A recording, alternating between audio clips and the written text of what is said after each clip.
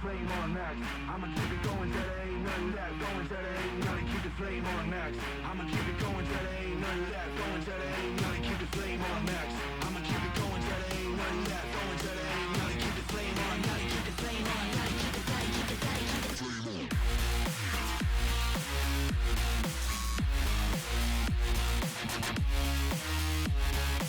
Gotta keep the flame on.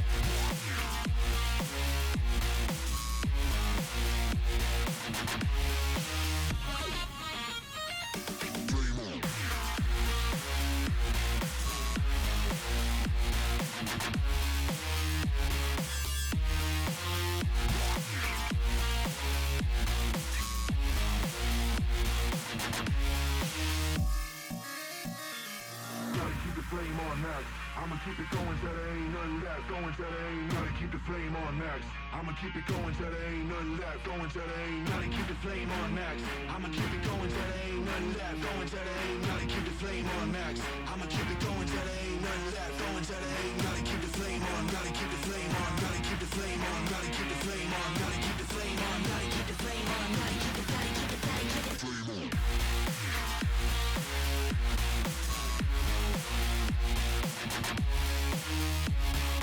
Gotta keep the flame on.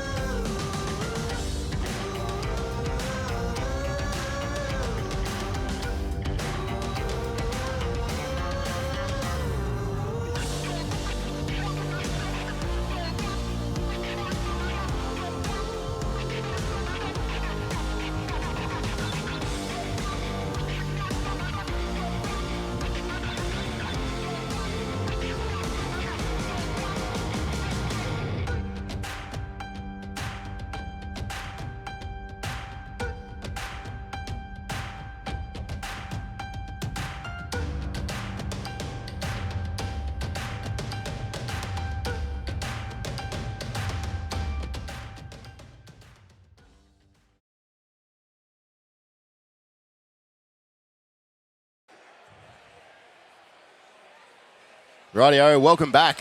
Meatstock, Australia's strongest man and woman up here in Sydney. We're going to have a massive day today. We're going to kick off with a car flip. We're going to go overhead press. We've got the All Abilities doing a sled drag, stone deadlift, Zurcher carry, All Abilities Atlas stone, and then the final Atlas stone. It's going to be an amazing day. Big thanks to our sponsors. We've got Quest Infrastructure, the title partner for the competitions.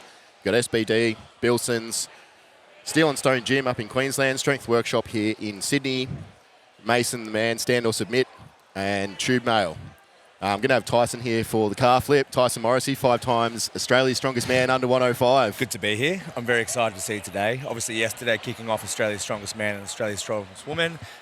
Amazing first day with all the athletes. They did a great job. 3 events that were kind of up in the air, so it's very interesting to see how things went. Obviously the log press, a bit more of a traditional strongman event, but the other 2, very, very interesting to see how that played out. The farmers looking very heavy for some of the athletes.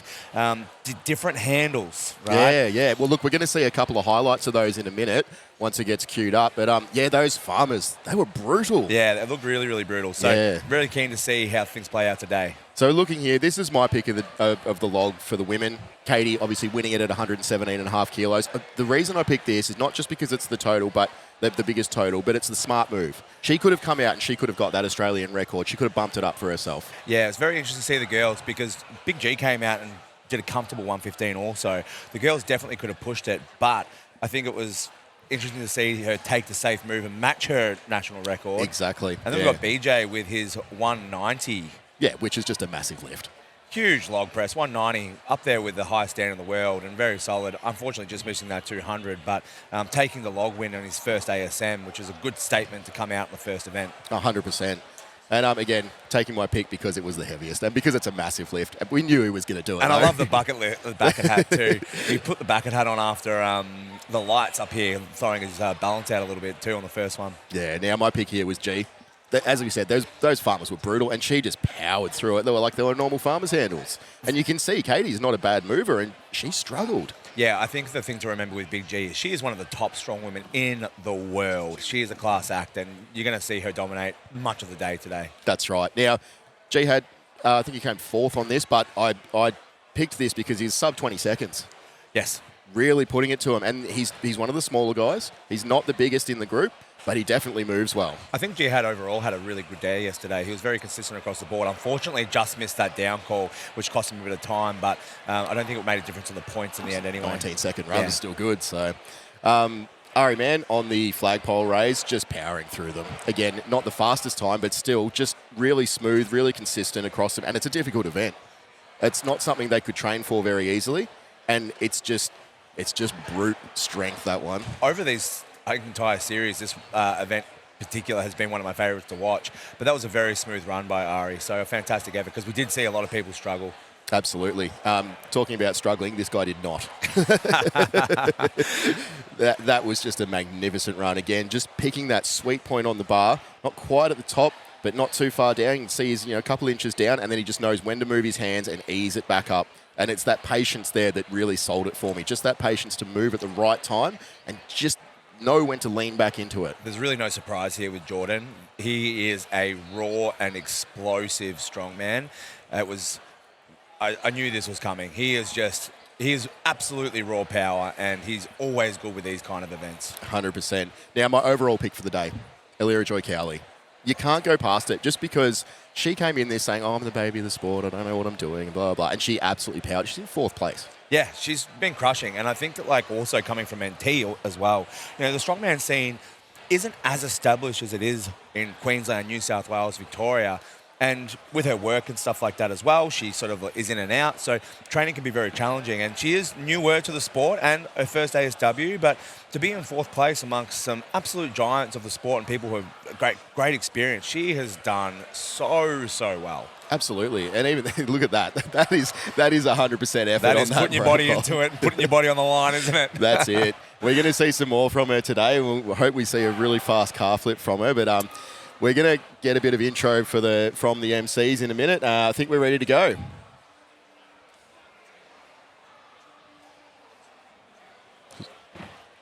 Ladies and gentlemen of Sydney, welcome back to Australia's Strongest Man and Woman 2024. We are coming to you live from the Coliseum here at the Meat Stop Barbecue Festival in Sydney. For those who joined us yesterday on KO Sports, and for those of you who joined us last night here in the Coliseum, welcome back. Let's bring out our athletes for today. Starting with the ladies, we've got Nicole White.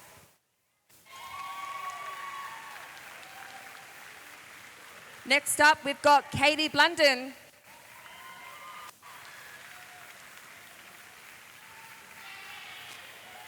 Let's get behind them, guys. Next up, we've got Liz Aiken. And we've got Ellie Smith. Now we've got Alira Joy Cowley. Sarah Halifax. Rebecca Chesham, aka Big Bird. Ari Mann. And your 2023 winner of Australia's Stronger Woman, Nicole Grenrich.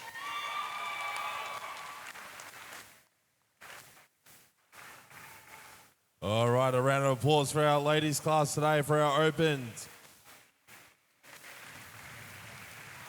All right. Thank you, ladies.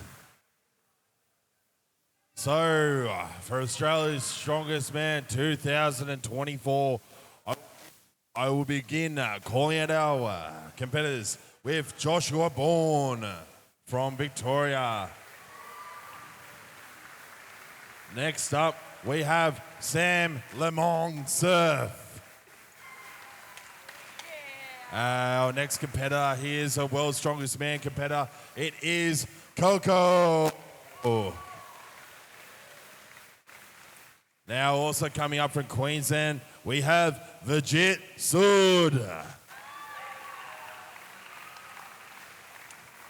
The current reigning Victoria's Strongest Man is up next. We have Jonathan Nerlior. Next up, the big horse, it's Reese Kirby. Now, next up, we've got a hometown advantage. We have Thomas Rand.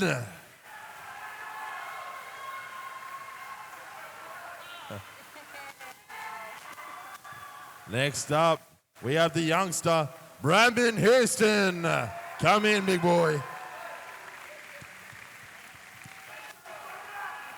Now our next competitor, the mullet of madness, it's Jared Taylor. Come on out, mate. Coming all the way from the north side of Melbourne, it's Jihad El Masri. Our next competitor coming all the way from WA, it's Adam Fulgrave.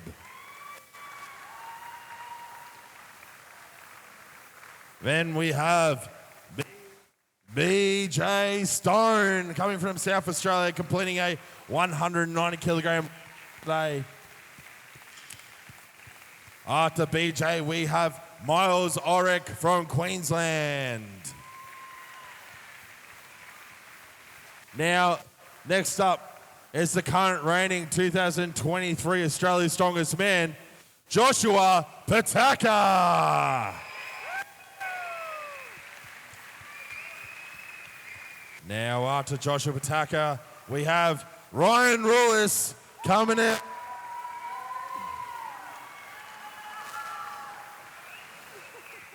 Now, I think he's got these angels, Macaulay's angels out there. It's Big Macaulay Tinker. Oh, the crowd love him, Buddha. That is an outfit out there. If I was to explain it, it'd be illegal.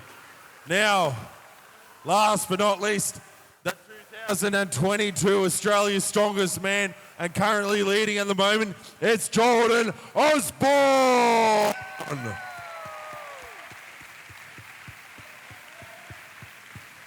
All right, ladies and gentlemen, we have a huge class here for the Australia's Strongest Man. So a round of applause For our gentlemen, we will be beginning with event number 4, the car flip. All right, I think we'll flick it back to our friends there in the KO commentary box. Thank you very much. As you can see there, that is a massive lineup. The boys didn't even fit on the screen. Huge lineup, 17 guys, and absolutely stacked lineup this year too. So it's an amazing comp. So you're going to see the scores in a second, and it'll show you just how much that stacked lineup means. You know, the points change so often in a stacked lineup like that. It's such a big lineup. So start with the girls, Nicole Jenrick, and again, there's no real doubt about her winning. I think that we can probably say, and not to ruin the comp for everyone, but Nicole is just an amazing competitor. She's so consistent, and she doesn't have a lot of weakness. So third strongest in the world. Yeah. But for Ari to only be 3 points behind, you know, that means she's 3 events second. She did fantastically yesterday. She's come so far recently, and she's just looking so strong. Especially like the improvement she's made over the last couple of years has been absolutely exponential. So she's doing really well. Yeah, and I reckon the next 4 will be the podium. I reckon we've got a choice out of those 4. I think Katie's a bit behind, but I think she could make up some points. Yeah, she didn't have the best day yesterday, but I think she's definitely got good events today. Alira was super consistent yesterday, and then you've got Sarah, who actually stepping up from the 82s, the middleweight series. So big stuff for her to be coming in 4th, and Rebecca Chesham, Big Bird. Yeah. She looks every bit like an open weight strong woman, you know. 100%. So, and she's got the attitude that comes along with it. So she'll be out for it today, I think. That's right. And on to the boys. I mean, we've got Jordan up in 47 points. And as much as that looks like a lot ahead, it's really not.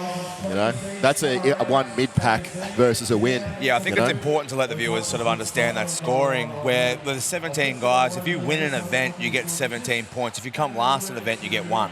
Right, so as you see the day go by, if one person has one bad event, they can lose 17 points just like that. That's right. So, which makes this field so interesting. And this score that we see today, this lineup of the boys and the score sheet that we see today, this will absolutely go bananas today. This will be back and forth all day.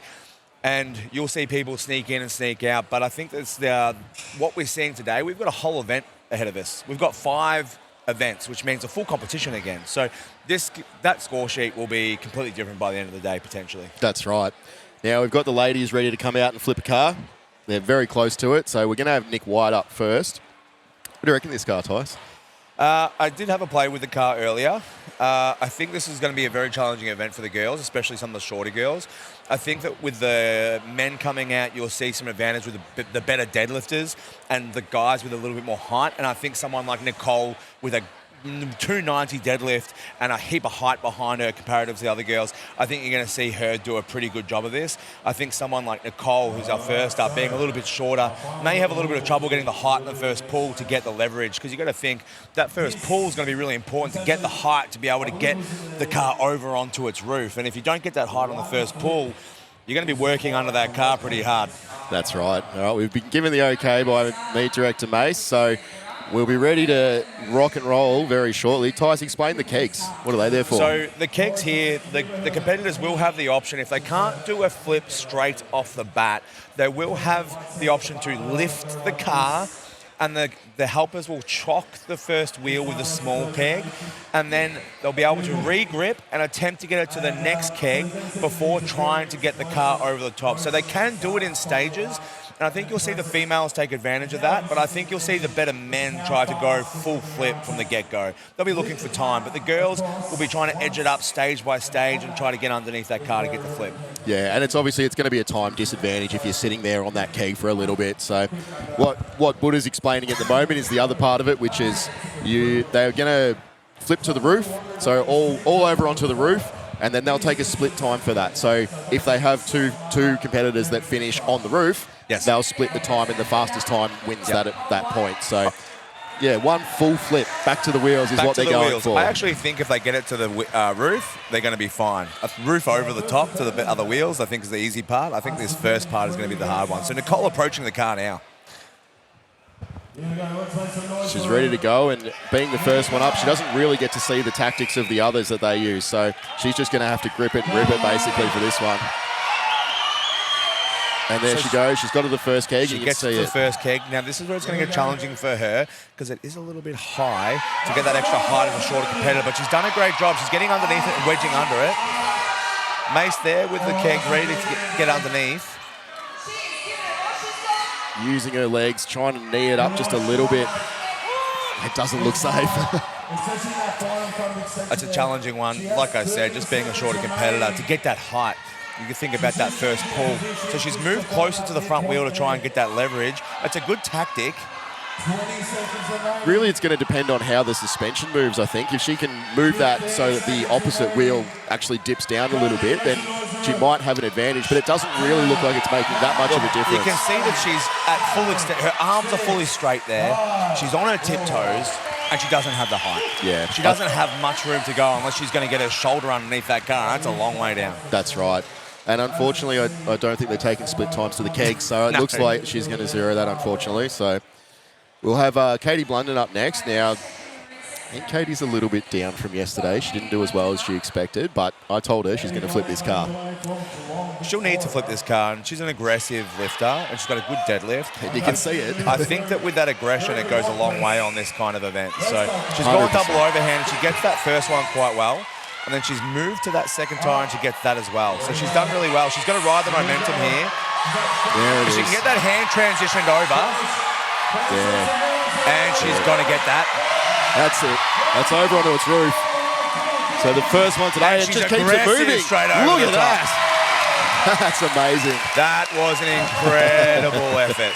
An absolutely incredible effort. And the crowd going nuts for that. I mean, how often do you get to see anyone flip a car? Yeah, absolutely. This is one of the best events that we've seen so far. It's definitely a spectacle, which is what Strongman's all about, right? Yeah, and look, we had Lynn from OSG here, and he's said, I've never seen a car flip before, so I'm really keen to see it. Well, it worked really well, and she's done a fantastic job with that. I think that's the big key too, and we spoke to the guys and the girls about that in our coaching team. If you can get that flip, you've got to be aggressive and follow it up. You That's want to right. ride that momentum. You don't want it to sit on that roof. It's going to rock. You want to follow that rock and keep it coming. And she did exactly that. Yeah. It's all you can ask for her, and she's done really well. But I think more than that, that's going to give her that confidence boost that she was just lacking after yesterday's event. So I think not only is she going to set a good time, but she's going to be happy with herself now. Yeah, I think definitely. Confidence is a big part of the sport, you know, being able to go out there and be confident in your capability. And a bad day can rock you as a competitor, but you need to put a full stop on that bad day, knowing that there's 5 other events and that points change quickly and the games change quickly. Yeah, Here's exactly. Liz. So Liz is out at the moment, ready to go. I think this will be a challenging one for her too. I think she's going to have a hard time here. But she's got a first good pull, and if she can do the same thing as Katie, having watched Katie go and get this front leg up under that keg, now she's in with a good chance of getting underneath this. She loves a difficult grind, she does, so we'll see how she goes. She'll definitely fight this all the way. She will run the clock down, She 100%. wants to say she's rolled this car, so she will give it her all. I just think she's not quite there, but she's going to give it everything. And she's got to transition into something. No, car stabbing her in the belly. Yeah. It doesn't look like a comfortable thing to There press. we go. That's it. That's nearly there. And then see, you'd almost want to be looking at transitioning those hands from that underhand to like getting underneath and being able to push underneath the handle there. But it's very hard to make that transition when you've got a car crushing you. Yeah, exactly. I mean, if you've ever tried to do a split jerk before, you'll understand how hard a transition is, or an axle press or something, and now you've got to do it with a car. Yeah, most definitely. But that's a really good effort. She did a great job to the kegs there.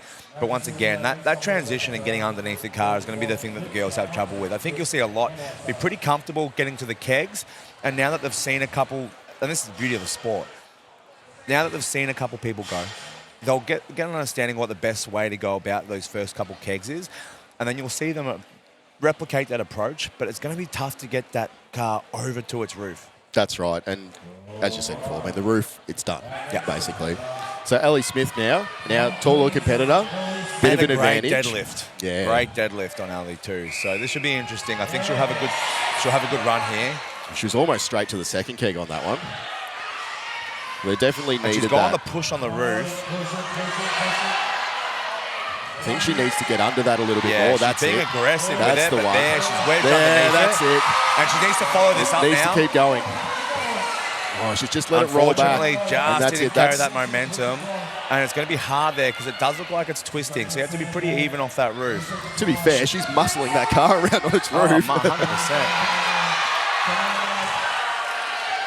But she will also be fatigued now. It's very gassy. Definitely. And as much as she can use that knee, there it goes. And She over will it get a goes. split time to the roof regardless, but she gets that over, and she's done a great job there. The car heading for the camera.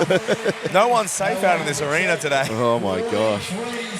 So a great flip there. She's done really well on that one as well. We'll get the official time shortly. Katie setting the standard at 21.9 and Ali at 43 seconds. So making the distance.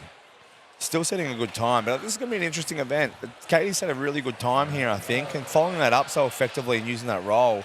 It's a bit of a luck of the draw with that roll too, like at landing in a good spot to follow it up and not twisting. So very, very interesting. Now, the one thing about the event order as well that's worth knowing is there is an advantage to going later in the game. And you get that advantage by winning the last event.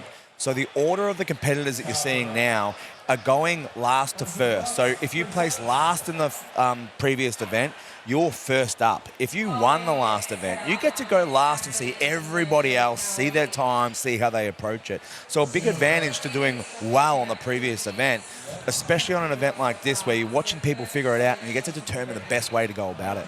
That's right. You watch all the different tactics that everyone else uses and you can sort of figure out on the fly, well, oh, when I tried that in training or when I tried that in the warm-ups, it didn't quite work for me. And this person's gone a different way about it. She's got a great deadlift here on the first one, and she's been super consistent That's here. quick. She's doing well to those first two kegs. She's getting her body underneath it. She's got a knee. Yeah, look at that, charging into it, using the body weight to just rumble into that car. And there she goes underneath. This will be interesting. That's a very low front It's squat. a low position. And the athlete's allowed to use their backs. Now, I wonder if we'll see this more often because that seems like a much stronger position for her until there. Doesn't look super comfortable, I don't think. Always steel bars prodding into your back. The thing with being aggressive to that, it looks like when you're really pushing into it and being aggressive with it, it kind of bounces back on you a little bit. You need to be a little bit more patient to wedge underneath and keep pushing underneath it. That explosive push tends to see it come back. Yeah, and those wheels aren't locked. No. So it rolls around a little bit. So once you're up there, that can move left and right, which is much more difficult. Unfortunately, not quite completing the flip there. And like you said, it's really heartbreaking because the girl's working really hard out there and there's no times to the kegs, only time to the roof. So if they don't get it to the roof, that's no points for them. And we just said that they'll get points 17 or 1 or 9 and 1 for the girls. But if they don't get any reps, if they don't get it to the back, they will get 0 points, which is a big hit in the points game here, especially for Alira, who's coming fourth. That's right. And I guess we're going to see Sarah and Beck up next. If they can't get this over, or if one of them can't get it over, that shoots Katie right up there. Massive win for Katie, 100%. So Katie will be watching eagerly to see how this goes. Yeah. Katie and Sarah are best friends, so I'm sure she'll be cheering her on, but at the same time, it is a competition. Yep. And we saw Sarah do really well yesterday, but just the lack of body weight behind something like this, it does help, doesn't it? Yeah, definitely. Being one of the lightest female competitors out here and coming from the 82s, having body weight to throw behind this car makes a significant difference, let alone the height as well that some of these girls have. Yeah. Just trying to figure out where the best place to push that is, but it's just looking like it's the height and weight behind it. It just isn't quite there for her, unfortunately. Yeah, I think this is going to be a challenging one for her, but she's not one to give up either. No, she's a fighter. In fact, I don't think any of the competitors are going to be ones to give up. I mean, you don't make it to ASW without having some grunts behind you as well. Absolutely.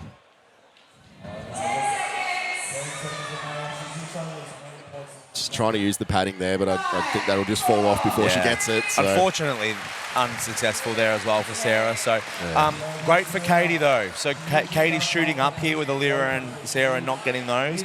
Now, this takes me as an event that Beck would be good at.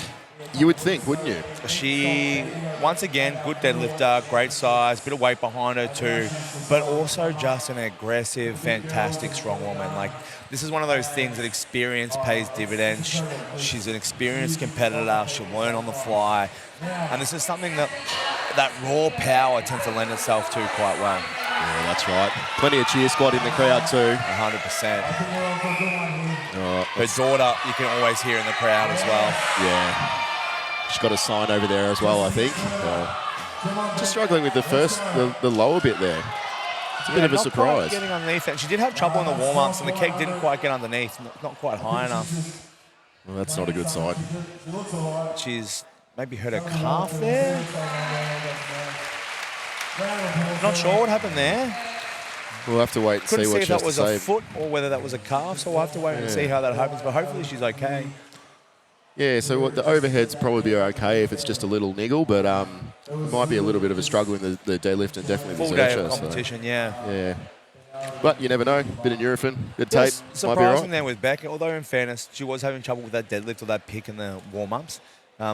There's probably a point of it's quite hard to get down there too once you get to a certain height. So like, do you know what I mean? Yeah, the disadvantage of being high. There's probably a happy medium in terms of height that it's like it feels ideal to actually get down to that bar and create that leg drive. Now, Ari seemed to absolutely rip this up in the warm-ups, practicing this deadlift component. So this will be very interesting. Yeah. She's And a very in number 2 as well. So straight, nearly straight to the second keg. She's a really unassuming sort of person. She's very happy and just, has that smile on her face. lovely. Then I she believe comes a to this and primary look at teacher that. as well. Yeah. She's getting underneath it well. Wait She's until she moved shows her the kids hand. this. Yeah. All right. She's taking her time, getting her composure, and straight back into it. It's so close to that tipping point. She's getting right underneath it. And she's being patient with it. She did move her hand before, but probably not quite to the right position to be able to get that transition. But it's very hard to know, and you can't see what's happening when you're doing it. And it's hard to know where that tipping point is as well, because you won't feel it until it goes. So, And it's so close too. yeah. Just trying for a bit of a forward push. But, Oh, that's so this is close, going to be so isn't it? close. Oh, just not there. Heartbreaking. I noticed a few of the girls in the warm-up area were telling me that they were having a bit of trouble with their calves being tight after the flagpole raise yesterday. And the boys, trust me, it's not just the girls. The boys, I had 3 messages from 3 boys. Yeah. Definitely the calves pulling up a little bit sore, just like with some DOMs after that flagpole raise from yesterday. So, and that's going to make a difference on something like this. Now, this will be interesting because G's obviously coming first, has a good lead. Be interesting to see how she goes. I mean, this is a 290 deadlift on Big G, so you imagine that she'll have no problems with this if she can get the momentum happening, but we could be surprised. Straight to the first keg. Straight to the second even. She gets underneath it, and she does have the Get in height. there, and that's She there. gets That's a transition. there. She'll There need to it follow is. this over. And straight over.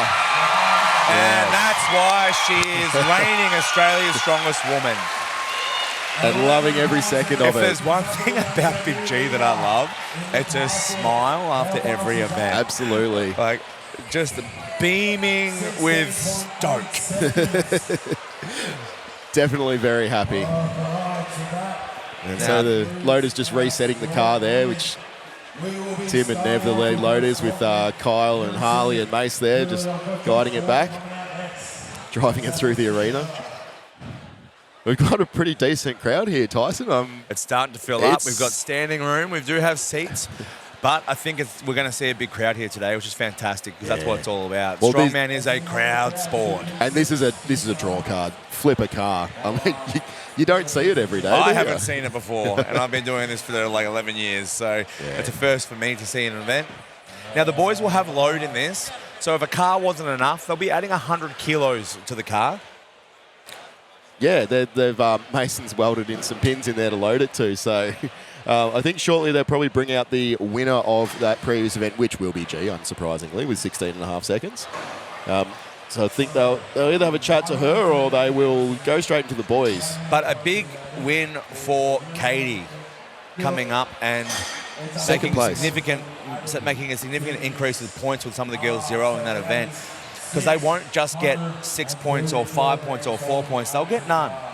Which means that Katie will sneak up quite significantly in the points. And it's sort of a bit of a hard thing to grasp if you don't understand the scoring, but she didn't just come one place ahead of all of those ladies. She came 7 Yes. ahead of them. So she'll get 7 points for that. 8 points for that, She'll actually, get for 8 a points second. for that, yeah. but all the girls will get absolutely none because unless they get it to the roof, they'll zero that event. So she'll make a significant increase in her standing after that, which will give her a lot more confidence going to the rest of the day.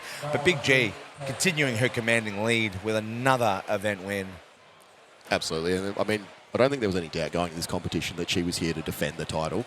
I don't think there's been any doubt in any of the competitions she's done it in the country for some time. Well, coming off of OSG, third place to Lucy Underden and Rebecca Roberts, standing up there with the three, being one of the three strongest women in the world. 100%. It's a huge, huge achievement. And then just coming back to little old Australia to Yeah.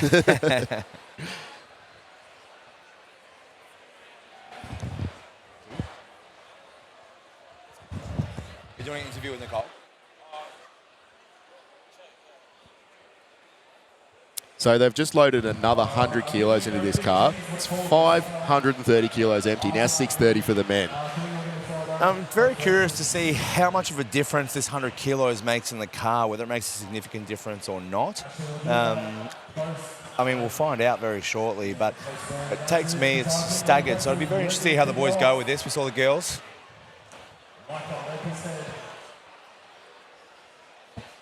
I think it'll make a difference for that first. It's not going to make any difference rolling off the roof. If not, it's going to make it easier because you're just going to have a bit more momentum in the bottom of it that's upside down now. It'll swing it across. So. Hopefully those plates stay in there. All right, our first competitor is Josh Bourne from Melbourne. He'll be really wanting this. He's had a few rough events, but he'll be wanting to do this. And I think he's going to get it too. Look at that. Just this transition that we've seen. He's gone to Zurcher. No problem there. And he's going to keep that. There it is. That's what he wants, that regrip. Just let it go a little bit. But so now he's got it off the flat. So he's going to have to basically readjust and move so that he's going to have to get a rocking momentum going with Ali it. do this, but it's definitely going to be a little bit more challenging. He's got the rock happening. That's what he wants to do. And there it is. And over he goes. And the Cerberus crash mat doing heavy-duty work there. Just protecting the floor here at Meatstock in the big auditorium. It's a really good venue. As you can see in the camera there, we've got this big crowd, and that seating extends all the way around, so it gets very loud when the crowd goes up for this. 100%. And this is going to be an interesting event. I think, as presumed, 100 kilos might not make that much of a difference on this, load-wise. So I think we're going to see some very quick times. It's going to be very interesting at the top end, because at the moment we're seeing the guys who did come last in the last event performed a little bit more poorly, where the top end, the last guys to go here, they'll be flying through this. Yeah, I mean, we'll see the big boys absolutely rock They it. won't be using those kegs. Nope, they'll be straight over. But up next, we've got Sam LeSurf, and he'll be looking to try and do it. I think he might struggle a little bit, just based on some of the stuff we saw yesterday as well. Just don't think his legs are back yet. No, and I think that like even the warm-ups and stuff like that, we're seeing his top-end power. Obviously, as discussed yesterday, he did have an injury here a couple of years ago, but he's doing pretty well. He's got the heights of the second keg. And he's a very explosive sort of lifter as well. So there it is. He's gone straight over, and he'll know when to move that. And there it goes. Look at that. And he's done it. He is ecstatic. Yes. Beat it up, Sammy. You've conquered it, mate. You've earned that. That was unreal. I reckon good. that's a top 3 time. I think that's a very fast time. I don't think it will be. I think they're all going to be very close. All right. We'll see if anyone can get it over in one go. I think you'll see a few guys get it over at one go. I think that you'll see some of those explosive athletes. Jordan Osborne will definitely be up there. Ryan's got a good amount of height, but I definitely think you'll see a lot of these guys. It really comes down to that rock and nailing and getting that handle, but I think you'll see some of these guys rip through this. So speaking of the big guys, former world's strongest man competitor Coco up next. Yep, this will be interesting. Coco, massive deadlift, huge deadlift. Doesn't quite have the height, but very strong and very We saw him zero the flagpole raise yesterday. Leverage is a tough one on that event. I think that's an interesting event. It's a challenging event, and it really is a ball up in the air sometimes. Well, honestly, me and Lynn thought he would just bicep curl it. Yeah, well, he's got the biceps for it.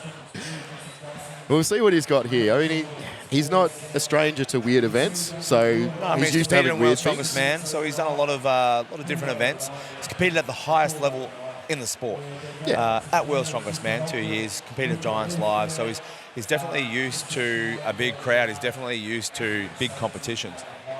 But once again, this is one of those events that not many people have done, and it's hard to say exactly how this is going to go for each competitor. Exactly right. And just looking at that, Sam Surf set a time of 14.2 seconds. Very quick. Very quick, and especially because he had that pause in the middle as well. So we're going to see some really fast times. Let's see how Coco goes with this one. Under the first keg, and the Zurcher as well. And he'll follow this up. Nearly falling over, but he made it. There he goes. There we go. Yeah, he knows that's good. And that's how I think we're going to see this event go for the rest of the day. I think it's going to come down to stopwatches. Do you think we're going to see a few guys take it out on the car, like Sam and Coco have done? The car might not be in good shape afterwards, but I think they can't do too much more damage than what flipping on its roof will do somehow. Well, it has been around for a few years. As we said yesterday, it's come from Ballarat, from CB Fitness. So Yes. Kay's had it around for a bit. It's been flipped a few times. Has been flipped a few times. It's been pressed. That's an impressive one. Well, dual press, team comp. Shh, don't say that. No, someone pressed it. I have pressed it, yeah. I can say that I've overhead pressed it, sort of. Can confirm 2 wheels stayed on the floor the whole time.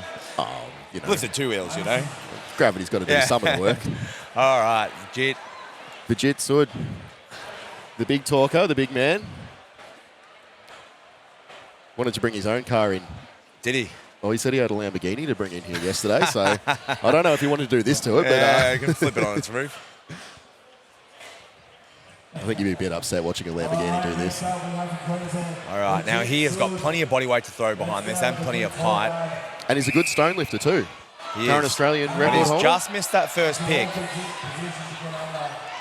He's gone straight for it. I think that's cost him some time rather than stepping back and letting it rest, but he's got it. Just has to He's keep just that momentum. missed that hand Yeah. position, which is really imperative. He's gone the Zurcher here, and he's done really well. He's done it. Nearly. Look, and he gets it over, but it's not going to be quite quick enough to be up there, I don't think. And he's had a good crack, but just missing that hand transition. It's all about timing. It's about getting that right, that sweet spot once it rolls and once it bounces, following that bounce through. And that's very hard to do. Yeah, well, we're definitely going to see a few of those, I think. Just the slip, just that miss of the bar, Yep. and it's all over then because you've lost that momentum. So you've got to then muscle it back over the top instead of being able to use the car's momentum to actually roll it across. You're going to have to work a lot harder. So I think it'll be very interesting. That'll come down to timing and a little bit of luck, getting the right bounce. Yeah, and look, it's one of those things in strongman, isn't it? Sometimes it just comes down to luck. And Everybody's got the same car. yep, and we don't have calibrated equipment for the most part. So sometimes it is literally just luck of the draw. Yeah, you know? that's one of the fun things about strongman. A car only starts at so much, so you can't really adjust this too much to suit the competitors. Yeah. Honestly, I think they should have put more weight in it, though. I think by the looks of it, we probably could have gone heavier. Yep. And Jono just taking a Jono smart underneath move. it, and he's gone the Zurcher pick there as well, and he's going to nail that hand That is transition. straight over. That is explosive. That is aggressive. Oh, he's a and beautiful that man. is a handsome man. Now, did you know his job is mixer combiner? He makes skincare products. That's why he's got such lovely skin, That's Paul. exactly right.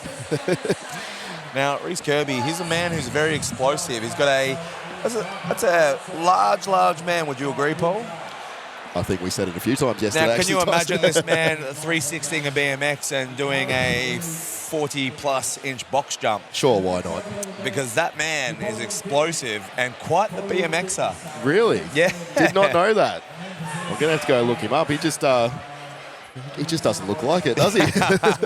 He looks like he should be flipping cars or Yeah. throwing bikes. Yep. Oh, throwing a bike, you'd be able to throw that up the top of the This hill. will be really interesting. So Yeah. we're seeing some really good times now, and this is going to start splitting hairs with the time. So this will definitely mix up the points a little bit because it'll all come down to the bounce, the transition, the small details. So great flip, and he's almost straight under that. He there he is a goes. big Into man, he and if he goes. gets this hand transition right, And he's got it. He's got it.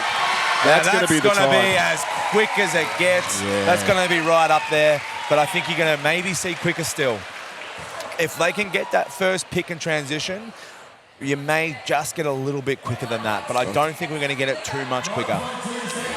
We'll see. 9.2 seconds to flip a car. That is a quick time. I'm interested to see what Thomas can do. Well, he did hurt his bicep yesterday by the looks of it, so it'll be interesting to see how he goes with those first pick and getting this right, but it'll be very interesting to see how he goes with this. I asked him this morning. He said he's still here. He said he's got a few cracks, but he's still here. So, look, his one goal for this competition was to remain uninjured. Yes, it was. I don't think he's quite achieved that goal, but Unfortunately we not. might see if he just gets through. And again, I want to see him finish. I want to see him finish the comp.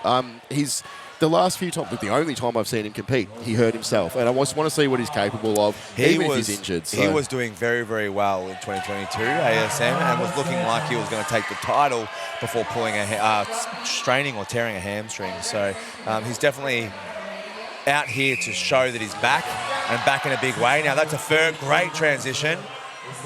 I think his biceps giving him a bit of trouble. You that see the looked pain like it on was his face. absolutely flying, but he's trying to work around that bicep here. He's got it over. But it's a great time regardless.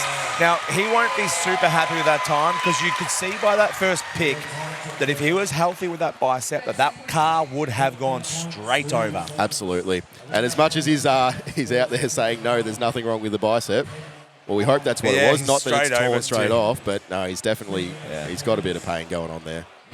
So 21 years old, Bradman, in his first ASM, is currently just sitting behind veterans like Coco in the placings. Yeah, he's given a good showing this weekend, and he didn't show much emotion yesterday, but you see the walkout that he's really keen to get going today. He's very, very chill, this man. Yeah. What does he do for work? He's a disability care walk. Oh, yeah. I've seen a few posts of him with the kids. Yeah. Yeah, great guy. Let's see what he can do with this. This will be really impressive, I think. He's got that athletic body that he's just seems to be able to move things quickly. He's got plenty of height. If he can get this. He's got it. He's got that momentum. And he's done really well there. Amazing.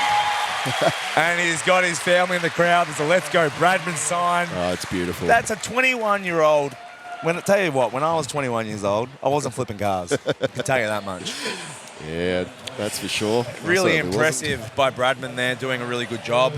He's nailed that for first time ASM. And I'm probably one of the youngest ASM competitors that may ever have been out here. You wouldn't be surprised, would you? 21's very young for a strength athlete because, you generally develop your strength over time and you don't just... It's not like other sports where you're straight out of the bat, 16, 17 years old like AFL or something where you're getting recruited. You sort of have to build that strength over time. Yeah, 100%. And most kids don't start in the gym till 16, 17, 18. Exactly. So he's currently sitting in third place in 11.6 seconds. Super fast time there. That's very really fast. Very smooth. Really smooth time. And this boy just looking like he's crawled out of bed, comes out, flips the car. Let's see how he goes. I think we're going to see these top guys that are in these high placings do really well now, and the times are only going to get quicker. And boom, there you go. The times are only going to get quicker here. This is going to be some very, very close split times. And I noticed we only have 1 decimal point there, so this is going to be very interesting. So you're thinking about guys here who were the best of the flagpole raise. They're aggressive. They've done really well on that type of event. You can see that would carry over to something like this as well. So we got Jihad Al-Mazri from Melbourne next, and I would imagine that he's going to do quite well on this event too. I would think so. He's got nice big legs for it as well. And he is a bull out of the gate, this man, when it comes to events like this. Looks chill, talks quiet, but he's a machine. He's a very, very good competitor. We were discussing this yesterday. His brother's a world's strongest man competitor as well, so he's got the genes, that's for sure. Up he goes. That was straight fast. Into that tyre, that was and really then fast. He'll get that transition nicely. Yep. That was beautiful. I think straight on the car.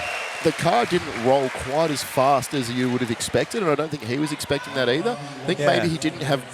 He had to wait. There was a bit of a delay before he got the hands in there, but I think that's probably one of the smoothest runs that we've had so far. Woo, smoked it, 7.9. 7.9 seconds will put him in the lead there too. By nearly 2 seconds, second and a half, so... But there's plenty of lifters to go. Yeah. Can we get faster than 7.9?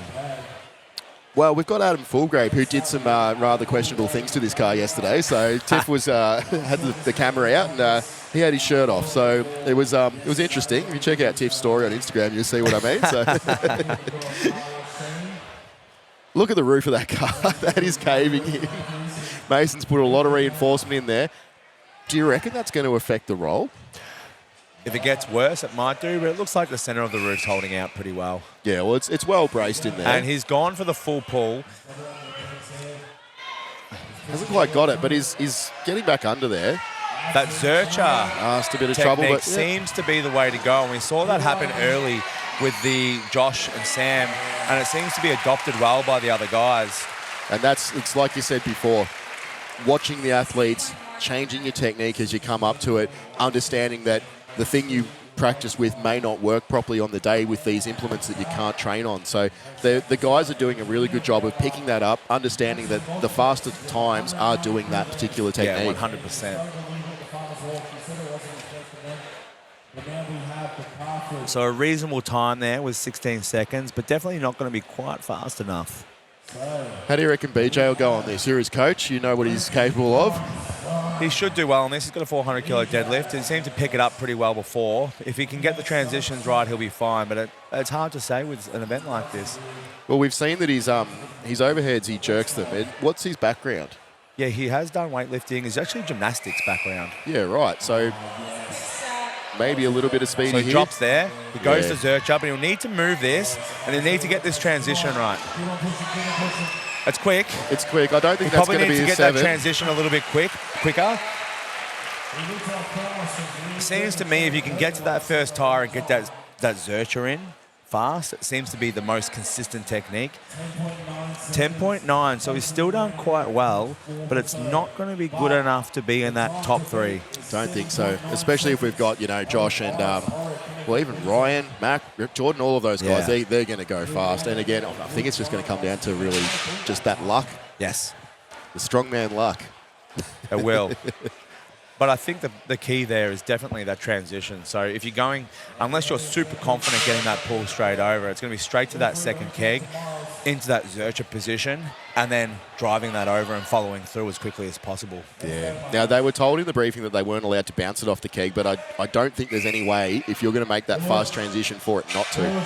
So we'll see how that goes. Now, Miles just taking it easy here.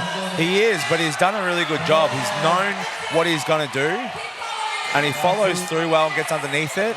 Car just sliding a little bit there, but he doesn't have any trouble keeping the momentum. It's not fast, but it's smooth. Yeah, definitely. And I think we're just seeing that the guys have figured this out now, and then the times are all going to be very consistent. So big Joshy up next. Josh Pataka. He will charge at this. He will fly He through will this. definitely want to. He did a good job yesterday, but he got some tough calls. Obviously, just missed a lockout in the log with his second, so had to take that again. Did take his hands forward of the tape, had to do with a third pole twice. So he had a good day, but the small things, tough calls, just the small details letting him down yesterday. So It's hard to see from the reigning champ when you see things like that. I was really disappointed when he just missed that call and just missing that and moving on to the next pole yesterday before he actually got that call. When you're in that moment, you can't hear. Yeah. That's the tough part. All right, let's see what he can do. He's gone straight over. I think that's going to cost him. I think he could have done might not that. have been as fast. Yeah, it's still speedy. It's good. But he is the first one to not use the keg. And the original rule was going to be no keg. Yeah, right. 9.4 seconds, which puts him in a good time. Still but not definitely really not great. good enough. So what do we got? 1, 2. Well, 9.4 will put him It's third place. in third place. Yeah. But remember, we've got Jordan and Ryan. I think we're going to see something out of Ryan. Ryan is doing incredibly well. He's brought up his static strength, and he was very consistent yesterday. So fast for the farmers. Did a really good job with the flagpole raise. And he was second last year. Yes. And he's someone that I think that people have counted out for a little while. Coming second last year kind of put him on the map, and I don't think anyone's not counting him in the game this year. It's because his Insta posts are few and far between. Yeah, no one thinks no about one him. knows what he's doing. He's a bit of a dark horse, this man. Well, he did the same thing last year. He just came out of nowhere and come second. And even he wasn't expecting that, I think, at that time. So, and look at that again. No keg. just struggling with the transition, but if he can get this going, and there it is. Quick roll. That's going to be fast. That's a quick roll. That's a good time. He also didn't use that. Didn't use that keg. We'll see what that time looks like, but it definitely was faster than Josh's. 8.5 seconds. So pulling ahead there a little bit. Not quite beating that 7.9, but still a very, very good time. Yeah, so Jihad's done the fastest time so far, which it's quite impressive. But even then, you know, Ryan, one of the taller athletes, we know that that's an advantage for this event. Definitely, most definitely. And that helps with that no transition to the keg, getting that extra height on that first pull. Just resetting again. So Big Mac, and a very, very aggressive human being when it comes to lifting. You'll see him come out here with all the intensity. And we can hear him now. He's getting fired up. He's like a raging bull, this man. And I'll tell you what, if he nails this, he'll be giving the crowd something here. He's already doing that. Nearly a full house here, and they're all cheering for him.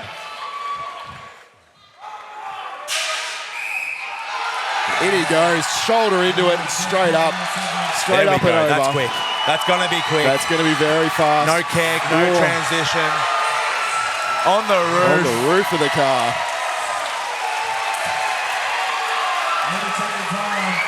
What is the time there, Harry? I'm not sure if you can hear the crowd through the microphone there, but they went absolutely nuts. 10.5 seconds. Was it? 10.5. No, surely it was faster. 7.5. Take the lead. Taking the lead, yeah. That's for sure. All right, last man up, Jordan. That'll be stand very well for Matt because he'll have a good day today, and this could actually, we'll start to see him pick up some momentum with a good event win, and I think that man might end up standing on the podium. I think there's a good chance, and a lot of people sort of had him for the podium. Based on last year, he was a lot smaller last year. His static strength has come up leagues, and we actually did a preview chat, and he said that Mac isn't a static dog, but he's come out and proven that wrong, that's for sure. I think he was playing those cards close to the chest. Now, Jordan, current leader, I can't imagine he's going to have a hard time with this. He loves a moving event, and we could call it a moving event. That's fast. That's fast. That's to that how you transition that. And that's it, and he hasn't stopped, and it's off. That's the fastest time. I think that's got to be the fastest time. Look at that, like nothing. The little shirt tap. No fancy celebration. 6.9 seconds. 6.9 seconds. Bust that 7-second mark.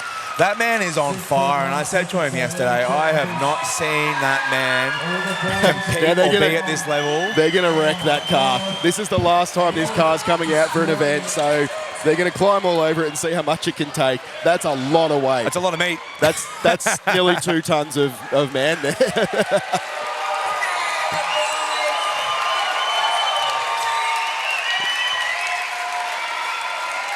And the crowd eating that up, but a massive effort for Jordan. Absolutely. And this is what we love to see in strongman and strongwoman. Like, it's the spectacle of the sport that brings us in. And you see a bit of that later in the day too. The overhead is, I mean, it's a relatively mundane sort of thing. It's still insane weights, but when you see things like the Atlas stones, that's when the real showmanship sort of comes in. And that's the last event of the day.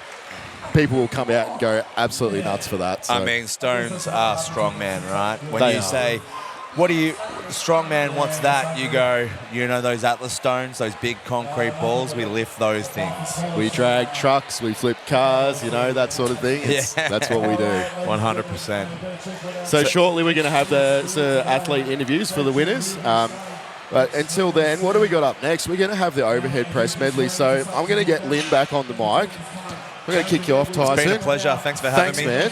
Look forward to seeing the rest of the competition, and look forward to watching the stream afterwards to hear your dulcet tones on the KO feed. Cheers, man. And then we're going to do an interview with 2 winners there, which is Jordan Osborne and Big G. And they're just going to get this car out of the way so that they can get everything set up. And we're going to get those athletes down on the floor for the interview in a minute. Which is the Excalibur stone. So with the Excalibur stone, it is a stone with a sword inside it. And the challenge is you have to be able to hold on to that stone for as long as possible. So that is available. Just a bit of logistics trying to get the car out of here. We've got all this other equipment in the way, and it's not easy to move strongman equipment. There's a lot of it out there, and none of it is light. I can tell you that much. If you've ever seen it in a gym, it takes up a lot of space. It can get messy and it can get very, very space taking. If you do want to get into strongman, there's quite a few different gyms around. If you look up the Australia's Strongest page, there's some partner gyms on there. So if you think this stuff's interesting and it's something you might want to have a crack at, jump in and give it a go. You know, there's always novice comps if you're not sure about your strength, and then there's, you know, some of the more advanced ones. But now we're going to go to Hayley with Big G down on the floor. All right, I'm here with Big G, who is the winner of our last event, which was the car flip. Now tell me, like, that was going to be hard to prep for. So what was going through your mind to get you through that event? Well, I definitely had the benefit of going last and watching all the other do it first. So that played to my advantage, and basically I have a heavy deadlift, good at flipping tyres, so I kind of used those skills when it came to flipping this car. And yeah, just gave it absolutely everything. And I reckon just pure mama strength, right? I definitely went to another place. And that's what we love to see. Just want to see, what's your goals for after Australia's Strongest Woman? What's your next event that you're going to be doing? So I'll be competing in the log deadlift stone championships, and that's 5 weeks after this competition, so I'm excited for that. All right, I'm excited for that. I reckon you're going to hit like another new record on the stone. Is that what you're going to try and attempt? What are you going to want to hit? I'm definitely going to break my world record, but I'm going for something a little bit crazy and training towards a 200 kilo stone. So. Oh, that's going to be epic. All right, I've interrupted you warming up for your next event, so I'll let you get back to it. Back to the guys in the commentary desk. Thanks, Hayley. Thanks, Hayley. We're back on here, so seen G there having an absolute scorcher of a day. So we're just getting set up for the overheads.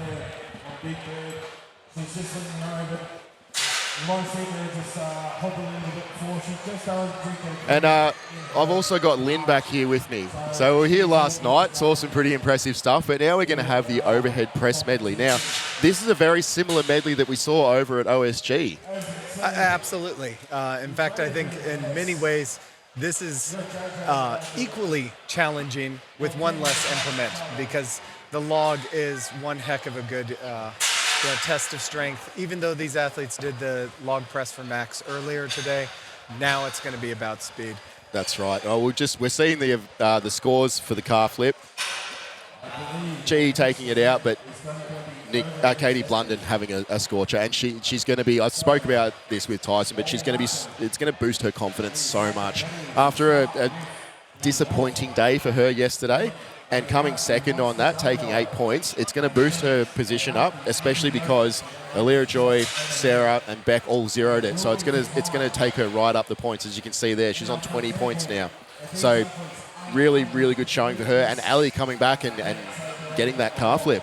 It was incredible. It was a very smart tactical decision by the team not to have me in commentary because I was yelling way too much.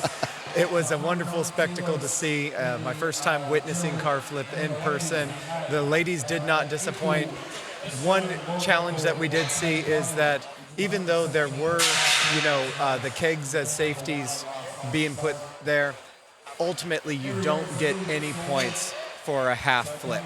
Even though you got very close, it ultimately is a 0, and you can see that reflected in the scores. Yeah, and it's a bit disappointing to use all that energy and get it only to sort of the slightest little bit. And it feels like a full lift getting it to that keg, but it's not. Yeah, and for those looking at just a score sheet and not actually watching the live stream, it can be deceiving, and you can think, oh, they weren't able to pick it up. No, a lot of those ladies got so close. It's unfortunate that that's just how we have to do the scores.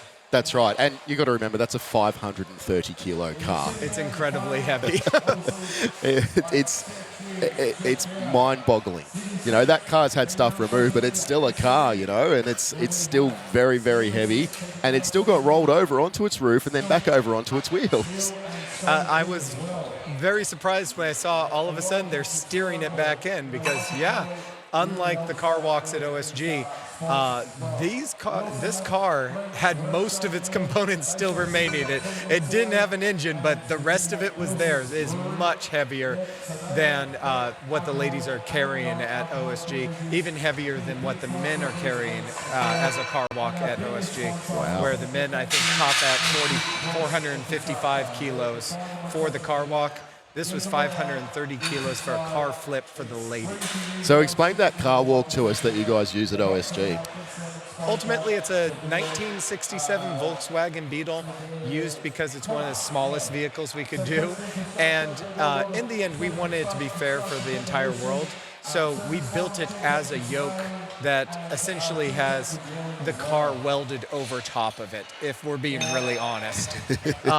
And so that allows it to feel just like a normal yoke, and everyone worldwide can approach it and know what to expect. Unlike what everyone experienced here with the car flip, you never know what that's going to be until you actually have the opportunity to flip a car, and it was just a spectacle to watch. It was indeed a spectacle to watch, and we had this amphitheater nearly full of people. I don't know what it was like down on the floor, but it sounded very loud up here. There was a few sections where we couldn't hear ourselves think, so we had to stop talking. When Katie, I believe she was the first one to flip the car, it erupted. And then it only got more full after that. You could not hear yourself think, for certain. Well, we're expecting a bit of rain about 4 o'clock this afternoon, so I think we'll see a few more people trickle in, if we're still going then. No, we're rushing through the events, we're getting through it, so, it's a nice tight run competition. The overhead, I think it looks like we're going head to head, so it looks like we'll have 2 at a time, so it should run through very quickly. Yeah, and what they've got it set up with is the log press is going to be the first implement, and it's near the back. And then the athlete's going to proceed forward into the monster dumbbell and then all the way into the anchor yoke.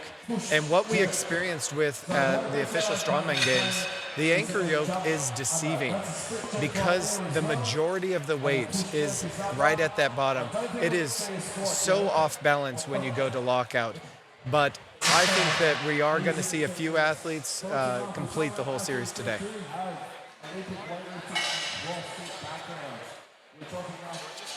We've got a video of the medley that we're going to show, and so we'll see exactly what it's actually going to be like in a second. Excellent. Overhead medley. The overhead medley is a test of strength, speed, and skill. Athletes are required to complete 1 rep each of the log, monster dumbbell, and the anchor yoke in the fastest time possible. Each implement must be locked out overhead, and the athlete must demonstrate control in order to be given the down call. Those unable to complete the 3 lifts within the 60-second time cap will be awarded a rep score for each successful lift. So you can see there Mason taking us through exactly what this is going to look like. So the log goes up, the monster dumbbell goes up, and hopefully the yoke goes up. So as you said, that yoke is difficult. Now, if you've ever, not many people in the world have done this, but if you've ever lifted a yoke over your head, why would this be different than a normal yoke? You touched on it before, but what's the actual difference between this anchor yoke and a normal standard sort of yoke? The biggest thing is that it's not heavy when it's empty, and so when it's relatively light, you won't feel it as much. But by the time we get the weights that we've added for these ladies, and then definitely when we get to the men, the portion of the weight being all at the bottom causes so much swing. And the curved nature, I wish the screen was showing right now the bottom of the yoke, but you can see it's designed similar to an anchor, so it's got a curve there. You can't press into it.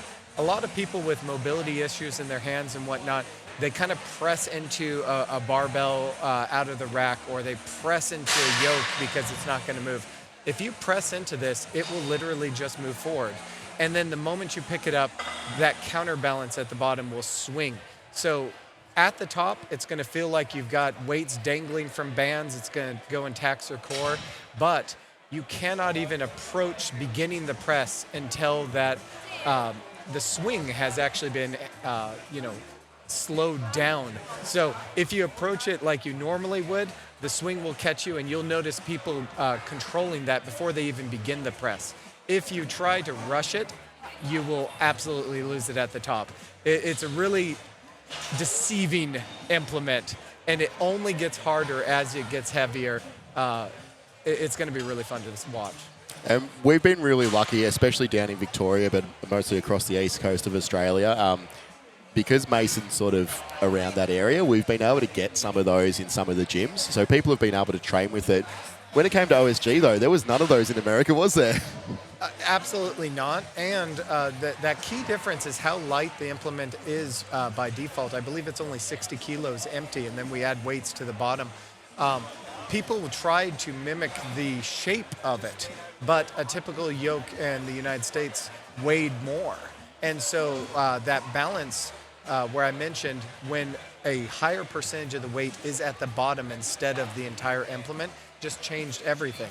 And we had a couple of, handmade versions in the US, just looking at photos, not knowing really what we were going to see from stand or submit for the equipment.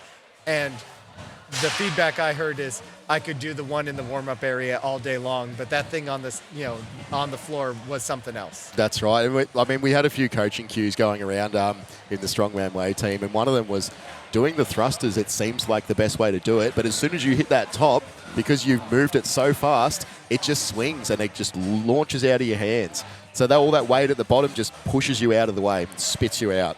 Yeah, the thruster technique, a lot of people, if you can have a straight up and down force, it can work.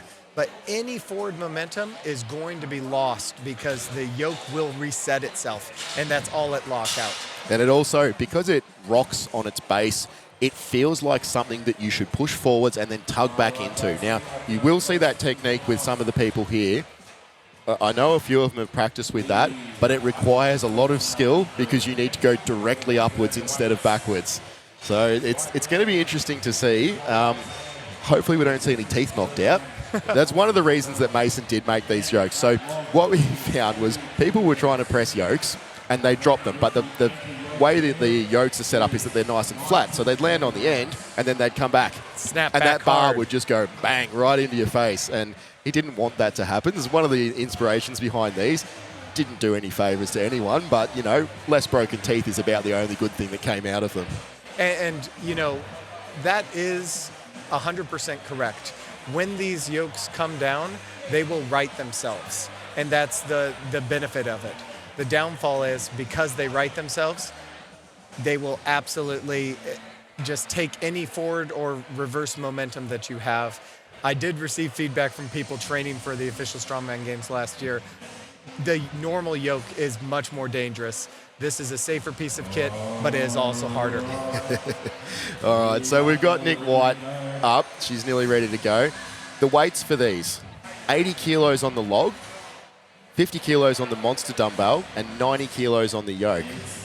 So that'll be interesting. It's a fairly heavy. It's a ridiculously heavy sort of weight. Earlier I said it's about speed. 80 kilos is where some of the ladies maxed out. Yep. So this is not a light series by any stretch of the imagination. Every one of these implements is hard in its own right. Looking at the order, we've got Nick White, Liz, Alira, Sarah, Beck, Ari, Ellie, Katie, and then Nick G. Out of those, I think Ellie was the only one that actually finished on the 80. I know that Liz reckons that 80 is an everyday number, but she's pretty tired after a 2-day comp. Nick will smoke this. There'll be no problem.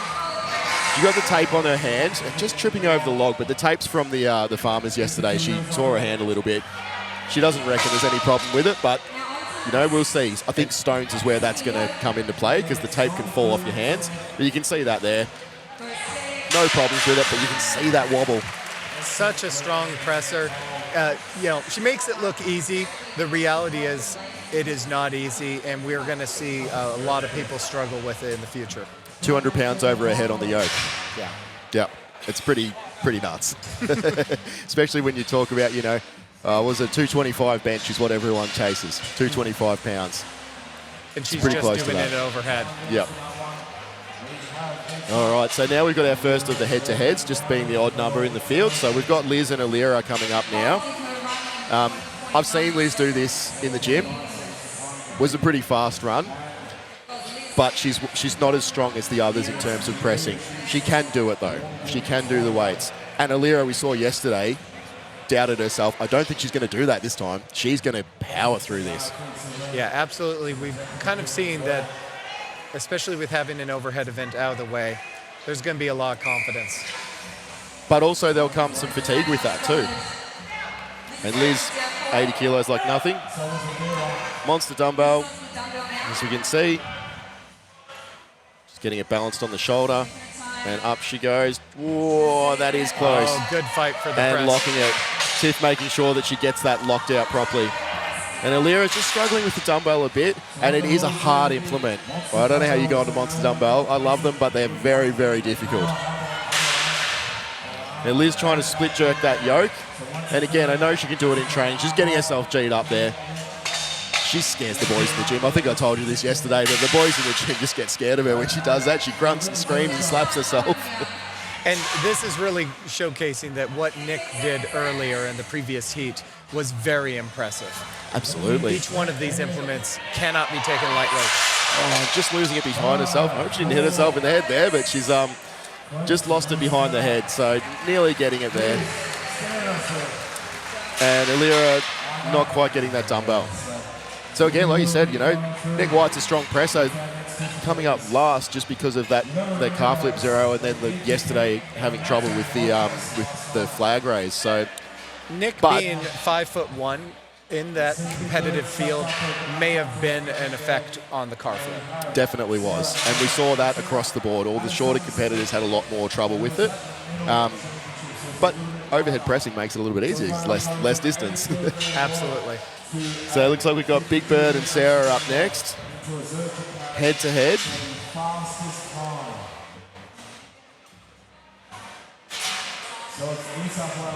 Both good presses, and I believe both would have access to an anchor yoke. So Sarah, having done this a few times before, obviously at OSG, and then a few months ago at Australia's Strongest Man and Woman in the 82 kilo category.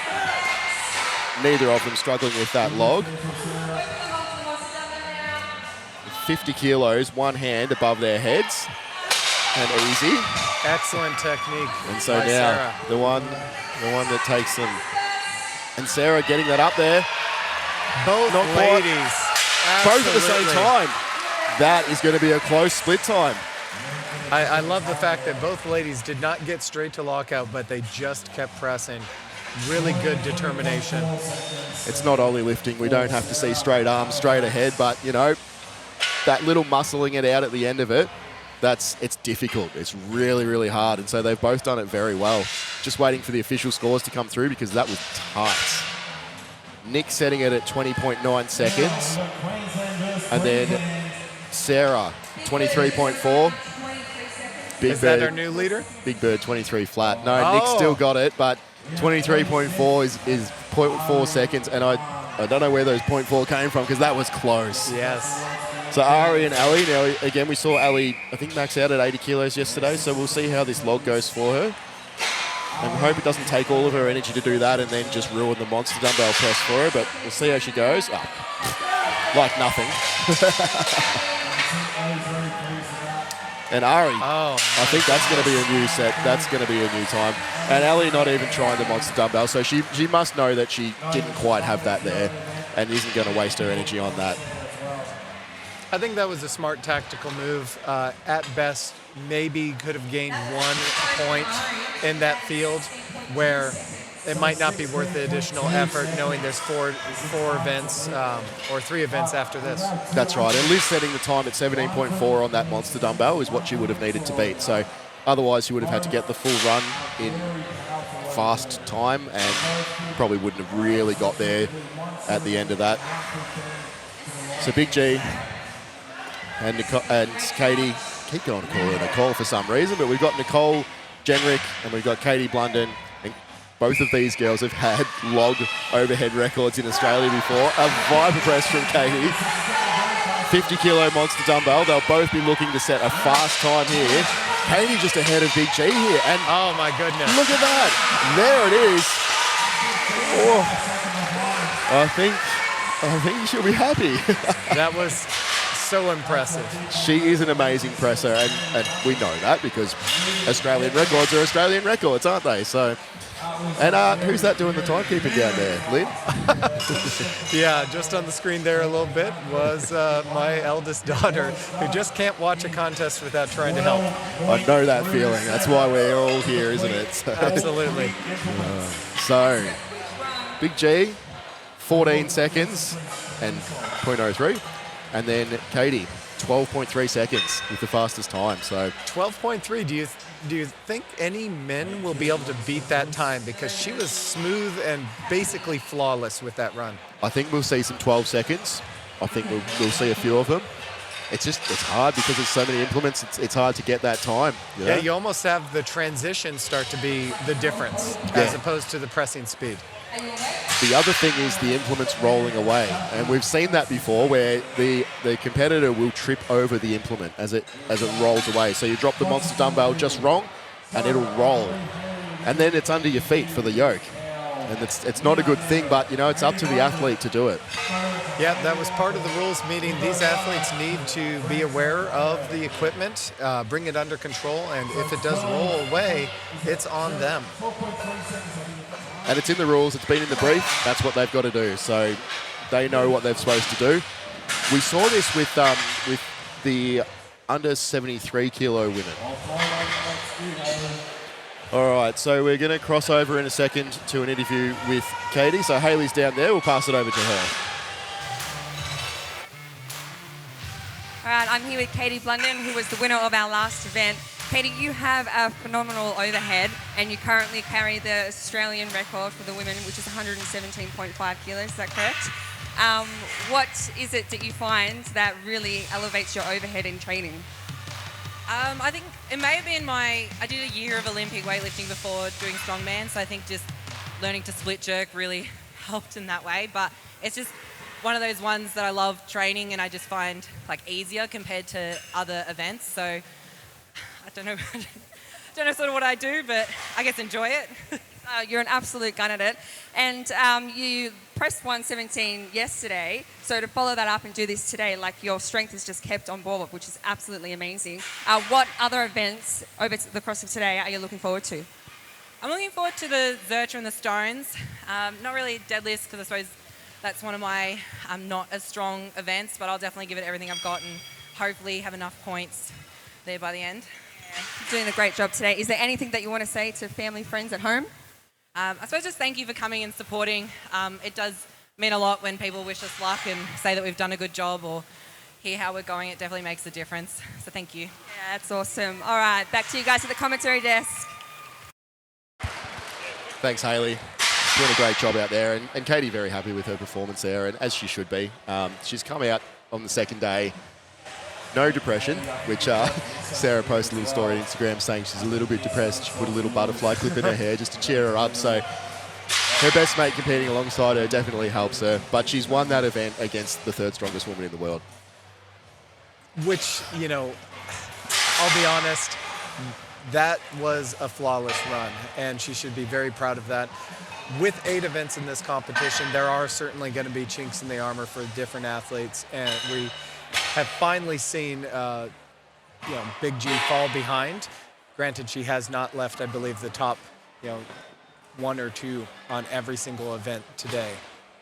Yeah, but she's definitely still in the lead, especially with Katie just not having the best day yesterday. But I think Katie's going to be back up there today, and I think a lot of people called it as RE for second, and I think Katie's going to be fighting for that.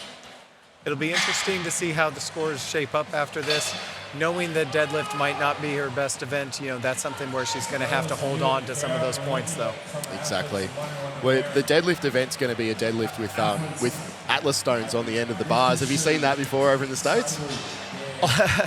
It is very rare. I believe the closest thing that we have seen would actually be from World's Strongest Man itself, where they do the globe deadlift. But with the Atlas stones, No, I have not seen that personally. I think the only instances where I think I've seen it online were from stand or submit here in Australia. Oh, it's good to know that we're leading the world in all the cool stuff. So, have you had a chance to get to stand or submit compound at all while you're over here? Not yet. Turns out Australia is quite large. Who would have thought? Yeah, exactly. And so, we're here in Sydney where stand or submit is, I believe, in Melbourne. And that's not a short drive. No, it's a day drive. Really impressive that Mason goes and brings all this equipment. Really has spared no expense as far as what he's providing for these athletes. 8 incredible events. I mean, it had a car flip. You really can't say this is someone who said, you know what, I'm already traveling for a day. Let's not pack that. He brought everything he could. Yeah, and I mean, we've seen some incredible things out of him over the years. But it looks like we've got the guys all set up and ready to go. Not quite ready to start, but their weights here. So 140 kilo log, which was the opener, minimum opener from yesterday. 90 kilo monster dumbbell and 150 kilo yoke press. Now that is interesting. With the log being 140 kilos, we had, I believe, 2 athletes that were unsuccessful yesterday with a 140 kilogram log. How do you think that will go and sit with them starting this medley? Look, it's going to play on their mind a bit. It's one of those things, you step into this event knowing that you've failed that weight already, but you're also you're coming in knowing what it feels like in your hands, and it's a different log as well. So these are the logs that the athletes would have trained on in the gyms, as opposed to the COVID logs, which are bespoke, unique, no one else can train on them sort of logs. These ones are the ones that Mason produces day in, day out. So everyone's got this exact log. Yeah. So it's more of a standardized type of equipment, and it might make it a bit easier for them. It's amazing how the smallest variable can really mess with your head, and 140 kilos is one of those numbers that becomes a goalpost for people. Absolutely. We can see here how the scores have been affected. So G's still up on 43 points, but Katie, 1 point behind Ari. She's really stepped that up into the third place. 1 point. Over a field of 9 athletes. It's a placing, if Ari comes third and Katie comes second in the next event, that'll swap over. So it's a really, really close race there. But Beck's still in the running for it, because 6 points again, it's not really that much over that sort of field. So even though we're 5 events deep here, there are still 3 events to go. That means that technically the podium can be shifted, but we are seeing that the top 3 have pulled the way quite a bit, with really Becca Chesham being the one closest in contention. Definitely. Sarah had a blistering day yesterday. I don't think she'll be disappointed that she's moved down in placing, because she knows that she's doing well across the board. So it's nice to see her in there. It's actually really surprising to see her up that high, but she'll be stoked. Absolutely. I'm happy for her too. And correct me if I'm wrong, she's one of the 82 kilogram athletes as well. Absolutely. Yep, she's one of yours, the OSG ones. So yeah, that's a great placing in this field. So we saw Sarah place second at the under 82 final about a month ago. So she definitely has the strength there to compete with these girls, and stepping up definitely. So boys are coming out. We'll have Josh Bourne up first. Looks like he's running solo.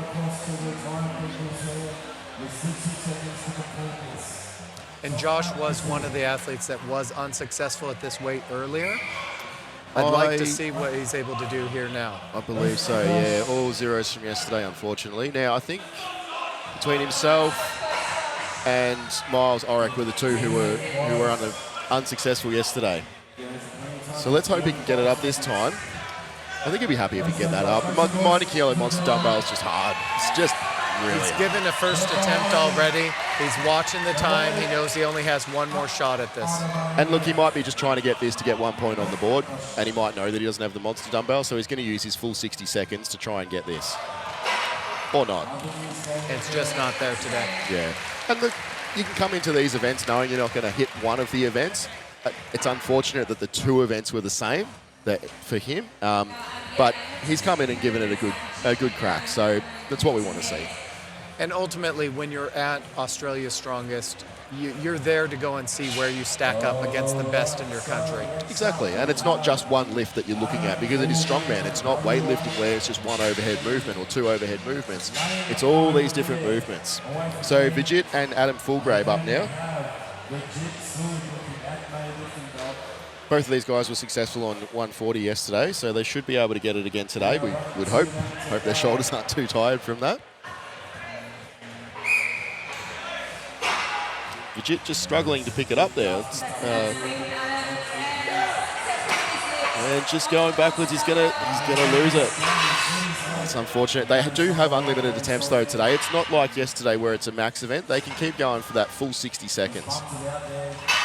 And the plate's just coming off too. It's just really unfortunate. That awkward way that he's dropped it has just nudged that clip off at the end. He's got to back up. It's really showing that, we haven't talked a lot about the difficulty of the monster dumbbell, but it is an incredibly challenging lift. They've gone up to, I don't know what is in centimeters, but these are the larger dumbbells for the men. These are a 12-inch dumbbell, so about 30 centimetres across. We just call them 12 inches. Okay. We're hybrid in Australia. We can take it. We know what's right. And Adam getting it. That is amazing. He's got that. Now you can see here, that dumbbell is rolling. He's got to keep it away. And nearly tripping over it. But he's managed to keep it out of the way. Just not quite getting the yoke, but I think he'll be happy with that 90-kilo dumbbell press. That's a big dumbbell press. It's surprising because I believe that was his third attempt on the press. Yeah, yep. And usually it doesn't get easier. As you go, you get more tired. So up next, we've got Miles and Sam. So I believe Miles and Sam both zeroed the 140 log yesterday, but no, Sam hit the 140 on his second attempt, strict pressing it. I wonder if he can get the monster dumbbell. He's struggled with that injury. He's recovered well, but as we saw with the calf flip, he just doesn't seem to have the 100% recovery that's going to give him that press. We'll see him attempt the log, and we might see him strict press it. Little bit of a push, but it's still a press, and he's done really well with that. It is incredible. Let's see if he can do it with the circus dumbbell. Miles will be over the moon about that. Nice. He got it. He doesn't care about anything else. He's got his 140. That was incredibly impressive. I wasn't expecting as much leg drive as Sam delivered there, and he was able to get first try. Yeah, it was really good. Miles, no. He got that. He came back and he got that 140 log that he didn't get yesterday, and he let out a big roar as he got it. So he's very happy with it, as you can tell. Retribution. Now I missed Sam there. Did you see if he got that dumbbell? He absolutely did. We'll have to check those times then, because if he's got that second one, we had Adam getting it in 50 seconds. We'll see. Now we've got a scratching. So we've got John O'Nelio, but Thomas Wren is withdrawn, and we saw him injure his bicep. He managed to get the calf flip. He either said there was nothing wrong with me or it's completely torn off. I wasn't sure. He was making a little chopping motion with his hand, so it looks like it's the unfortunate side of that. So. And that is unfortunate. I know Thomas had grand plans for this year. Yeah, and he wanted to finish injury-free. We've got John O'Nelio running by himself. Now, this guy holds the monster dumbbell record in Australia at 125 kilos, I think it was, or 122, or something ridiculous. So 90 kilos, he should always be able to strict press. And you see there, nice and easy. Not a strict press, but an excellent Still press. a very good press. Here's where the control kicks in. That's right. And not being as experienced, he may start to struggle. And you'd see that swing already. Just the tiniest of movements, and he's already struggling with it. But 150 kilos. He is our first male athlete to get to the anchor yoke. And as you can see, now that there's more weight, a higher percentage of the weight at the bottom, that rocking effect is even greater. And you can see there, that's where swinging it forwards, it makes it a bit more difficult. And he's calling it there with 5 seconds to go. I think he'll set a pretty fast time for the second lift, but that third lift just wasn't there. So Sam got that monster dumbbell in 20 seconds. So that's a pretty decent time for that. Jono just waiting for the official times to come through. 19.82. Oh, very close. Sam with 20 flat. So Bradman Houston, BJ Stone. I'm not sure about Bradman Houston, but he did pretty well yesterday. And BJ, obviously with a 190 kilo successful log yesterday, should fly through this. We'll see if it crosses over into the monster dumbbell though. Well, that's just it. You know, you can be a log specialist, but this is testing 3 different types of pressing.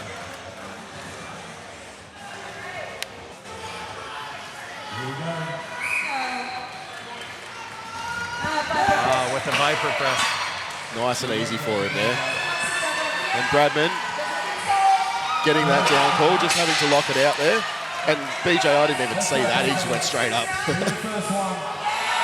And a little split jerk and managed to control that yoke. And he's stoked.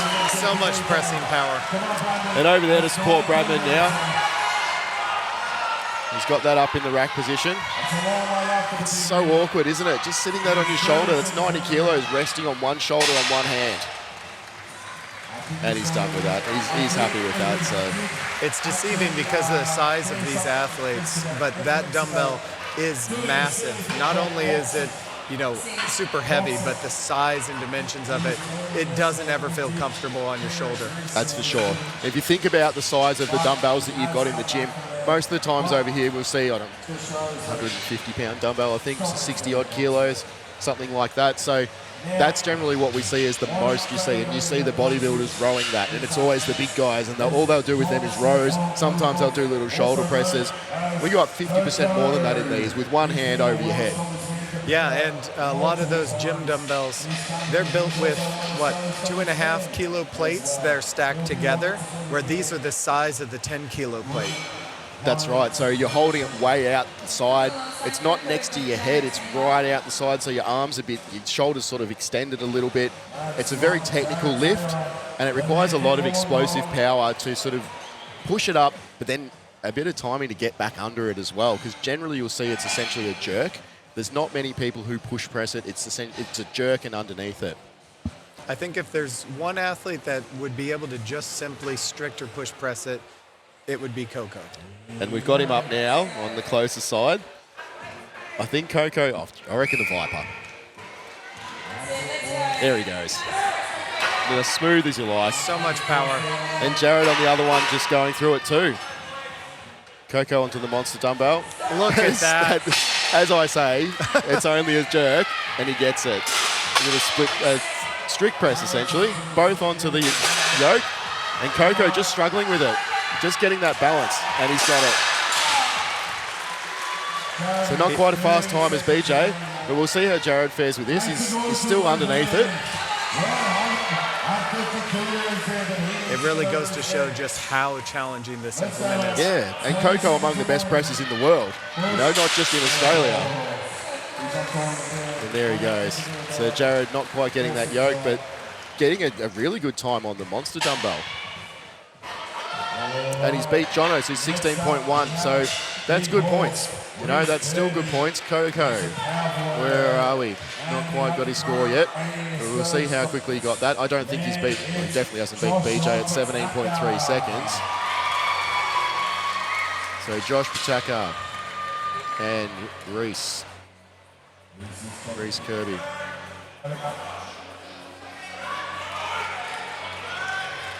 Just doing a little reset of the implement. Yeah, just making sure it's perfect for him.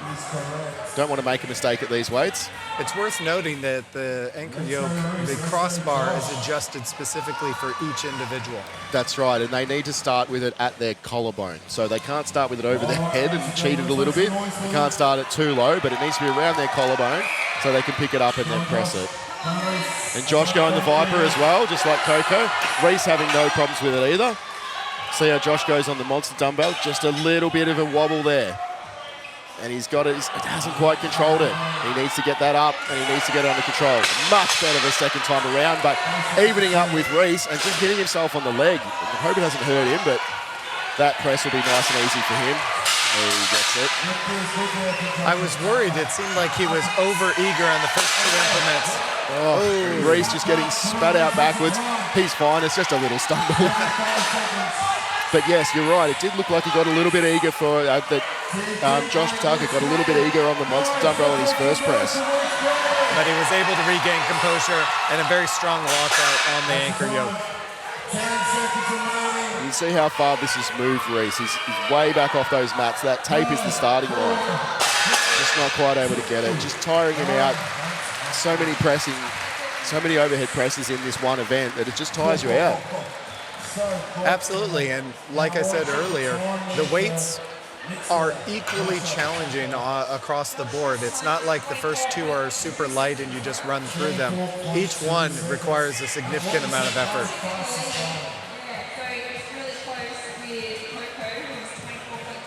Just resetting the implements. There we go. So Josh, 24.2 seconds, just ahead of Coco. 0.16 seconds ahead of Coco. BJ still in the lead with 17.3. We've got Ryan and Mac up next. Ryan and Jihad up next. So we'll see how they go. We saw Jihad do really well in the moving events. Sure, he went in the log yesterday. I think he finished about mid-pack, but he still put on a pretty decent show. He hit 165 in the log yesterday, so 140 should be no problem for him.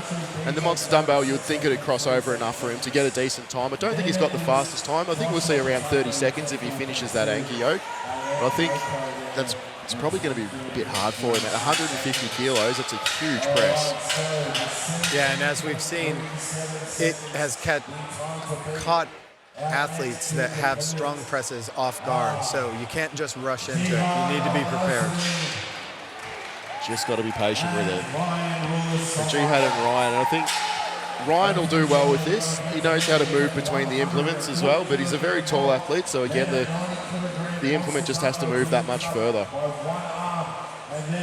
As you've probably seen with some things, if you've got a long sort of piece of equipment and a heavy piece of weight at the end of it, it makes it a little bit more wobbly. So hopefully that's not the case with Ryan. We'll find out in a minute with that monster dumbbell is going to be the thing I think that's going to trip him up. I don't think he'll have a problem with the yoke or the log. See if he can make up the difference on time with longer steps between the implements. Should be able to be one step between the two by the looks of him.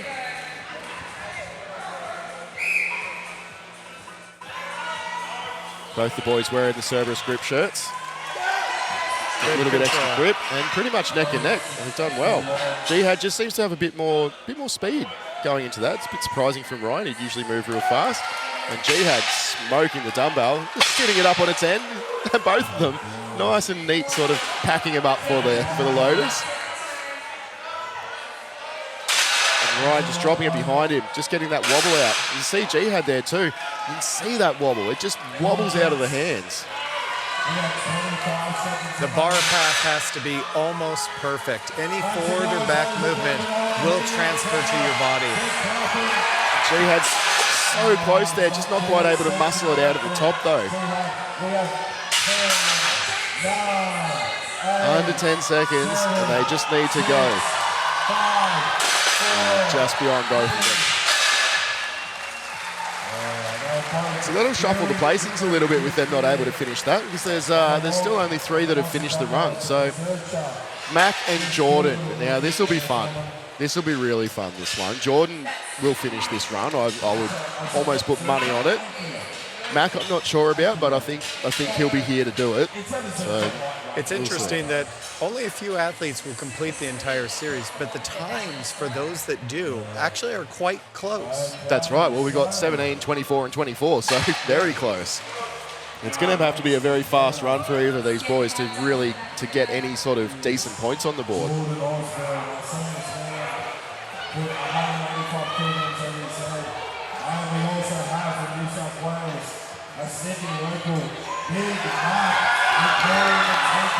And the crowd loves Mac. But we've got 2022 Australia's Strongest Man, Big Mac New South Wales Strongest Man. We'll see how this battle goes. Just getting everything reset.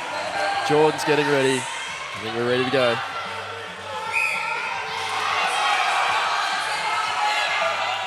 No Vipers here from either of the athletes, but Jordan just getting through and Mac doing it as well. Jordan loves monster dumbbells. First time I saw him compete, he did a 90 kilo monster dumbbell. But this yoke, I think Jordan set it too low. It's a very low pressing height. And Max finishing just ahead of Jordan. I think you're right. He's not happy with that. He's not happy about that pin height. It seems like he was surprised when he got up to the yoke. Yeah. And Mac out there with Thomas Wren.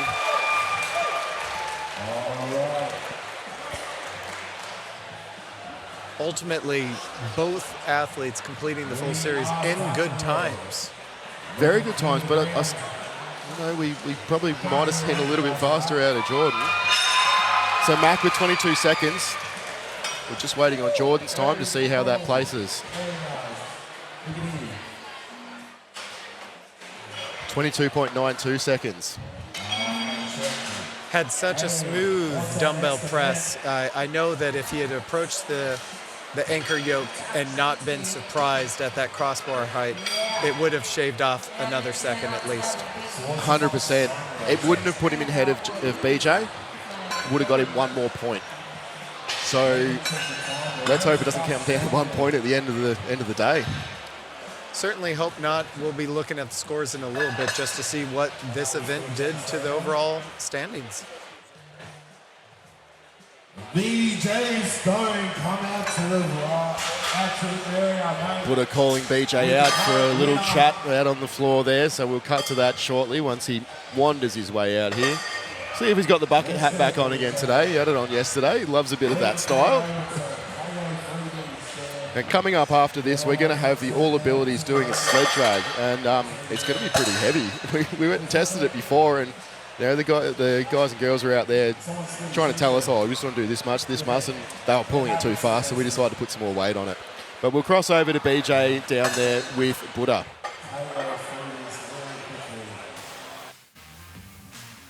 All right, we're live here on the comp floor with Brent and John Stone. Mate, congratulations for winning that with 17.37 seconds. I believe that was a lead of about 5 seconds ahead from your next competitor. Mate, I'm loving the overhead from you. How's the training been for it? Really good. Haven't skipped a beat with the training on the overhead for the medley. So it's been, really good. Yeah, I could hear your coach, Tyson, yelling out from the side there, saying smooth as fast and fast as smooth is really just keeping it consistent there. Isn't that right? Yeah, pretty much. Just keeping a level head, making sure that I'm just moving deliberately and that everything's going in the right direction where it needs to go. Yeah, it's definitely one of those events that you don't want to make a mistake on. You were just so clear and consistent. It was quite impressive. Mate, that's another event win for you. So that's another, 17 points there on top of there for you. Congratulations again. I'm loving watching you do anything overhead. At least it's better than your farmers. Yeah, that's right. The farmers need a lot of work. Hey, but there's plenty of wins to come on from there. All right, guys, we'll throw it back to our commentary team there at KO Freebies. Thank you very much, guys. And great work there by BJ, taking out that event win again. Just waiting on the scores to pop through, just the official scores, so that we can see where those positions sort of chopped up. It's going to be interesting to see. I'm sort of waiting with bated breath here. I'm really sort of on the edge of my seat. Likewise, I really couldn't go and tell you what that did to the overall standings. There, obviously, with BJ getting first on both overhead events, that's going to be doing well for him. 2 event wins out of 5 now. But the scores were so tight after the last event. We really need to go and actually see how it shaped up. You mentioned we were doing the all abilities in sled drag. It's important to recognize that it's a rubber floor. It is. They were asking us for some chalk on the floor to make it smoother. But like I said before, it wasn't heavy enough. It wasn't moving slowly. So we're like, nah, you're just trying to get it a little bit easier. So we wouldn't let him get away with it. It is Australia's strongest man after all. It's not Australia's easiest moving one. Correct. So Buddha out there just introducing the athletes. We've got Justin Bonke in the front there from Northern Territory.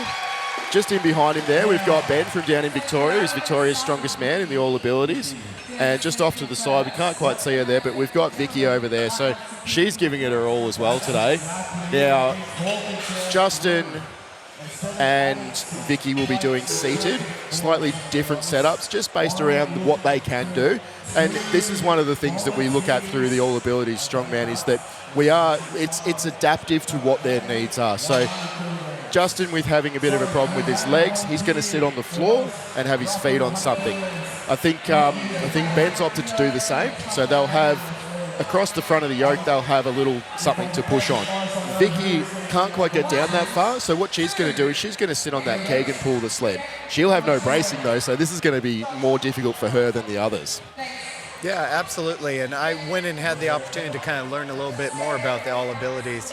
And, it's kind of broken into categories around, a limitation around physical upper, physical lower, a seated physical, neurological, and they've broken that down into 2 different categories, an A and a B, and then intellectual. And so that really goes and allows these athletes, regardless of what limitations they may have, to still compete in a strength sport. And I really am excited to see what they're able to do, and I really respect what they're trying to do with growing the awareness of this division. Yeah, definitely. And Justin, again, we discussed this yesterday, but he's taking the lead on this in Australia, and he's really pushing people to sort of get in and give it a go. And it's not just a sort of physical thing, it's also a mental thing.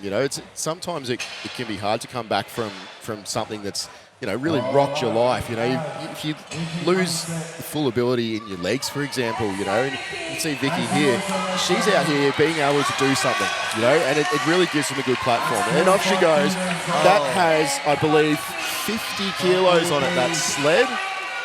And once again, it doesn't matter what the sled weighs because it's the friction. And this is a rubber floor, people. It does not match what you would have with a turf situation or on an asphalt or concrete. This is so much harder. She's giving it her all. She's got 60 seconds to complete this. It's a 10-meter course. You see Kim there just pulling the rope out of her way. And that's a thick rope too. That's hard to get your hands around. It's part grip event for sure.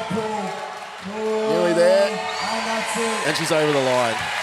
She'll be happy with that. Excellent effort. A great run there.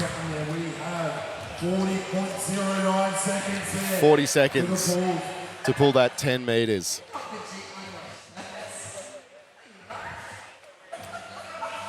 Just getting it reset for the next athlete. And you can see in the background there that deadlift bar that'll be up next. Now, after this event, I'm going to kick you out. Very much appreciate you coming back again for the second day. I hope I didn't scare you the first day. Obviously, you're back. So, once again, a smart move because I'm going to be yelling for these athletes, especially looking at that deadlift apparatus. I'm curious. It almost seems to be a deficit with those Atlas stones.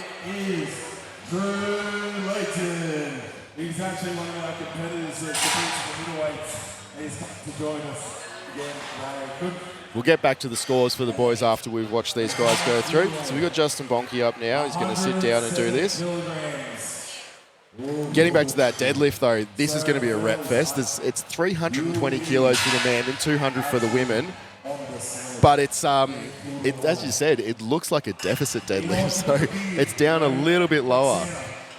It's a little bit harder to pull then off the ground. Now, these bars will have a little bit of flex in them. They're power bars, but because of the way the stones sit, they'll just flex up just that little bit more. So they'll be able to pull a bit more slack out of it. But being that lower height, it's still going to be harder to pick up than it would be normally. It's crazy that you're mentioning, weights that should be near people's maxes, and you're saying it's a rep fest. It's funny that we had that at middleweights, and there was a few people who said, "Oh, I've never lifted this weight before. I'm coming in just to see what I do," and they get 3 or 4 reps. So it'll be interesting to see. Now, they're not overly heavy weights for strongman, strongwoman. Now that said, 200 kilo deadlift. How many people in most gyms do you think? Most commercial gyms, you go in there. I mean, I don't know what they've got Planet Fitness in America, don't they? You wouldn't be allowed to pull a 200 kilo deadlift over there, would you? No, they'd sound the alarm and send you away. So we're not quite as bad as that over here, I don't think. But we've got the commercial gyms over here, and there's some guys that train out of those, and they'll still pull decent numbers. I guarantee you, not many of them are pulling 200, let alone the 320. So, got Justin setting up here now. Now what's he got? He's got his 50 kilos plus a person. Very calibrated weights. Very calibrated. I hope he stepped on the scales first, but I think we were looking for about a 100 kilo person when we were setting it up. So he's got about 150 kilos on that sled, on top of the sled weight, and pulling it easy. Look at that, holding on for dear life.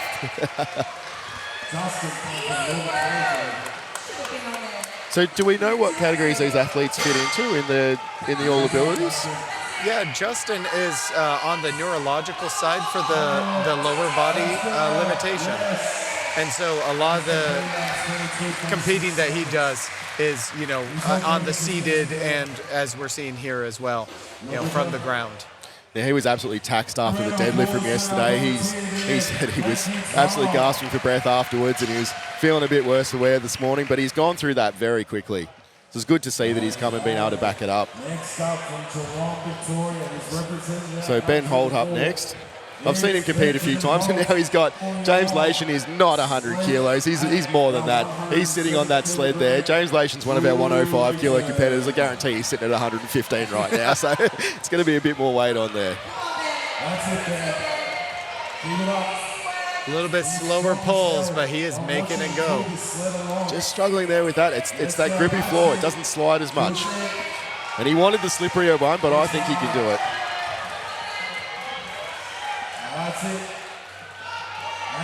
It's a hard pull, that is. Maximum effort.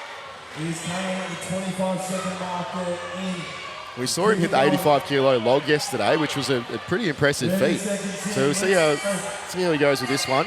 We're starting to see the grip play into a factor. That's it, and there he goes. The wrap of it around his arm like a big python. And that gives just that extra bit of grip. Unfortunately, we've got the equipment malfunction there. They'll get it reset, and they'll keep him going. Buddha just putting a little bit more pressure into that so it doesn't slip out again. And once again, just the floor surface here being rubber just changes this event compared to what you might see in a commercial gym. Absolutely. All right, Lynn. I think we're going to see the scores in a minute. I think we'll have the scores for... I can't remember what the last event was now. What were we? Overhead medley for the men. So there we go. These scores. All right, so you can see there, Jordan still pulled away ahead. He's 8 points now, so he was a little bit 7 points before. So he's pulled away a little bit, but Matt catching up a little bit just after that event win. So I know that he was unhappy with the performance, but still getting third in that event allows him to keep that fairly sizable lead that he has right now. Probably the biggest surprise out of here is that Ryan and G had a neck and neck, and not far ahead of Brenton of BJ. So that's interesting. That's going to be a good fight for fourth place as well. I don't think those guys will come back to get the top three. I think we're looking at our top three there. It's hard to say. Once again, there are 3 events to go, and with 17 athletes, there's 17 points up for grabs each one, and with 3 people essentially in contention for that 4th space, and that only being 5.5 points away from third, I think third could still be possible. Yeah, look, I think you're right, and I still think we're looking at the top 3, though. Knowing that third right now is held by the defending champ, I think you may be correct as well. All right, so I think I'm going to go ahead and let you guys go and watch this event as a spectator. It's been brilliant having you here, Lynn. Always. Thank you so much for keeping me company. It's really appreciated. So we're going to get Lynn out of here, and we're going to get Sarah Rainbow in here. Now, if you know anything about powerlifting, you know Sarah Rainbow. She is probably the top powerlifter in Australia, if not one of 2. I know Jamie's out there in the crowd too, so she might have something to say about that. But I'll ask Sarah when she gets all set up. So we've brought a powerlifter in so that she can judge our deadlifts and give us all these no reps and red lights. So thanks for joining me, Sarah. It's great to have you here. Thanks for having me. That's all right. I was just saying that you're one of the top powerlifters in Australia. Is it you or Jamie? Oh, Jamie's just as good. Excellent. So what do you reckon we're going to see here? I think the girls, I think we're going to see a lot of reps, I reckon. I've got some, yeah, I feel like we'll see a few. Lynn was a bit doubtful about that. He's saying, we've got these massive weights and we don't, we're talking about 320 kilos for the guys and 200 for the women. But, for these guys and girls, this is rep weight. It's not maxes. So I feel like the guys got the raw end though. I feel like 320 is that's a bit of a rough weight. Have you had a crack at these? I have not, no. I'm disappointed in you, Sarah. You should have been here after hours having a crack. But maybe I'll have a go tonight when they're all... It's definitely worth it. It's a little bit different than a normal deadlift in that you'll be able to pull the slack out of the bar a little bit more. So they end up coming up a little bit, but it's a fun deadlift. It looks fun. Have you ever had a crack at a stone deadlift or something like it? No, I haven't. No. Straight power lifter. Yeah. Too boring. Ah, that's all right. So what's the difference going to be with something like this versus powerlifting? Well, strongmen are like our rogue cousins, right? We're not allowed to hitch. We're not allowed to use straps. So, yeah, I guess that's the major difference. Yeah. Yep. Yeah, and you'll see here that they'll be hitching. There'll be different techniques. No sumo, though. No sumo. No sumo. We all know that one. I'll be out. We'll get you out of that very soon. You've been hanging around with Tiff too much to say that you can't do normal deadlifts. She reckons she wants me to just chuck a suit on and just jump in and do a conventional. I'm like, I don't know if it works that way, but we'll see. So suits allowed in this one? I missed the rules for this one. I'm not actually too sure. All right. Yeah, I didn't hear that one either. Maybe not. Doesn't look like it. Do you traditionally lift in a suit or just raw? No, I've never tried equipment. So yeah, right. I mean, you're one of the good guys then. Maybe one day. Yeah. I can't think of anything less comfortable than deadlifting for reps in a suit. It doesn't look comfy. It doesn't look good. We'll just quickly check the event order here. Again, being in a reverse of what it was before. So it looks like we're going to have Ellie, Alira, Liz, Sarah, Beck, Nick White, Ari Mann, Nick G, and Katie Blunden afterwards. And I believe we're running male and female head-to-head. So we're going to have Josh Bourne out first for the men. They've got Thomas Wren lifted, but I think he's pulled out. I think I saw him out in the crowd there. So did you see what happened to him? Was it the calf flip? I think the calf flip exacerbated what he did in the flag raise yesterday. Yeah. So he definitely didn't do the overhead, unfortunately. Yeah, I think he was holding his forearm or his bicep maybe, I think it was. So Josh Bourne's going to run by himself, and I think what we're going to see is the guys are going to run by themselves until there's down to the 9 that are in the women. So we'll then have a paired up head-to-head, which is exciting. I think that'll be pretty cool. Yeah. So we had that at middleweights, and it was really exciting to be out there with that. All right, so Josh Bourne up now, 320 kilos on this deadlift. Nice and easy for the first one. It's a nice conventional too. Yep. He's got the straps on by the looks of things, so just helping with that grip.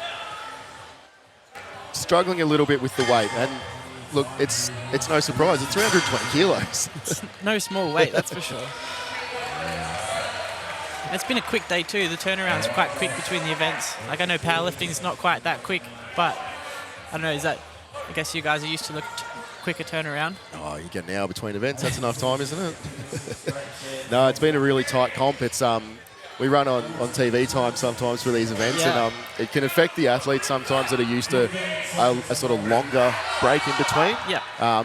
But being on TV time just means we've got to make that turnaround. And we see Josh there just struggling with the weight, but he got one rep. It's not a 0, which is good. So, Vijit coming up next. We'll see what this big boy is. He's from up your way? He is, yep. Queensland. Have you seen him lift before? Yeah. He trains same gyms. He trains steel with us. He can rep out a deadlift. Seen him rep him out. So nice.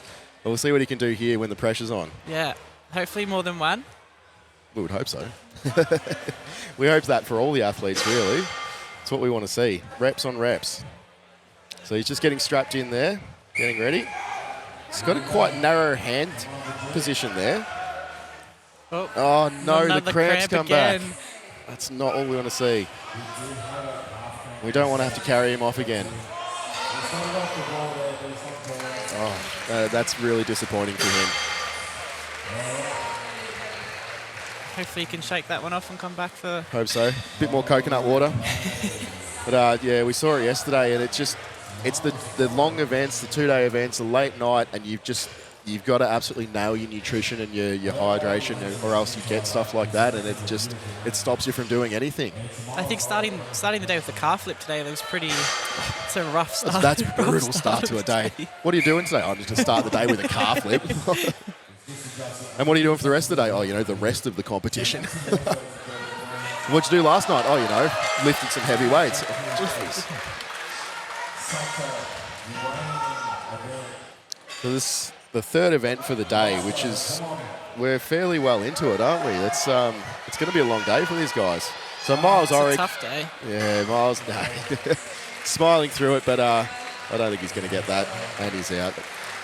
An unfortunate zero, but, these guys come in here to compete, some of them knowing that they can't get that weight.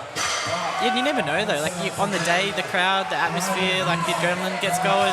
Yeah. Sometimes you can pull it off. We're about 3/4 full again, which we were for the calf flip too, so we've got a decent crowd here, so the noise out there will be pretty inspiring, I think.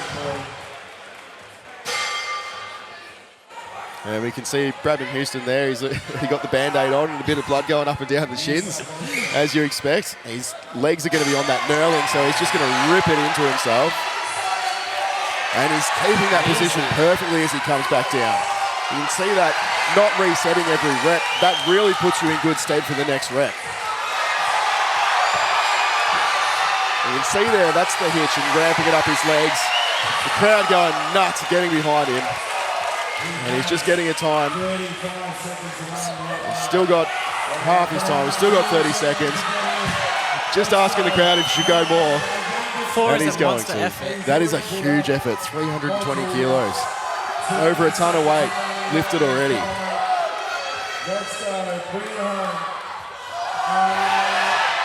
Not quite there. But that's all right. So what do you end up with? 3? 4? I think it was 4. I'd be happy with 4.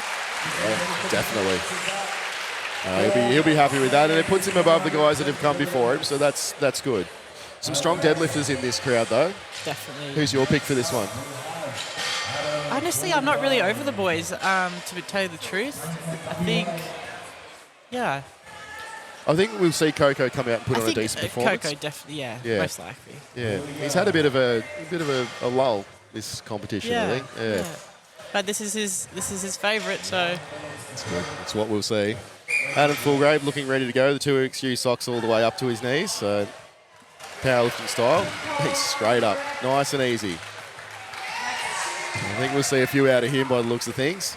Those big boulders sitting on the end of the bar, you can see that bend, you can see how heavy that is. And that's a power bar, that's not a deadlift bar, so there's no flex in them.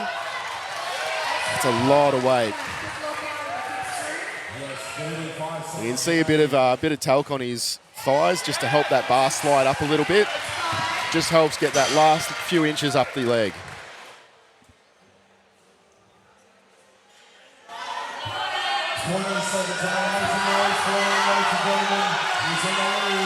Just trying to hitch that up there, just trying to grind it out. Bar just trying to slip out of his hands, but he's got that. solid 6 reps. Very nice. 6 reps. Now Sam LeSurf. We'll see how he goes. He's been a little bit wobbly with some of the leg-based events. He's going to give it a crack, though. I mean, I don't blame him. I've heard the stories of the time that he was here, and yeah, it wasn't pleasant. Yeah. But he's back here to compete, you know, and we saw that with the calf flip setting an absolutely amazing time. The nice big thick straps there, the big Cerberus axle bar straps. Nice canvas ones. He's getting himself locked in.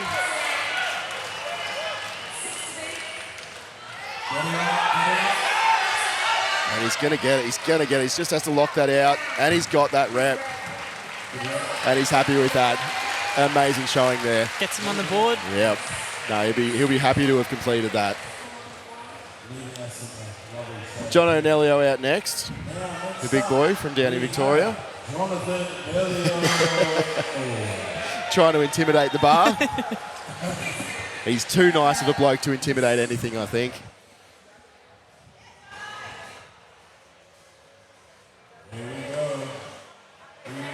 So a lot of these boys opting for the knee sleeves.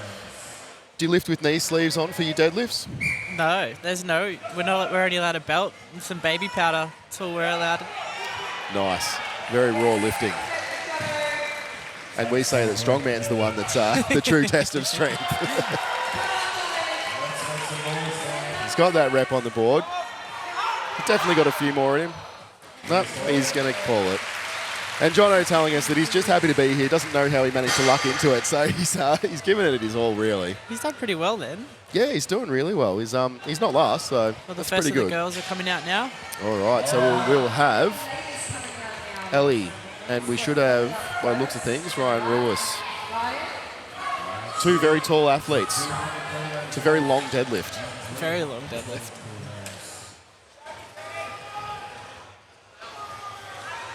Ryan just with a bit of tape under his knees. I'm not sure what that's about. I'm assuming it's something to do with his knees, you'd think. Yeah. Just keeping him in place, keeping him strapped together for the competition. And he's got more baby powder on him than a change room at a daycare by the looks of things there. Ellie's smashing them out. Yeah, absolutely pumping him. She's a great deadlifter, isn't she? She is. Yeah. Have you Long arms. You watch her train when you're up there? Or? No, I haven't seen much of her training, but long arms certainly help. Look at that. She's just going for it. I've lost count. Yeah, forget about Ryan. Ellie's going amazing. No, Ryan managing to lock that one out. That was a tough grind, but let's see if Ellie's got a few more in her. What is the girls' bars? 200? Is it 200 200 today? kilos, yeah. Getting strapped back in. She won't have much time left, but she should get a 1 or 2 out by the looks of things. Getting that last little grind out. She going to try for another? No. Stuck one more in. That was a great run from her. I think that's going to pop her back up a few places because she had her last place finish in the last one. 9 reps 9 at 200s. reps. No small feat. That's a huge feat.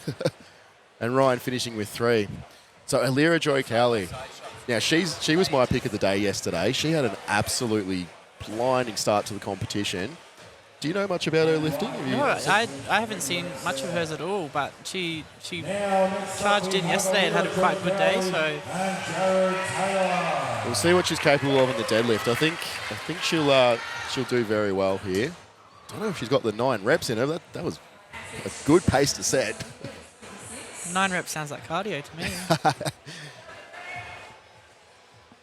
So Jared Taylor just getting strapped in on the guys bar. And there you go, look at that, flying up. She might have the 9 reps here. She's got the stamina for it. She will power through that. Jared just struggling with that bar, not able to get it to his knees. I think the whip might throw a few of them off, I think. Oh, it's blowing through there, isn't it? It's cold. And being from the NT, it might affect her a little bit as well. It'll be nice and warm up there, but it's not warm down here today.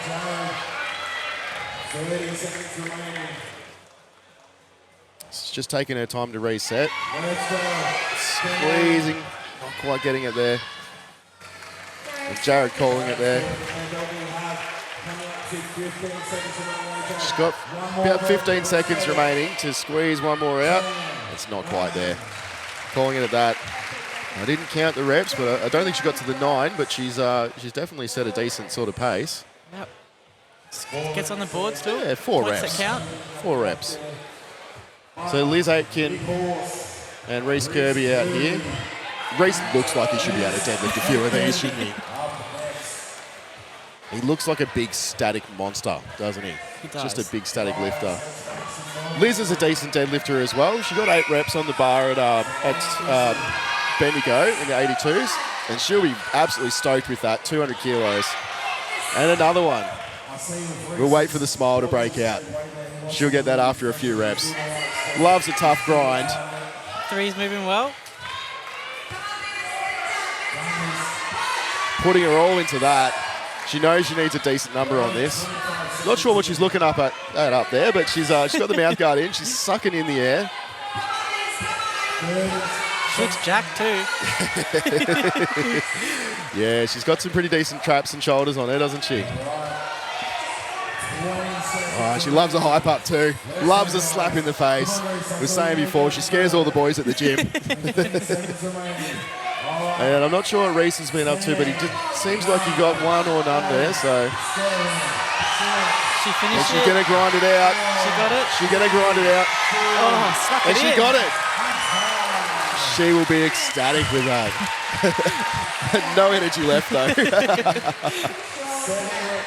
Oh dear. 6 Snuck the reps last by the one sound just of in it. time. Yep.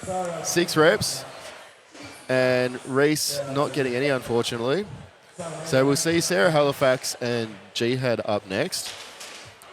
I think I've been the most impressed with Sarah this weekend. She's coming up from the 82s. She's strong. She is, and she had a really good start as well. She's Yeah. sitting in 4th coming into today, so yeah, really, really good. So both these athletes from Victoria. Jihad from down on the north side of Melbourne. Sarah from Geelong, strong Geelong. And off they go. Sarah just struggling a little bit. She knows what this deadlift feels like. A little bit off centre there, I think. Yeah. Jihad Oh, doing well. She's pulled back She's that got one. it. She's got the second one. Jihad's doing pretty well too. He's got his 3rd one now. He's got very good levers for a deadlift. Yeah, absolutely. Sarah squeezing him out. She will want to beat Liz on this. I'm not sure if she beat Liz in the middleweights, but they definitely competed against each other, and they were definitely going head-to-head on it. She was telling me afterwards that Liz really put it to her and made her earn every point. So she'll be here to beat Liz, but I think she's done really well. She's probably done better at this than she did at the middleweights even, which is great to see. She's done very well. Yeah. Covered in baby powder, squeezing that last one out. And Jihad just looking a little ginger coming up from that. That was great. All right, let's see how many reps there was across there. 2 for Jihad. Sounds like 5 for Sarah. So not quite getting Liz there. Look, Liz will be stoked with that. And Sarah will be a little bit upset with not getting Liz there, but I mean, 5 reps is still a monster effort. it's 200 kilos. Like, ugh. And Beck, good deadlifter? I think so. I think she is. Yeah. I think she was saying she's a little bit injured coming into this, so I think she was pulling at her calf in the calf flip. So, yeah, I know a few of them were. A few of them had a bit of trouble with their calves this morning, being a bit tight from the flagpole raise yesterday. Should hopefully be a little bit warmed up by now, but we'll see what happens. And Big Coco coming out as well. 10 reps. I wouldn't be surprised. Yeah, he'll want that. He'll want to make a good impression for this one.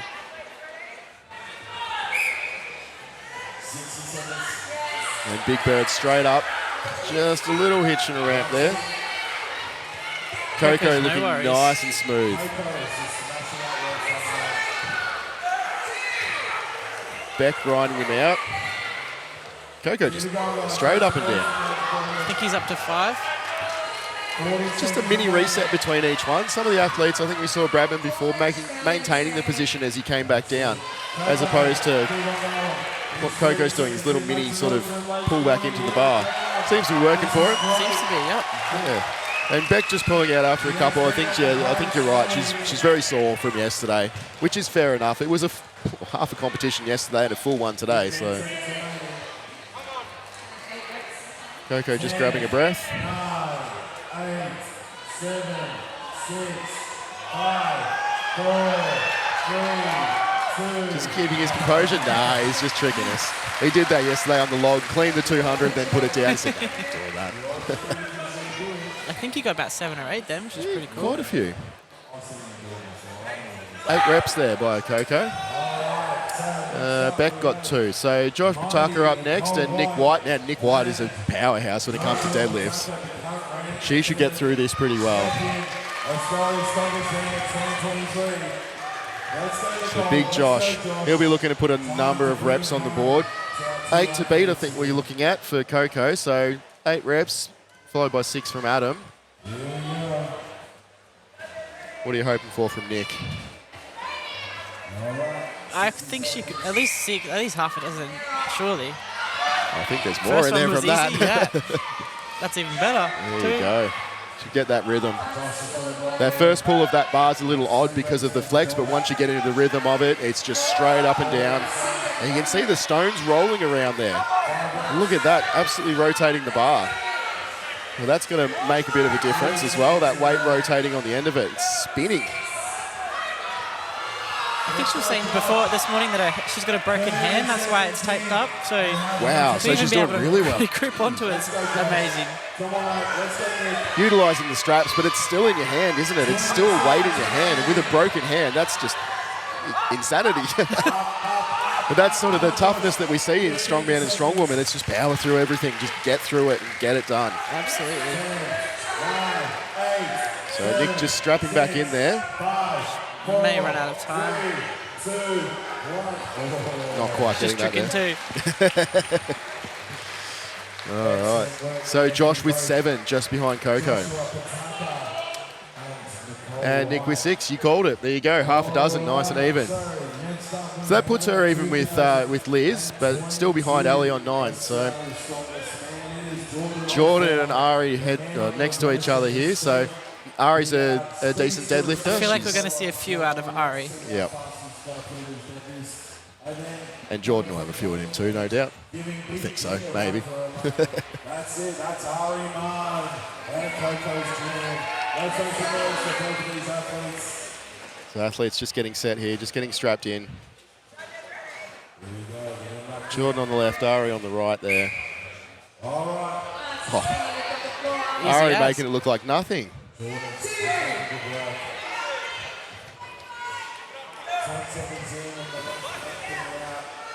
Jordan just calm and collected, just getting through them, making sure he makes each rep nice and smooth and resets at the bottom so that he's got a good setup for the next one.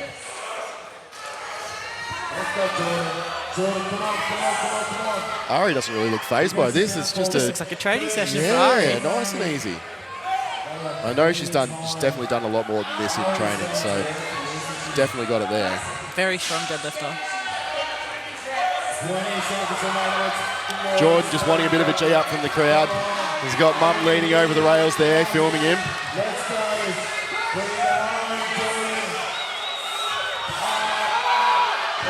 Can't quite get that last one out. And Ari. And nicely done. I think she got 10. It looks about right. Jordan on 5. And Ari, 10 reps. Monster. Setting the pace, so she's number 1. Big G, 290 kilo deadlift. Is that the world record that she's got? I think it's Australian record. Definitely Australian record. Yep. Biggest in the country. And Big Mac coming out, the crowd favourite here today. So there'll be plenty of noise coming our way in a second. He's fired up and ready to go. I feel like we're going to see a silly amount from Nicole, though. Oh, for sure.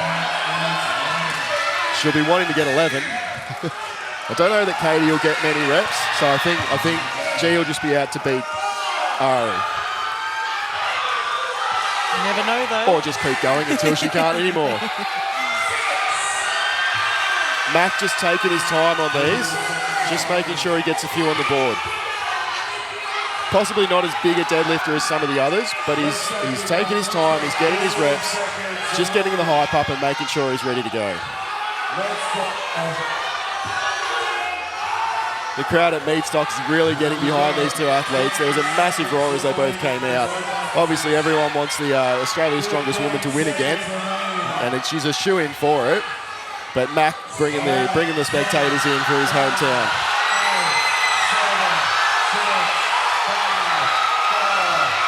Just trying to lock it out, walking around with it. Did he get it? Did he get it?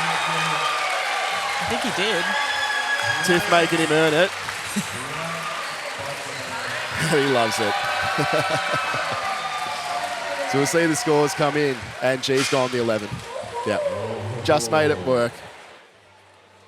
Big Mac on 4, so upper middle pack.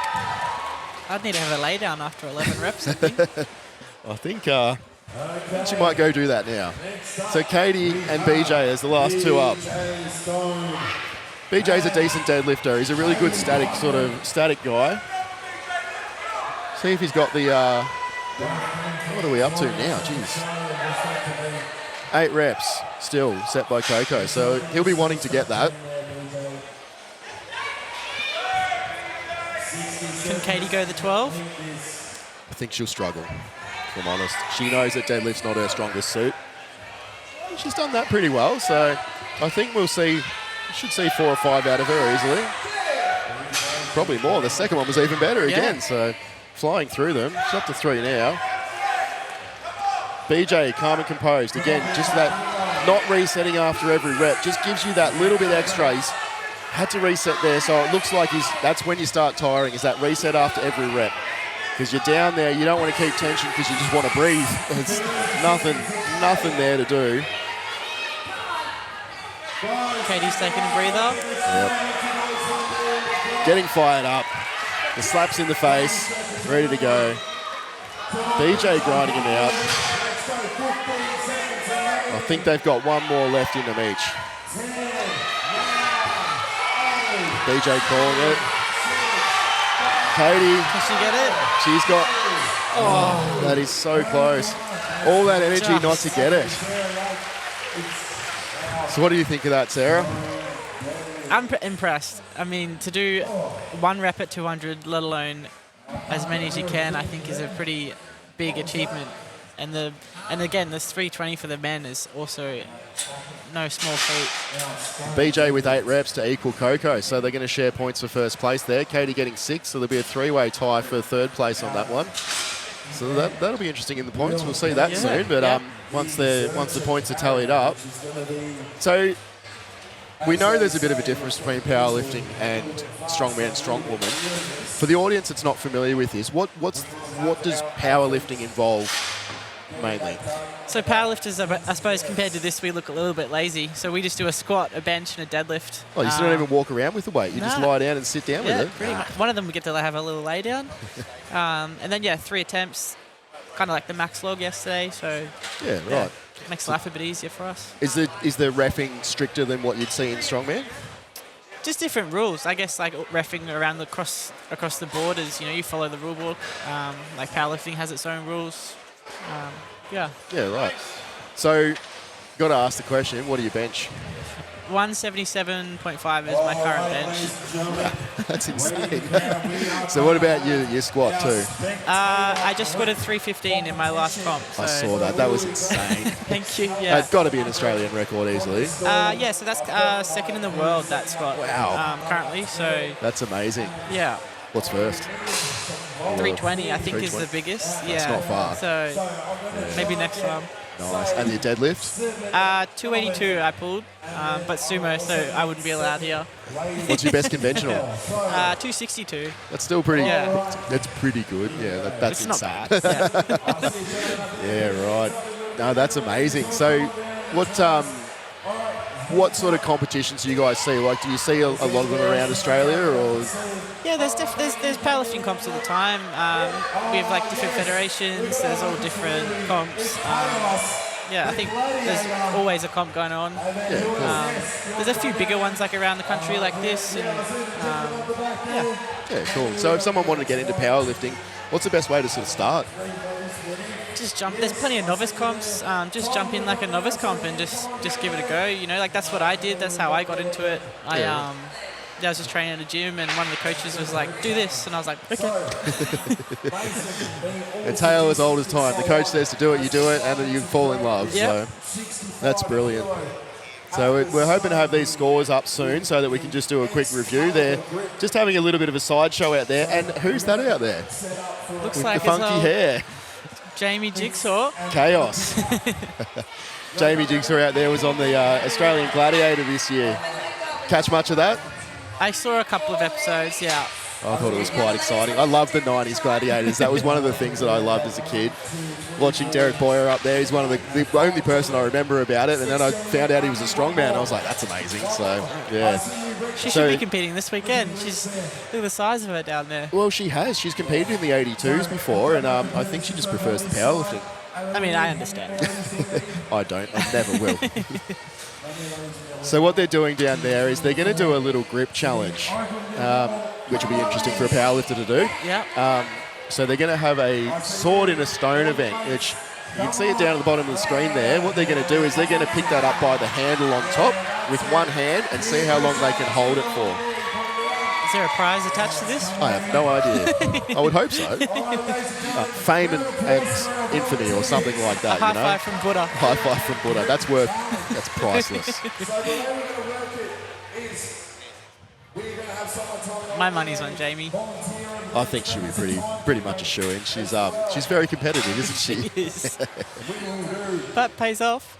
Absolutely. So it's whoever can hold on to this stone the longest. Now for the gentleman, be a single arm hold. And put it, and as soon as they the time will be running.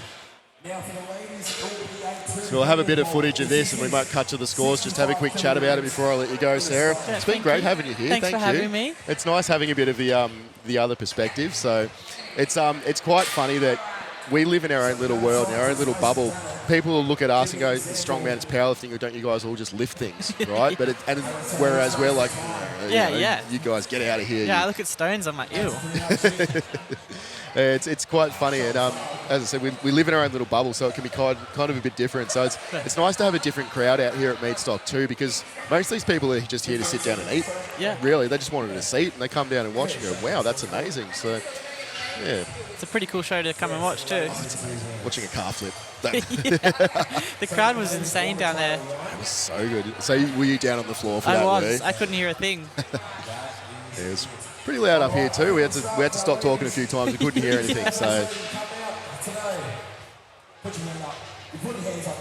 So another mad scientist invention from Mason, that sword in the stone. Makes him down there in Castlemaine in Victoria, out in the old Goldfields property that he's got down there. He's just got this stuff littered around his property. I don't know if you've had the privilege of being down there, but there's just a lot of stuff littered around. So we're just going to quickly cut to these scores. We'll whip through them because I actually kind of want to watch this event. I might even take a break and watch it. So Big G leading out front. She's in an almost unassailable lead there with 14 points ahead. Ari sitting in second and coming second, so we've got a pretty good reflection there, but Katie's pulling right ahead there, and that tie for fourth place there has really sort of jumped her up the standings a little bit in the overall points. 10 points clear of Ali, so she'll be very happy with that. But sitting there with Beck and Ali, and then Sarah within a point of those two, like, that's going to be a close fight. Be very close, yeah. Probably of note, like, obviously Liz sitting there down the bottom, but she'll be very happy coming in equal fourth in that deadlift as well, just managing to get those 6 reps out. So we'll see the guys' scores in a minute as well. But yeah, the girls are doing really well, and they've been very impressive the whole comp. They have, yeah. So double hand grip. I'm going to be honest, I had a go at this on Thursday and I didn't do very well. Yeah, I watched you. You just put it straight down. You didn't want to have a bar of it. Maybe it's because there's a stone attached. You'll become friends with the stone one day, Sarah. 40 seconds of round of applause for Jessica from Port Macquarie. Bit of the shake of the hands there. It gets real hard in the grip when you do these grip events. It just gets really, really tricky. All right, so next up, we will have our next competitor. I can see you there. Come on down. All right, what's your name? Fiona, don't go through the mic there. Fiona, whereabouts are you from? We might take a quick break here. Thanks, Sarah. Thanks for having me. It's been great having you. We'll have a quick review of the scores after this event. I'm just going to take a quick break and we'll be back. All right, Fiona, get some chocolate in your hands. This is going to be a fun one. And we'll see how long you've got. That was awesome. I reckon it's extra half. Right, it's because you've all been eating barbecue, so you've got the grease in the hands, you know. That's what I'm saying. Alright. Try one hand first, number 2. Okay. Ready and go. Bye-bye. Come on, Fiona, make some noise for this one. Let's go. Not quite there. It is 65 kilograms there. Great effort there from Fiona. Now, next up, I can see the McCall's Angel right there. There she is. No, you won't. Come on down. All right. So, what's your name? Where are you from? Tash from Sydney. All right, Tash, grab some chalk here. Obviously, you're a big fan of Big Mac there. Is he your coach? He's your boyfriend. All right, time to show him up. All right, Tash. All right, Tash, it's your turn to go. 65 kilograms. She is looking very determined there. She wants to show up the boyfriend, that's for sure. All right, we are 15 seconds. Come on, Tash. 20 seconds. 20 seconds in, 40 seconds is the time to beat there.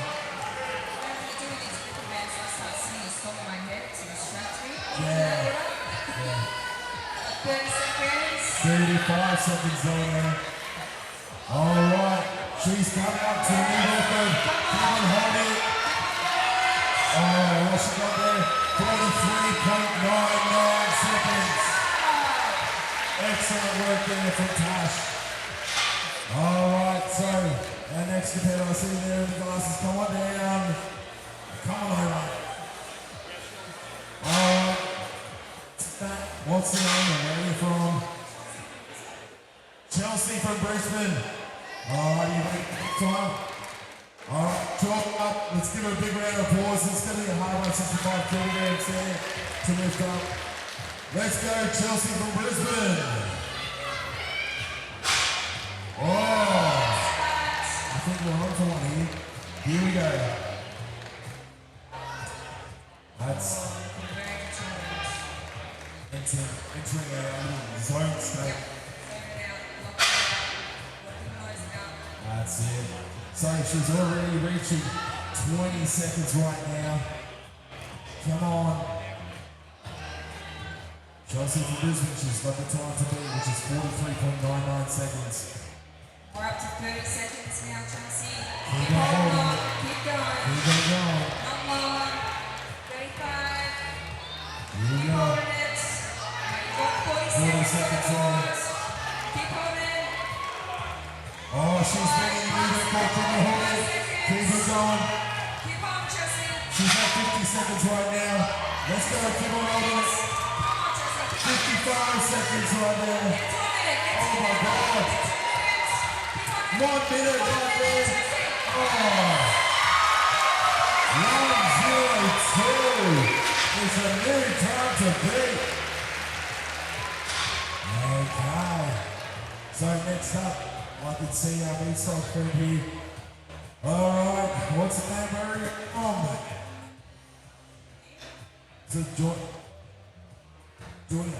Junior, Sydney. Round of applause for Junior. Get some chalk on your hands for you. Alright. So, that's it. Double-handed pick up. 65 kilograms, time starts now. There we go. So she has 1 minute and 2 seconds to beat. But she looks locked in there. That's it. Here we go. We are reaching 20 seconds right now. She's a third of the way. She's got that focus going. Keep on going, Donna. Up to 30 seconds now. Here we go. Come on, Donna. 35 seconds on. Let's watch the next one. Oh, that's incredible. What our time is 38.62 seconds. Alright, I can see a little local celebrity around here. We have Chaos from Channel 10 Gladiators with us today. Chaos, the time to beat is 1 minute and 2 seconds. Do you reckon you got a chance to beat it? Alright, we only got one arm working at the moment. So, Or was it a little gladiator injury, eh? Oh, powerlifting. Yeah, we don't talk about powerlifting around here. Yeah, nah. Alright, at your time. Oh, she's gone. She's gone. Oh, we're gonna go to. And start. Oh, there we go. Let's make some noise for chaos here from the gladiators. 1 minute and 2 seconds. Let's go, Jamie. You've got this here. We're 15 seconds right now. Now, chaos.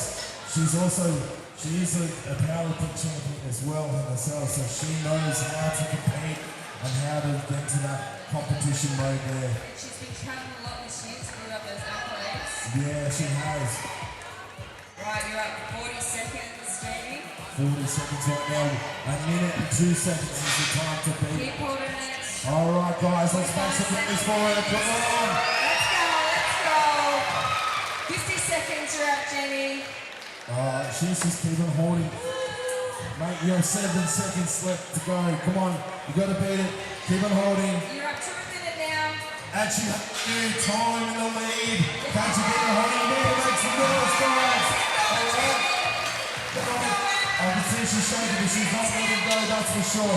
That's the chaos there. Coming out. All right, congratulations. I believe that.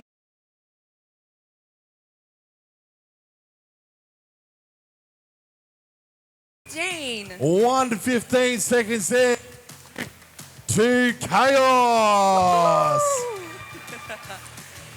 Now, one of the things there as well is I didn't tell any of you guys because I didn't want everybody to volunteering, but the winner is also able to go up to the stand or submit stall up there and get a free t-shirt as well. Oh, good. Yeah, I know. Free stuff. All right, so Chaos stand or submit shirt at your behest. Thank you very much, ladies. Very much appreciated. A round of applause for them. Everybody, that's great effort. Okay, so grey shirt right there. Come on over. Come on down.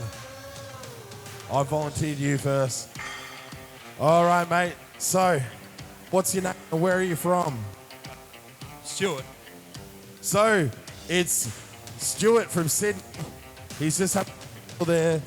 He'll be Now, grabbing some chalk. The men can only use one hand. One hand, that's it. Hold on as long as they can. Oh, that chalk. Yeah. Here we go. All right, That's when you're it. ready, Stuart. Let's go, Stuart. There we He's go. got up the ground. Well, that's a good grip trick there. That is a very good grip. We are at the 10-second mark there. Can't Stuart from Sydney. Let's That's go, it. mate. 15 Make some seconds noise on for the him, ladies and board. gentlemen. He's our first male competitor. Keep going. Oh. Wait, 20 seconds, made it. 20.68 seconds to be exact.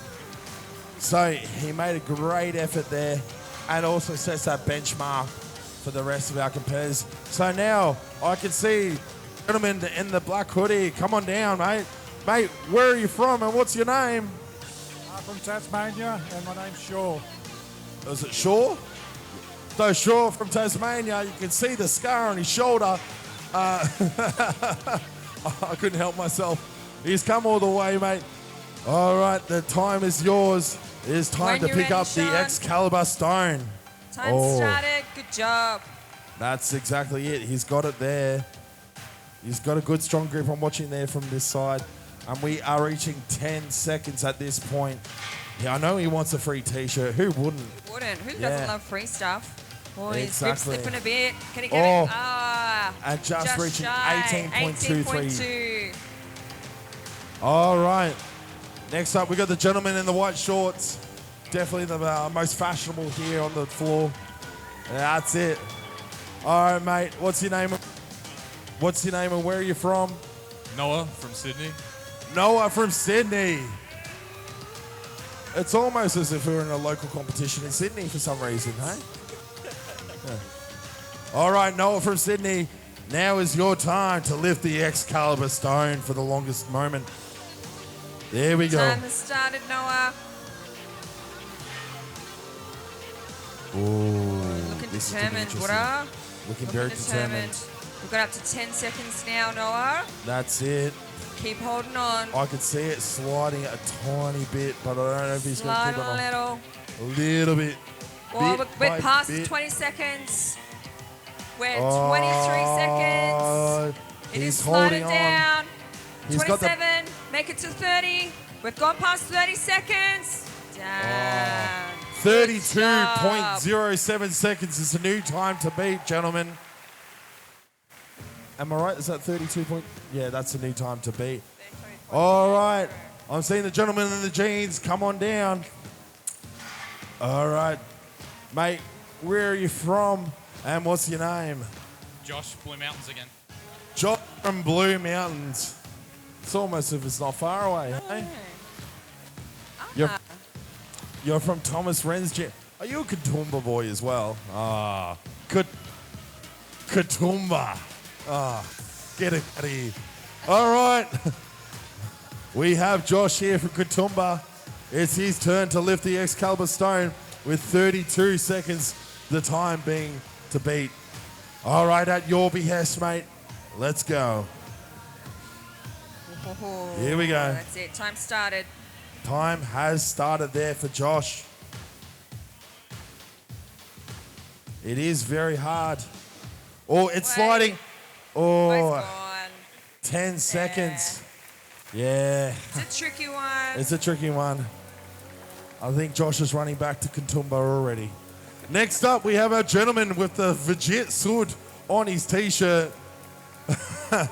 Now, Tom helped us out. And Tom, whereabouts are you from, mate? Brisbane. Brizzy. A Brizzy boy, all right. So, Tom, get your chalk up. You've already been on this comp floor once, so I'm glad to see you back on here and giving it another shot. At least give me a bit better than just some random weight on the sled, eh? All glasses off. We are competitive. All right, ladies and gentlemen. Determined. Time will start when you're ready. Here we go.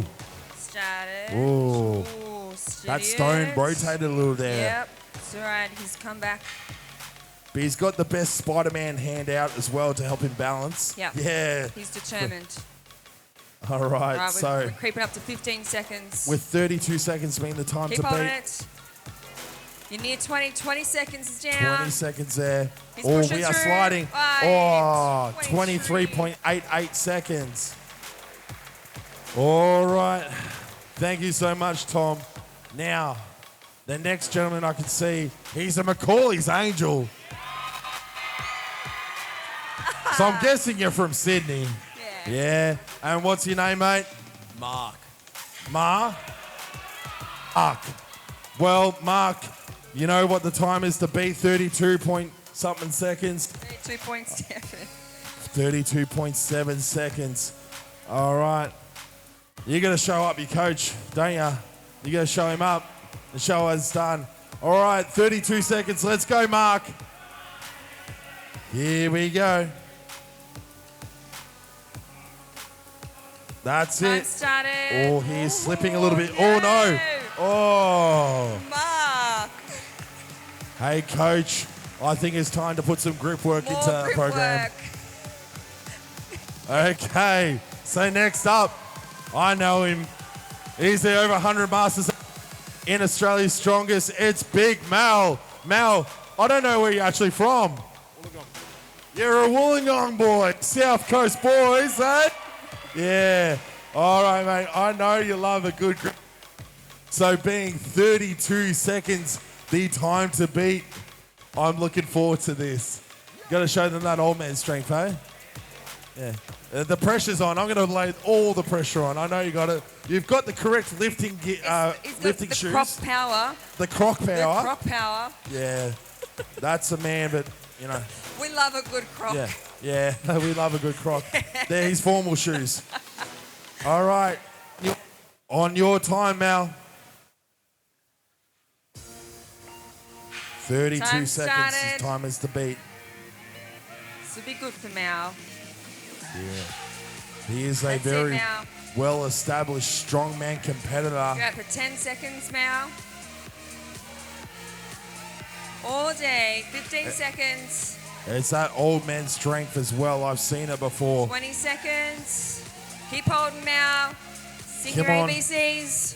25 seconds. Keep going. Keep going, Mal. 30 seconons. 31. 32, And he's got a new 33. time. He's in the lead. Make some noise for him, That's ladies it, and Mal. gentlemen. Keep holding Big on. Mal, How long is old man strength. Good job. Congratulations, Big Mal. That was awesome. I always love watching you compete, even on your days off. So, mate, congratulations as the winner. What was the time there? 39.74 seconds. 39.74 seconds, mate. Head up to stand and submit. So you are getting a free shirt. They do come in your size, and you'll be able to get it. Thank you, gentlemen. Round of applause for our competitors. Good job, thanks, guys. You get a free shirt. You get a free shirt. All right, ladies and gentlemen, we are going to move this stone back up to the stall, so we'll be able to allow you, anybody in the crowd that wants to give a shot, it will be up back in the stall there for you. So you're like, oh, I want to try it. You know, you can. All right, ladies and gentlemen, we are so close to starting off our next event, which is the Zurcher carry, which will be happening over this 10-meter course. What an awesome sideshow event that was. Yeah, I'm back here. I've got Coach Lee Shaw here with me, other half of the Strongman Way. We had Tyson on this morning, so we'll have the other half now, of course. We can't favour one over the other, or else one of us will get sad. No, not at all. Got to get both of us on here. So That's right. Look, we're going to have a quick recap of the men's deadlift and overall scores in a second. But we got up next, what they've set up here is the Zurcher carry. So they're going to race from one end to the other and I believe back. Yep. This will be a very interesting event. This will throw the points way out. Yeah, well, it's a horrible event though, isn't it? Yes. Very similar to the Conan's wheel that we normally do in Strongman, except you do a big circle. Whereas this one, it's 10 up, sprint back as fast as possible. Yep. It's, yeah, good fun. It's just waiting for the men's scores to come through there. We can really quickly check that. I think we're just going to stick with Big Bird coming out here. So she's on her own here. So she'll be looking to set a really good time here. And I think she'll do all right. What do you reckon, Lee? Yeah, so with the women, a lot of these women can move this weight quite comfortably. It's really just going to come down to that turnaround. If they can turn around really quick. Beck hurt her calf. We did see on that. the calf lip, Yep. yes. So she's been nursing that. It's been taped up. It has a couple of knee sleeves, elbow sleeves around it. We can see there she's limping off a little bit. So yeah, at this point in the competition, it's how much does she want it, how much can she bear through the pain, and still try to collect points. That's right. Well, that's strong man, strong woman, isn't it? So yeah. Very rare do you have a comp where there is no one that gets injured. Yeah, that's right. We saw Thomas Wren withdrawn as well. Bit of a bicep injury there. He'll be pretty disappointed with that. His one goal was to come in and not get injured. So yep. Pretty upsetting. As I said yesterday, he wanted to finish it, but I wanted to see him finish it as well. I wanted to see him make it through the comp and just to see him get through, because I've never seen him finish a competition yet. So yep. It'd be really nice to actually see what he's fully capable of. And it's just unfortunate that he's pushing that hard, that he just tears something. Hurts this, strains that. So. Some of these big guys are that strong that it doesn't take much. You bend your arm in the wrong way and something can pop. Yep, that's exactly right. And you can imagine, the weights are insane. Yeah, and even World's Strongest Man, that's in a couple of weeks coming up, and there's a couple of people that have had bicep tears in the last few days. Ouch. Very, very common for this sport. Calves, biceps, two of the biggest ones. So, speaking of horrible, horrible things, tell us about what a Zurcher race is. So the Zurcher sits in the crooks of the elbows, basically right in on the bicep. It'll either push down on the stomach or the chest, and then you'll have to pick it up, lean back, not lose it forward, and walk or run as quick as possible to get to the end. A quick turnaround, which we'll probably see a lot of these women duck under the bar to try to turn around fast. Yeah, right. Okay, so we see Beck off here. This is what Lee was just talking about, holding it in the crook of your arm, and it's extremely uncomfortable. Yep. Not a fun event. Now, she's done really well. Beck's made it all the way. Even with an injury, like she's still moving very, very well. She's picked it up really well. She's trying to be stable on that leg, which we know is injured. The hardest thing with this event is breathing. Having that bar pressing down, near impossible to breathe. So you'll see everyone finish this and probably collapse over the bar. Well, she's done extraordinarily well. No collapse over the bar. Smooth as you like. She looks like she's gritting through the pain. She's a strong woman. I think through all the pain, Beck will be smiling. She's very much just happy to be here. So. We'll see what happens with the Atlas Stones as well, whether she calls it or whether she actually comes out and gives them a crack. And I think she will. I think 100% she'll come out and give it a go. She'll get as far as through that series as she can. Excellent. That's what we want to see, but not too much injured. Yeah. So we've got Alira Joy Cowley and Sarah Halifax up next. So Alira putting on a great performance yesterday. Probably not as fired up today. So no, Alira even coined it. She is the baby of the group. Yep. It's her first time here, which it is for a couple of people. It's Sarah's first time as well. But Alira quite new to the sport, so yeah, I don't think she knows what she's capable of yet. 100%. Yeah. And I think every commentator has come on and said the same thing. Getting a bit of salts in there and getting the mouth guard in, ready to grit through it.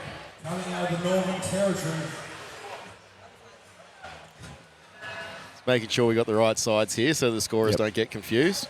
All right, let's go, girls. Sarah is no stranger to this event. She did this in the middleweight, so just a bit more weight in it this time. And she looks comfortable, but Alira's giving it there. She's really keeping her up there. It is very, very close.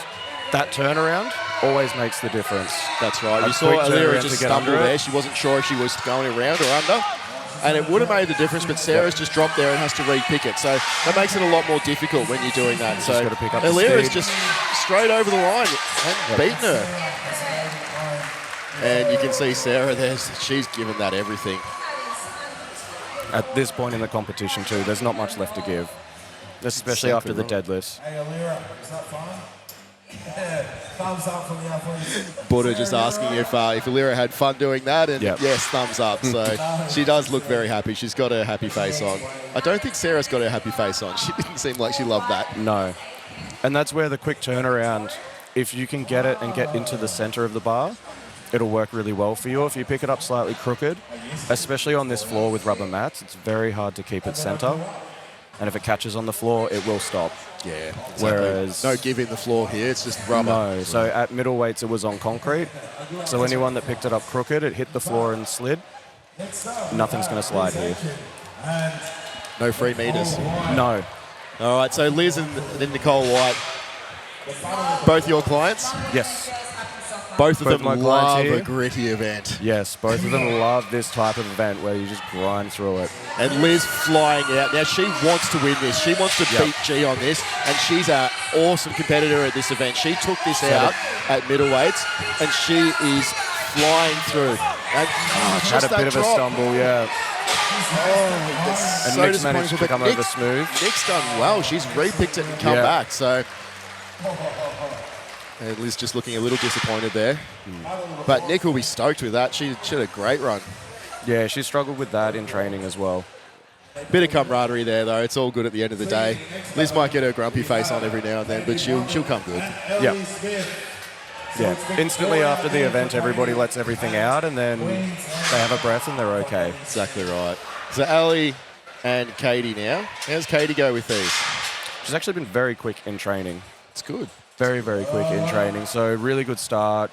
She's been able to drop under the bar and turn quite quickly. So hopefully we'll see that here. And also starting with a split stance. She's got that advantage of already stepping basically, but she's flying. Ali's going really well too. She's got the long legs, so she's got those long strides, and it just makes it a little bit less amount of steps, less energy. But Katie flying over the line. Both very, very quick finishes. Yeah. Katie's run almost flawless. There's not much more you can do. Yeah. Well, we'll see what G and Ari can do after this. So we've got Nick White at 16.8, Liz at 20, and then we've got Katie. So Ellie at 13.6. Yep. Katie at 12.3. That is very, very fast. Extremely fast. As Buddha was just saying there, it needs to be under 14 seconds to podium. So Ari and Nick going to have to really, really push it. Now, Ari said she's really good at moving events. You wouldn't think it. She's a bit shorter. Yeah, normally these moving events will favour the taller people. Bigger steps, longer steps. But still a great competitor, Ari, and we saw that on the farms yesterday. Ari's had a fantastic competition. Absolutely. She's been very consistent, start to finish. And look at that, neck and neck with G, neck and neck with the third strongest woman in the world. And G just fumbled that pick just up. stumbling there, Ari, but G's flying home. This will be close. This will be close with Katie. G just waiting for her time there. She's not quite sure. 13.2 seconds there for Big G and 16.47. And so, Ari in 16.4 seconds and G in 13.2, so Katie's got it in 12.3 seconds. It's a very, very quick run. Very quick, and as you said, flawless. And the technique in that changeover makes a lot of difference, especially when you're talking about 0.5 of a second in between them. You're talking about the difference between getting under the bar and actually just your hand slipping off it and having to stand up again. That split second, it just makes all the difference. Yeah, that was the difference between Big G and Ari. That's right. Ari came through, it was in one side of her arm properly. The other arm, it wasn't sitting in that bicep properly. And it just slipped out. Yep. So the boys are getting loaded up now. It's probably worth mentioning that was, for the women, that was 160 kilos in the crook of their arms. It's just so uncomfortable. And it's pulling you down, it's pulling your posterior chain down. Everything's just trying to pull over on you. And you've just got to keep that balance. You've got to keep doing it, but you've also got to keep upright and moving as well at the same time. We heard from Sarah Rainbow before about all the powerlifting stuff, and this is one of the biggest differences between things like powerlifting and normal gym stuff versus strongman and strongwoman. You're moving fast. Yeah, a lot of people might have done a Zurcher squat potentially in a gym before, but to pick it up and to run with it and to balance these yokes, very, very different thing. That's right. And it requires a lot of coordination, a lot of skill. And even with a squat, the squat's all in that one plane on the bar. Yep. Whereas with this, there's actually a bit more sort of forwards and backwards swing as well, even when you're just picking it up because of that weight's at the bottom of the bar. Yep. It takes a lot of practice to be efficient because sometimes, and you'll probably see it with the guys, they'll start to drift off to the right or to the left, but they have to go with that and then try to bring it back. That's right. Because if you stop, you're going to come last. And that's all core strength there. You're trying to keep upright and trying to not to pull the back muscles or the stomach muscles or anything like that, whilst you're trying to keep running as well. So we're looking like we're going to have Vijit and Miles up first. 270 kilos for the men here, so a lot of weight. Yeah, and this for the men is probably one of the events where you might see the lighter men do a little bit better. Yeah, some of the more athletic men I think we'll see. And we saw that yesterday with Jihad with his farmer's run. Yeah, it doesn't always mean the biggest and the heaviest is going to win this event. Absolutely. The deadlift, the overheads, sure. But this sort of an event, the same as like you said with the farmers, this is where the smaller guys can come out and steal a lot of points. Who's your pick? For this one, it's very hard to go past Jordan on something like this. It really is. He is very, very fast. He is the one that is the big boy, but is also very fast. Exactly. And both these guys getting a solid run to halfway. Miles stumbling at the start, but then getting it there. And we saw Miles make the 10 metres on the farmers yesterday, where a lot couldn't. A lot of stronger, I'll say stronger, but like, you know, and actually Miles was guys also a 105 kilo competitor last year too. So he's stepping up He was a lot lighter. And he's really putting it to Vijit. I know Vijit had a bit of trouble with cramping yesterday and this morning, so we'll see how he goes. He's just sort of throwing his body weight behind it to get those extra few centimetres. Whereas Miles is coming along slow, steady. And he's got it. And gets it over the line. And falling over, just trying to catch his breath there. And trying to give Vijit a bit of a G up, and he's just not quite over the line there. Still not quite over the line. No, he's got to get the right-hand side over the line. That's right, and just sliding it over there. He's just got it. He looks like he's still got a bit of cramp going on. And Miles being a gentleman and carrying him off. Doing another carry event, carrying Vijit off. I can't imagine doing that with another 160 kilos in his arms now too. So that is one benefit. The men that have stepped up from the 105s, they've been in the 105 comps. They're much faster comps. Everyone that's a bit lighter is a lot quicker, so they carry that speed into the heavyweight competitions. Yeah, that's right. And again, that athletic sort of build. And the 105s you see tend to pack on the more muscle rather than the fat because they have to. They've got to get the most out of their 105 kilos. And as you can see with Reece Kirby here, these guys don't particularly have to worry about that. They just have to be big. So big and strong. So Jared Taylor and Reece Kirby here.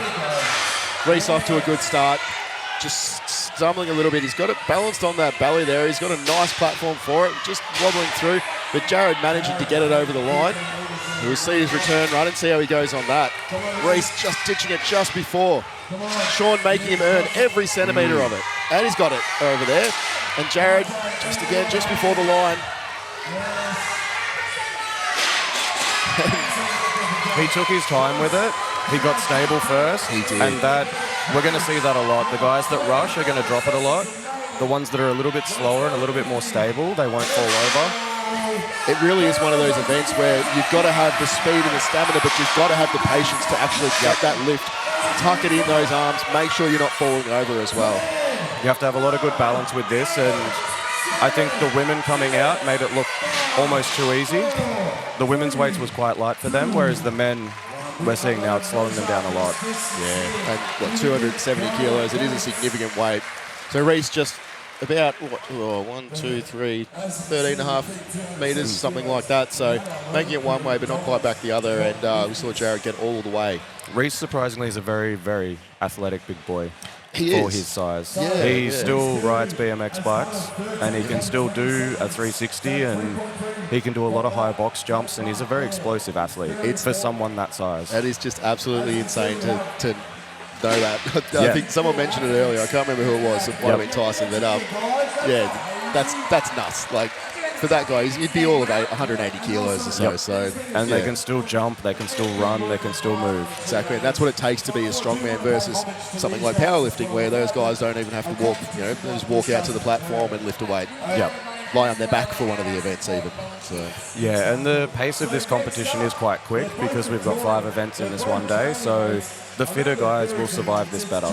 Absolutely, and we'll see that with the top guys, with Josh and Coco, BJ, Jordan, all of those guys, Big Mac even, they are a bit fitter. I know Mac's stacked on the weight this year compared to last year. He's really come up. I remember seeing him when he wasn't that big, and then he comes in here and he's just a massive unit. Speaking of, we've got Josh Bourne here. Having a bit of a rough comp, but I think he's just here to have fun. This is his first showing at Australia's Strongest Man, so it's just an experience. Take it all in, learn what it needs, learn what he needs to do, and then come back next year. Yeah. And Sam LeSurf. Now, I counted him out a little bit with the calf flip, but I think he might do all right with this. He's just, as long as his legs hold up all right and his rehab's done well, then he'll be right, because he loves a moving event. I think he might be a little conservative. It's not the fast Sam LeSurf we're used to seeing, but that's still fast. That's still very, very consistent. And if we looked at where he's done a heavy yoke and a heavy frame before, he's moved very, very quick. Absolutely. And we saw last year at Holzfäller and making it. We saw at Holzfäller before his accident that he did a 400 kilo frame in sub 10 seconds across this entire floor. And just giving Josh a little bit back there, he just beat him by a fraction of a second. Good mates though, so it's all the coach fun. taking it out. Yeah. Oh, he's the coach, is he? I think he still is, yes. There you go. And Sam was also an under 105 kilo strongman. He was actually an under 90 kilo strongman for a very short amount of time, which would have been back in 2018. Yeah, we both did a national comp together as under 90s. There you go. But one of us has grown a lot and the other one has not. Well, he's a bit taller than you, isn't he, Lee? Yeah.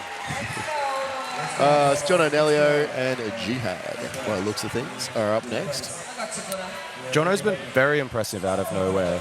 He jumped into Vic's Strongest, beat Josh, who is the current Australia's Strongest Man. And done well, and just sort of chilled The Jihad's doing all right. And that's neck and neck. That was exactly the same time in that split. So Jihad will love a moving event. Jihad does, and we saw it on the Farmers. But Jono's coming back. Look at this. The big boy can move. Look at him. And he'll think nothing of it, but he'll get in behind Jihad as well. Some great sportsmanship there. Jihad looking like his head's about to pop, which it probably is. Probably feeling like that at the moment. The last 2 meters really seems to be tripping everybody up. It is, yeah. And a lot of the time with moving events, we try and tell people to run past the line or to look past the line. That's right. If you're 2 meters out and you look down at where the line is, you tend to drop it right before. And we saw that with the Jit having to re-pick it about 3 or 4 times to get it over the line. Just wasn't ready to go over the line. So he needs to get past it. As much as the athlete's feet just have to be past the line, they need to be thinking past that line, as you said. They almost need to be looking up in the crowd and just keep going. Exactly. Until someone tells them to put it down, you do not put it down. How's Ryan going to go on this? Another one of your clients? Yes, it is my client. It's Tyson's client versus Lee's client today. Ryan out there, he's just a little unsteady with that rock, but he's flying. And there he is, past the line, as you can see. Probably not the best for the first run, but the return run, you need that. The return's looking solid. That is good. That is a fast time. Tiff giving him a fist bump. And Bradman, the young man, making it all the way. He's done really an amazing job there. I'm quite impressed by Bradman, to be honest. He's done so well all competition, but that was a fast run. Made to not look like it because of who he's up against, the tallest guy in the comp. However, that was a fast run still. That was the tallest and the second tallest in the comp. So Bradman in 19.5 seconds, which is it's still a really good placing. So up now, Big Mac and Jordan Osborne. This is where it gets interesting. This is where it gets loud. This is where it gets very fast. This will be fast. Very loud. And Jordan, again, that wobble at the start, but he's got it under control. Mac a little bit behind, but Jordan, fast transition, and he's back. He's just stumbled on the pick, but he's got it back, and he is going to fly in here. There it is. And he's happy with it, letting the yoke know. And Mac in too. Mac feeling every one of those 270 kilos. Jordan giving him a bit of a belly rub there just to keep him happy. And the crowd goes wild. It's still a fast time for Mac too. It's just very hard when you've got Jordan next to him. And it's a huge field as well. So Jordan in the lead with 14.2 seconds. That's just faster than Ryan. 0.15 seconds faster than Ryan's 14.35. So that's close. Oh, he will not like that either. I'll bet he. But that was, a lot of us were predicting this for this event, and quite a few events, is some of these really, really fast guys will all be within split seconds of each other. Absolutely. So Josh being another one as well. Yeah, he'll be fast too. I haven't seen Adam move so much, but I think based on things, he's probably going to be a reasonable speed. And he's coming out flying. Look at him go. He's had a very good competition. He's been very consistent across the board too. Yeah. A nice fast transition for both the guys. Josh pulling away a little bit. I don't think Josh is going to get that 14.2, but he's got a fast time. This is going to be fast. Josh getting in there, getting Adam going, and helping him get across the line. You kind of want to be doing what he's telling you, really. He's a big, scary dude. Yep. He's done well. Josh just 16.7, so it is going to put him third so far, by the looks of things. So, Coco and BJ up next. Coco probably not the fastest of athletes based on what we've seen this weekend. I know he's a good all-round athlete, and he's got the biceps to hold this in place. But it's I don't think he's got the 14. So these two here, the big pressers, the big deadlifters, they might not be the fast. Like they're still fast, but they're not as fast as some of the other guys. Yeah. And we saw them split 8 deadlifts, 8 reps on the deadlift this time around. So BJ getting the big shoulders out. See why he's a big presser. Look at those delts. I think if this Zurcher carry was quite a lot heavier, we'd see these two go a little bit better than the rest. because That's they have right. that static strength. But we kind of want to see this nice and fast as well. Now, BJ's flying with that. That is a very, very this good is pace for really BJ. going to be, this is going to be the If pace. he can lean back and keep his head up, as That he is did, he gets fast. a good time. Coco struggled a little bit, dropped it before the line up there, but he's going to power through it. Just a little wobbly there, dropping it on that line on the start, so it's going to be off centre when he picks it up. He's got to re-pick it again, and that's just brutal on the arms. It's brutal on the back, the legs, everything. That's probably one of the hardest things on this floor is when they pick it up crooked and it catches on the floor. Definitely. I think Even just Coco's picking it up crooked, it's harder to move. So I think Coco's biceps are so big that there's nowhere for the bar to sit. he's got to hold it all in the forearms. I don't think it sits in the crook of the elbow. It's all bicep. So just waiting on the scores, but And Coco will get a distance score. Coco will get a distance, so he'll be second last on that one by the looks of things. But BJ, 0.1 of a second ahead of Jordan, making him first, 14.1. That is massive. That is unexpected. It's surprising, isn't it? That is great points for him. He didn't look convincing on the farmers. No, so his grip isn't the best. Yeah. He's worked on his grip quite a lot, and it's come up. But the problem is, as your grip gets better, so does everyone else's. Yeah, exactly. We've all felt that. Everyone else gets stronger at the same time we do. So. Yep. And you feel like you're doing really well, and then so is everybody else. Yeah, that's right. Whereas this event has absolutely nothing to do with grip, and it's all about speed. So he's obviously got the speed, and if his grip improves, he'll be able to hold farmers and run very fast. I think he's a contender for podium if his grip comes up. All right, so the crew's just setting up for the All Abilities Atlas Stones at the moment. Are you going to stick around with me, Lee, to have a look at this? Yeah, we can do that. Okay, cool. All right, so they're going to have another of the All Abilities events, which we've seen a couple of them already during this competition. What they're going to do is they're going to set up a side-to-side stone lift. So I think that Justin and Vicky will be doing the side-to-side stone lift. Yep. As we see traditionally. I'm not sure what Ben's plan is. I'm not sure if he's seated for this one or if he's standing, but we'll see. Ben should have a more traditional standing stone load over the bar. Does he train down at Strong? Yes. Yes. Okay, so you guys have got him all sorted, and he just trains in the normal gym like everyone else and trains all the normal movements. So, yeah, it's great to see it. To help you start your summer journey, there's something like the off-season for rugby, or as something to do on a Saturday with your mates, opposed to doing CrossFit. All right, guys. We're just finishing off this setup. After this, we're going to have the final event. Can't believe it's already over. It's been a very quick day. Yeah. Very, very quick day. It's probably the smoothest run, the fastest run we've seen so far in the series. So yes, there's been a lot of other hiccups in the other series, but I think with the smaller arena, all the implements, everything being close by, I think we've got more helpers, more loaders, more spotters. Yeah, that's right. So, and if you're interested in getting into strongman, just getting involved in the events, we always need spotters, loaders, helpers, even someone who can just push a stopwatch. We had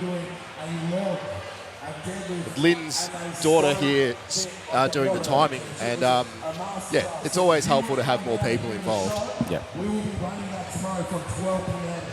I'm going to say that we are playing across to Hayley. All right, so Hayley's going to pop down there and have a quick chat to Katie about her event win here. So we'll cross over to them in just a moment. Hi guys, I'm here with Katie Blunden, who was the winner of our last event, which was the Zurcher carry. Katie, you did that in 12.3 seconds. That's impressive. Do you love a Zurcher carry? I like a quick event. To be honest, you'll probably never see me move that fast ever again. But the quicker you do it, the quicker, to be honest. Yeah, I agree. And you're a paramedic, right? So how does that impact your training in any way, and how do you get your training in with that job? Probably the night shifts make it quite difficult because we're quite busy where I work. Definitely a lot of sitting, like driving, so it doesn't help my hips, but I suppose I love the job and I love training, so just try and make it work as best I can. Yeah, that's amazing though that you're a paramedic, like hats off to you. Also, is there anything that you want to say to the family and friends at home? I just want to thank my sponsor, Cerberus. Pretty much everything I'm wearing, Cerberus, and I love the kit, so I'm just glad I'm one of their sponsored athletes. Awesome, and you're an awesome athlete to sponsor, and I've been loving following your journey as well. So back to the commentators on the desk.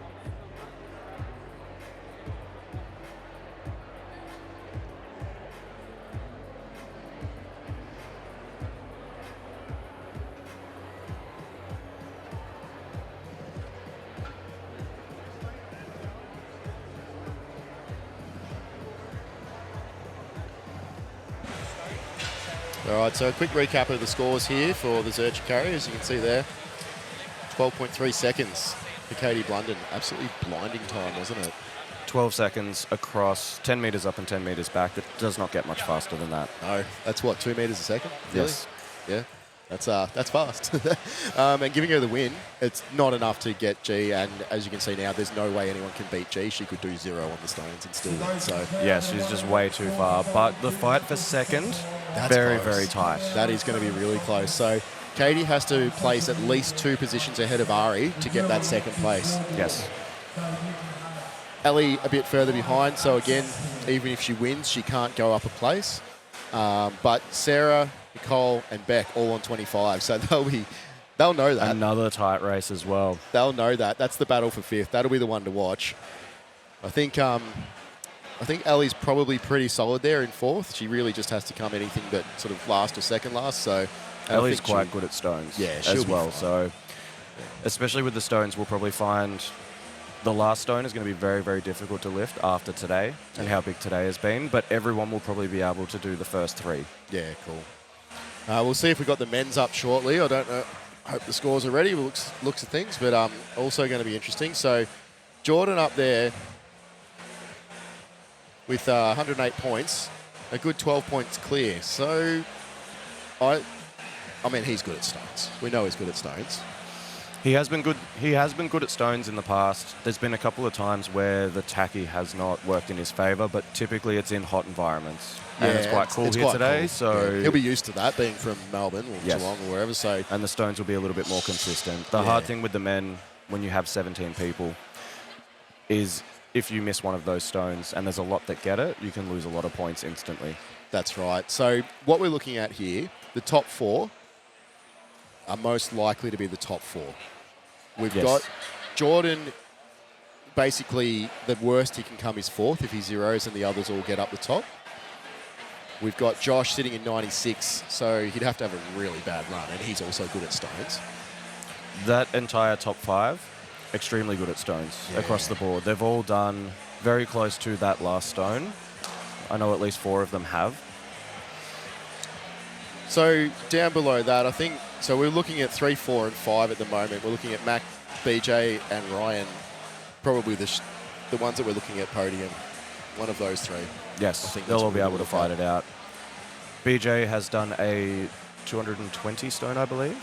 Yep. At least. I think it was 220 or 230 kilos, which is heavier than the last stone that we're doing here today. So, and Ryan very much the same as well. Yeah, and he's a nice tall lifter, so it's not going to have a problem with the height either. So this setup here that you're looking at, we're going to have Ben lifting on the left over a traditional bar. He's just going to lift the stone directly over the bar, and I believe it'll be for reps and possibly increasing weight. And the other setup on the other side is the custom setup we were talking about yesterday. So the stone platform will be where the stone sits, and then they'll lift it to the other side. It's a little bit different than the standard Atlas stones, but it gives them something that they can do, because obviously if you're a seated athlete, it's going to be really hard to get a stone over a bar that doesn't then just crush your feet. Yeah, so I've seen this event at the Arnold, Ohio, at the sports festival there years ago. They do an all abilities division there. They do a seated and a standing. In the seated, where some have been in wheelchairs, they've had 2 barrels on either side and a stone series where the stones get heavier. And they will wheel up to the first stone and transfer that stone from left to right, move up to the next barrels, and then do the same. Takes a lot of core strength, a lot of rotation. Absolutely, yeah. Especially to be sitting relaxed and then roll that heavy stone onto you and then try to pick it up and throw it onto the barrel next to you. Well, I can imagine if at home, if you've done a Russian twist before, that you'll understand what that feels like. And you're usually using a 10-kilo medicine ball at the most, really, aren't you? Not a concrete ball. No. It crushes your chest, crushes your stomach as it comes across. And I still remember one of the athletes was missing an arm doing the standing discipline, and would kneel down on the ground, roll the stone onto his lap while he was kneeling, stand his way back up, one arm over the stone, and load it over a bar. Wow. And it was a very heavy weight too. Yeah, right. It was 100 to 110 kilos, and I thought, I can't do that with one arm. No. Not many people can. Not a chance. There'd be very few people that would be able to do that with one arm. Just, the way he maneuvered that around to still be able to do that was absolutely wild. Yeah. Final touches going on. You can see the stone bar in the background. So that's the one that the heavyweights are going to be using. And they'll be lifting stones over that. They'll be doing a stone series. So the women will be doing 110, 120, 130, 140, 150 kilos over a 1.2 metre bar, I believe. Which is probably about the heaviest stone series you'll see at any women's comp. Yeah. Anywhere around the world. Now, I know you've talked about previous Australia's Strongest Man and Woman. What were there? Was it the Arnolds a few years ago that this was like the finishing stone was something like 120? Yes, I think they did a stone series to the exact same height, and it started at 70 and finished at about 110 to 120 kilos. Wow. So Ben's doing a stone series here too, as we can see. So an increasing weight stone. So he's got to get it to his lap and lift it over that bar. And he's doing really well. He's just sort of lifting it like cool, collected, nice and easy. Just popping it over that bar. It's exactly the technique you want to see. Now, I'm not sure what weight this is, but that looks like it's around an 80 to 90 kilo stone. I think it would be about the 80 kilo stone. And I've watched Ben in the gym for the past 8 weeks doing stones twice a week. Now, I want to put this into perspective. We've got some young guys that we train with down in Warrnambool, and they've been training a little bit, and some of them can only get 100 kilos. Yes. And I remember my first 100 kilo stone, and it took me months to get to that. It's not a starting weight. No, it definitely isn't. And it takes a lot of technique and a lot of time to build up the strength to be able to crush that stone and to grip it, because there is no handles on it. That's a very, very hard thing to grip. They're very smooth. It also takes a lot of mental fortitude because it's not comfortable. It is a very painful event. Yeah. It hurts. It's a ball of concrete sitting on you. You end up with, this concrete rash on your forearms. It'll press down on the chest, very similar to the Zurcher carry, and it's hard to breathe. Yep. And it'll crush your bones in your chest, and it'll make you not be able to breathe for days. And not that bad, but it can be a little bit of discomfort when you first start out doing it until you get used to it. And then we just do it every week. It seems to be very much a favourite for most in the sport. Absolutely. Both the men and women. And It's a classic event. I think a part comes with that. It's painful, it's hard to grip, it's not built to be lifted. Exactly. It's built not to be lifted. There was I saw some of these down at a hotel not far away from here actually. They're using them as the ornaments on the side of the driveway. Some down in Geelong as well, I believe, with some lights in them. They look really cool. I think strongman as a sport becomes a case of you walk down the street and you see things like that and you wonder, can I pick that up? It's brilliant, isn't it? Yeah. And sometimes you do try and pick it up, don't you? Most of those concrete ornaments are usually bolted into the ground. I've learnt that from experience. Oh, we won't talk about that, Lee. Might get in a bit of trouble. We've had the exact same thing at Geelong. And I was like, they look quite light. I'll pick those up. They are bolted into the ground. All right, Vicky off now. Now you can see that left to right. So starting on the pad and rolling it across. She's got a little bit of tacky on her arms just to keep those stones in her grip, and she's flying through this. Like you said before, that requires a lot of core strength. That's got to be a 70-kilo stone. There's a lot of upper back strength so that your chest doesn't drop, and you've actually got to lift your chest, rotate, and pull that stone across. And look at that, she's got it. And she's done better with the heavier stone. Good on her, and a massive smile on her face. She loves it. It's so good to see her here happy. She was really nervous yesterday, so 23.9 seconds for that entire run. That's great. That looked very comfortable. Having a crowd like this too, a lot of the time people are very surprised at how strong they are. Absolutely. When they get the crowd behind them. And we're probably, I said 3/4 before, we're 5/6 now. Because everyone's going to come in. It's getting a bit cold. It's probably going to rain soon, so people will come in. They want to see this final event, lifting big round rock. It is very much a crowd favourite as well as an athlete favourite. It's Justin up now, last of the all abilities. He'll get a big cheer as well when he does this. He'll be lifting a little bit heavier, and so there'll be a little bit going on here.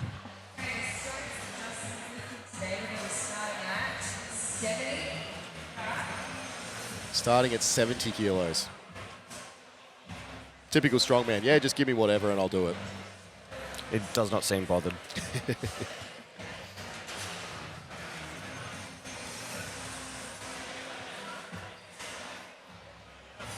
Just waiting for some direction from Kimmy here. Just making sure everything's all right. I think the hardest thing for the loaders at the moment is they have to pick up that stone to try to put it on, the platform for him to lift. So the loaders also have to be quite strong. I think it was Tim had a few words about that yesterday. He's like, I don't want to do this. He's like, I'll be a full day of loading and then I have to lift stones. Unfortunately, if you're also a strong man, you get roped into the heavy lifting. And shifting house. Yes. Lifting couches. There he is. That'll be 80. 90 Very kilos. easy. Okay, he's gone up 20 in that jump. So they're going to go reps at 90 by the looks of things. You see he's got that forearm protection on. You can see when he gets it centered to the front of him, he then lifts the stone and extends it. There it is, 100 There's kilos. that extension. There it is. And he's happy about that. The crowd's gone absolutely nuts. This is amazing. It's such a good platform for these guys and girls to be on. It's unheard of. Yeah. Like, you just don't see it, and it's so good to be able to bring them here and get them involved in this sort of thing. So, and Justin, again, being the man who knows about it. So we're going to try and catch him for a quick word about this. We're not sure if we've got time, but we're really going to try it. We'll just see if Buddha's going to be able to grab him before he runs away. You have been a formidable force. Bring all ability strength around here in Australia, mate. Can you tell us a little bit about it? All Abilities was just a way of getting more people with different ability to come into a sport and giving them an opportunity to compete and be part of the strongman world club, I guess. So. Yeah, that's exactly it. So they can reach out to you on Instagram. What's your Instagram handle? So All Ability Strength. We've got a website, allabilitystrength.com. hit me up and I'll find your comp and I'll get you going. That's exactly it. So if you know someone that would be interested in it and you have any ability, we want them to come down and grow this sport. Everyone and everyone. That's exactly it. Thank you so much, mate. Congratulations on the new world record. Good job Round of today, applause Justin. there for Justin Benecki. All right, ladies and gentlemen, we are on to event number 8. It's our last event, and this means that there's a lot of points to be left to be won. Okay, so I am checking. This will be, I will bring up the scoreboard very soon.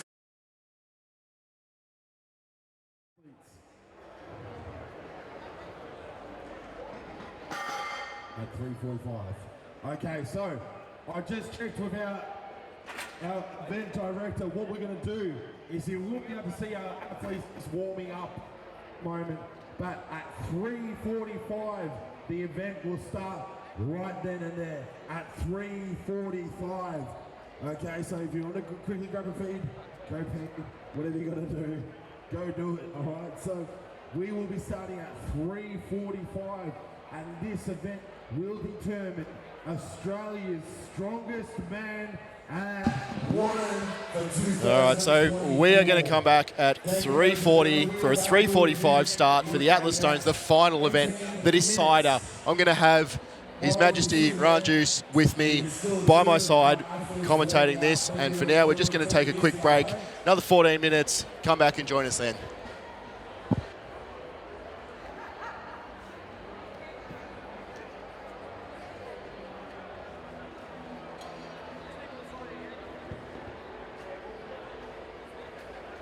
G'day there. We're down on the floor here on Australia's Strongest Man and Woman 2024.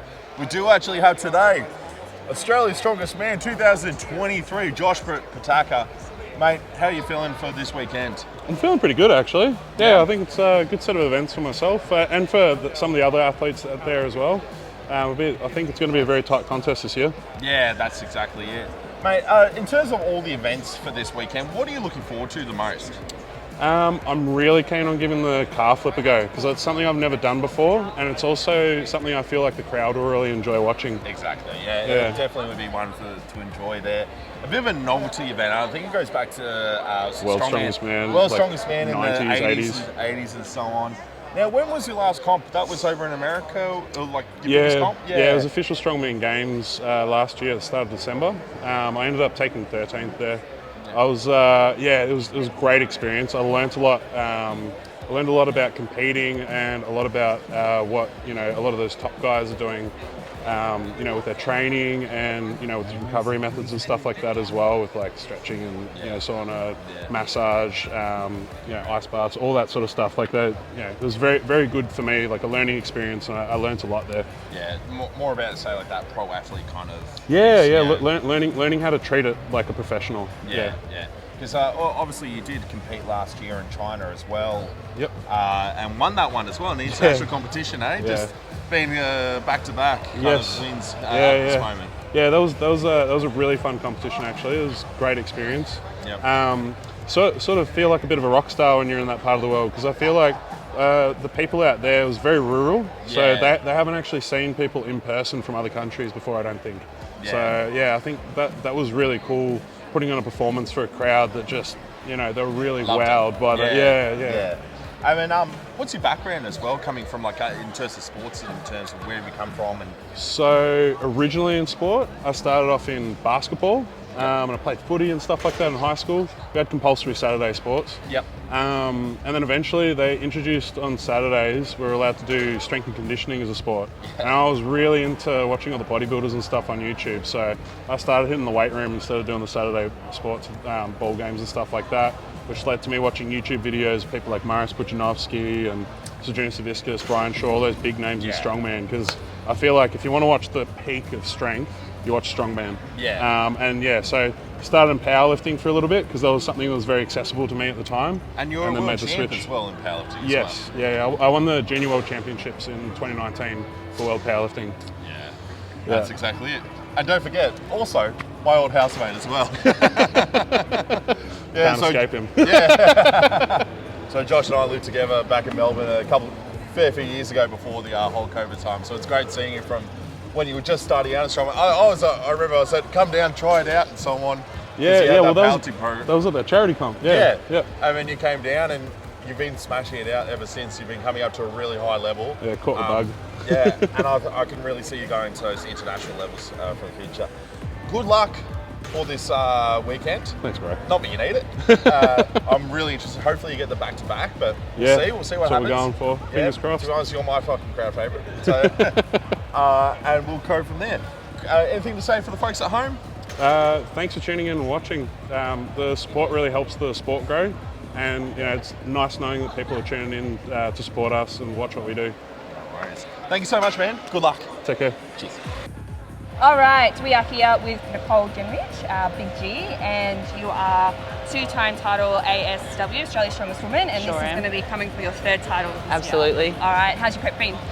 Good. It's been hard, but overall pretty good. Yeah? And it's been hard because you've got a little one at home? Yes. Yes. So juggling training and mum life and business life and everything, it's quite difficult. So You're a superwoman though. Yeah. I'm sure you're killing it. I do my best. Yeah. And what's your favourite event that you're looking forward to today? Oh, today I'm not looking forward to it as much, but kind of just want it over and done with is definitely the log press. The log press. Yeah, so I hurt my knee in training. So there's a little bit of nerves around that event today. So once it's done, I'll be happy. But looking forward to actually the flag raise today, because I've never done it. Yeah, no, I don't think I've done that. Yeah, so it looks interesting and different, and I think it's all about your technique and hanging. I think so. Hold Yeah. on. Yeah, that'd be a good one to watch. Grip and rip. Yes, I'm excited to see you on the stones though. 'cause Yeah, you're me a fan too. of the stones. Yeah. And what's your it's kind of your most one that you want to get out, but is that the log's going to be your least favourite for today? Yes. Yeah. Yeah. Okay, excellent. Yeah. All Who good. have you got in the crowds today? So I got my partner Mitchell, and I got one of my best friends Tamara. So they've flown down to watch, and our little boy is back home with my brother and sister-in-law for the weekend. And they got a little 10-month-old as well, so they'll be having a great time. Good time. Yeah. That's excellent. So you get a bit of a break. Yeah. Even though you've got the nerves coming on, but a little bit of a break. Yeah. So that's excellent. And what's your plans for after ASW? I'll be doing the log deadlift stone comp. Yeah. So, and I'm gonna attempt to break my world record stone again. So, Excellent. yeah. That would be super exciting to watch. Yeah. All right, well, I can't wait to see your performance Thank you. today. Thank you. And go get ready. Thank you. Smash it. Let's do it. Yeah. We're live here at Australia's Strongest Man and Woman here at 2024 at Sydney Auditorium. We're here with John Stefan Coco Kurabov. Coco, how's your training been for this? So far, so good. No knee goals. Been training well. Yeah? It's another training session today. Different spot, but same events. Yeah. I was saying before that you've been training a lot more for size this time, not really worrying about body weight. I'm trying, but I just want to look good, so I have to be careful. Can't have too many donuts. Only 6 a day now. Only 6 a day? Well, I think you're the only competitor I know that's actually had a sponsorship for donuts, eh? I sure did, for a few years actually. Yeah, for quite a few years, I remember that. Now, mate, what's going to be the event that you're looking forward to most? I know we've got that max log, and I know you love a good overhead. Do you reckon that's the one? Well, we'll see, I like all the events. Do love overhead presses, any overheads. I do love deadlift a lot, from memory, I haven't lost any deadlift events in ASM. Yep. So you're not going to start this today either? Hopefully not, but lots of newbies, youngsters, I would say. Yeah, youngsters. I mean, you are a WSM's competitor for multiple years. Yes. And that's definitely, I'd say, a world standard overhead that you've got there. I think it's going to make it a very, competitive class, that's for sure. And because there's plenty of us, so it's going to be a very interesting show, and the goal is to try not to make mistakes. Yeah. That's the thing. Be very consistent throughout the 2 days, and hope for the best. I think it's also coming from an experienced background. You don't have the. You don't let a mistake get to you as well. No, you move look on. to the next event. You move on. You move on. Try to keep your nerves down, and move on. Everyone makes mistakes, so as long as you understand that, move on. And there's a focus on the other events. If you don't win it, doesn't matter. As long as you put on a good show, you always have fans that will always support you. So exactly. It's a sport. Well, I wish you good luck for Australia's Strongest Man. You got anything to say to the folks at home? Just enjoy your donuts while watching us on KO Freebies from today and tomorrow. Hi everyone, my name's Hayley. I am here with Beck Chesham, aka Big Bird from Coal City Strongman. How are you feeling for today? Super excited, a little bit nervous, but stoked to be here with everyone. Excellent. How's your prep been up for the comp? It's been interesting. I've had a bit of a niggling injury, but today we're feeling pretty good. Ready. Alright, I know that you've been chasing that 100 kilo log in comp. Yeah. How are you feeling that today? Very hopeful. Yes. Very hopeful. Prep has been promising, so we'll see how it goes tonight. I am going to be cheering so hard for you. Who do you go out watching in the crowd? Absolutely love it. The crowd in here when you're competing is electric. Yeah. What events are you doing after ASW? I don't actually have anything in the works yet, so maybe a bit of back rehab and then we'll... Just resting? Yeah, Nothing probably. For the end of the year? My husband and I are running a competition. Oh, running, that's right. But no, not anything planned, set in stone yet. We'll see how the year goes. How you go. Excellent. What event are you looking forward to the most? Probably both overhead events. I love log and I do love a good medley. I've never actually pressed a ankle yoke before. Yep.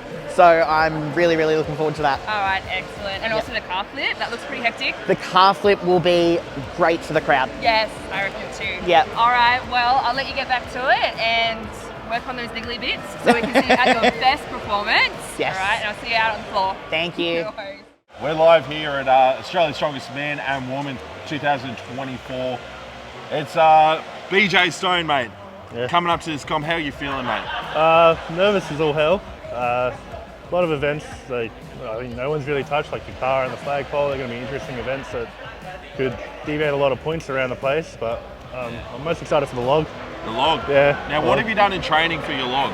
I hit a 195 a couple of weeks ago. Okay, and that felt good? That felt good. I walked it around a little bit, but uneven surface in the backyard in the rain. Yeah. I mean, you've got to take it for a walk sometimes. Yeah, that's it. Yeah. Plus, the crowd loves it as well when it goes there. You go, yeah. They get it.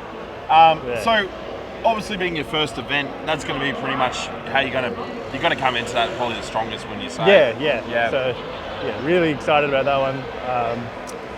Once that one's out of the way, I think nerves will settle and definitely. It's just game on and with what I've got to do. Yeah. Now, how are you feeling about the Farmers Walk for being the second event there? Well, my farmers are notoriously very bad. Why's that? Just, I had shin splints for years and didn't train them, so just Is it behind grip, the do you eight ball. think, or is it just more the It was initially grip. coordination? Or? It was initially grip, but I think we've pretty much got that down pat and not close to the standard of these boys, but still not quite there. Yeah. But just my coordination with the gait pattern. Yeah. It's just not there. Yeah, well, there's plenty of boys that you can just copy off, because I've seen some of these fellas go fast. I mean, when you're talking about someone like who talked for a fast carry would be someone like Jordan Osborne. Jordan Osborne, he's insane. I call him the speedster of strength, because he's just so just strong but so quick and through that as well. So, but you know what, I reckon you can give him a run for his money with an overhead like that you're throwing around at the moment. I mean, I think it was from memory, you do a 400 kilo safety squat. My notorious one where I fell through my shed. But, that's ridiculous. And you're from Adelaide, is that correct? Yeah, Adelaide, yeah. And so where do you train out of Adelaide? So mostly at home. Yep. Just in my backyard. So just a classic home gymist? Yeah. But other than that, I'll train at Strength Lab, which is owned by Pat Morrison, or just at a little like CrossFit box type gym. Yeah, just whatever you need, essentially. And then coming into this comp, definitely you probably use the Strength Lab a little bit more sometimes, I imagine. Especially for stones and stuff like that, because my stones at home aren't sealed and they get dirty from being outside. Exactly. So, what do you do for your living as well? Like, what do you do for a living, job? So I'm a strongman coach. Yep. I actually coach Jordan Osborne. Oh yeah. And I'm also a window fabricator. Okay, nice. Yeah. Nice. Well, mate, being was it your second biggest comp you've done so far? Was it you did Beast of Burden up in Queensland from memory? Yeah. So you're coming into this. Well, I'm kind of excited for you. I have seen your overheads, and you are a strong lad. So we're definitely going to see a interesting performance and see how you go against the other big boys. And it should be good. Yeah, give them a run for their money, eh? Yeah. No events is going to be fun. Yeah, that's exactly. That's all we want you guys to have. Yeah, mate. Do you have anything to say to the folks at home, or? Want to say good day to any of your family or anything like that? I'll say good day to my wife, Bianca, and the daughter, Phoebe. No worries. Yeah, apart from that. That's easy. No worries. Good luck for everything. Thank you. We'll, looking forward to seeing you perform. Yeah, thank you very much. No worries. Cheers, mate. All right, I am here with Nick White. Nick is usually an 82 athlete and she's stepping up to the Opens today to compete for ASW. How has your prep been in leading up to the comp? It's been a little bit up and down, in all honesty, battling a few injuries, which isn't ideal, but hey, you just keep going and see what you can do. Yes, I heard that you did like a killer performance last weekend at Big Fest though. Yeah. And you're feeling still recovered from that and ready to Yeah. go today? Yeah, we'll see. Just the warm up for the big show, I guess. So. Excellent. And what's your favourite event that you're looking forward to today? Farmers, always farmers. Always farmers. You're speedy on the farmers? Usually, yes. So, I mean, injury hopefully won't set me back too much, but hey, we'll just see. Comp hype always helps. So Yeah, that's it. I'll be yelling for you. Thanks. All right. What's your least favourite event? Stones, they're just way too big and way too high now. This So little high. tiny small girl. Yeah. That's okay. We'll get you some like extra platforms. Hey, I already wear my Deadlifters. platform bands and hey, they don't even help They me. don't So. help. That's too funny. All right then. Also, who have you got in the crowd watching you today? I don't actually really know. I guess anyone. I'll just say hey to anyone. Say but, anyone? Yeah. And you want to say anything to the folks at home? I don't know. Let's bring it. Let's bring it. All right. See you on the floor. Thanks.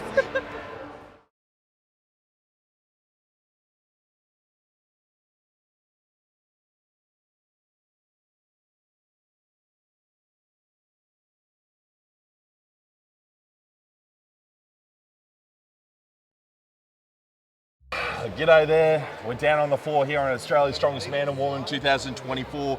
We do actually have today Australia's Strongest Man 2023, Josh Pataka. Mate, how are you feeling for this weekend? I'm feeling pretty good, actually. Yeah, I think it's a good set of events for myself and for some of the other athletes out there as well. I think it's going to be a very tight contest this year. Yeah, that's exactly it. Mate, in terms of all the events for this weekend, what are you looking forward to the most? I'm really keen on giving the car flip a go because it's something I've never done before, and it's also something I feel like the crowd will really enjoy watching. Exactly, yeah. It definitely would be one to enjoy there. A bit of a novelty event. I think it goes back to World's Strongest Man, World's like Strongest Man in 90s, the 80s and so on. Now, when was your last comp? That was over in America, or like your biggest comp? Yeah, it was official Strongman Games last year at the start of December. I ended up taking 13th there. I was, it was a great experience. I learned a lot. I learned a lot about competing and a lot about what a lot of those top guys are doing. With their training and with the recovery methods and stuff like that as well, with like stretching and sauna, massage, ice baths, all that sort of stuff. Like that, it was very, very good for me, like a learning experience, and I learned a lot there. Yeah, more about say like that pro athlete kind of. Learning how to treat it like a professional. Yeah. Because obviously you did compete last year in China as well. Yep. And won that one as well in the international competition, eh? Just being back-to-back kind of wins at this moment. Yeah, that was a really fun competition actually. It was a great experience. Yep. Sort of feel like a bit of a rock star when you're in that part of the world because I feel like the people out there was very rural, so they haven't actually seen people in person from other countries before, I don't think. Yeah. So I think that was really cool, putting on a performance for a crowd that just they were really wowed by that. Yeah. I mean, what's your background as well, coming from like in terms of sports, in terms of where have you come from? And so originally in sport, I started off in basketball, and I played footy and stuff like that in high school. We had compulsory Saturday sports. Yep. And then eventually they introduced on Saturdays, we were allowed to do strength and conditioning as a sport. And I was really into watching all the bodybuilders and stuff on YouTube. So I started hitting the weight room instead of doing the Saturday sports, ball games and stuff like that, which led to me watching YouTube videos of people like Marius Bujanovsky and Sergio Saviscus, Brian Shaw, all those big names in strongman. Because I feel like if you want to watch the peak of strength, you watch strongman. So started in powerlifting for a little bit because that was something that was very accessible to me at the time. And you're a world champ as well in powerlifting. Yes, I won the Junior World Championships in 2019 for world powerlifting. Yeah, that's exactly it. And don't forget, also my old housemate as well. Can't escape him. Yeah. So Josh and I lived together back in Melbourne a fair few years ago before the whole COVID time. So it's great seeing you from when you were just starting out as strongman. I remember I said, come down, try it out and so on. Yeah, you had yeah. Well, that that powerlifting program. was at the charity comp. Yeah, yeah. And then you came down. We are back. We're here for the last event of the whole competition.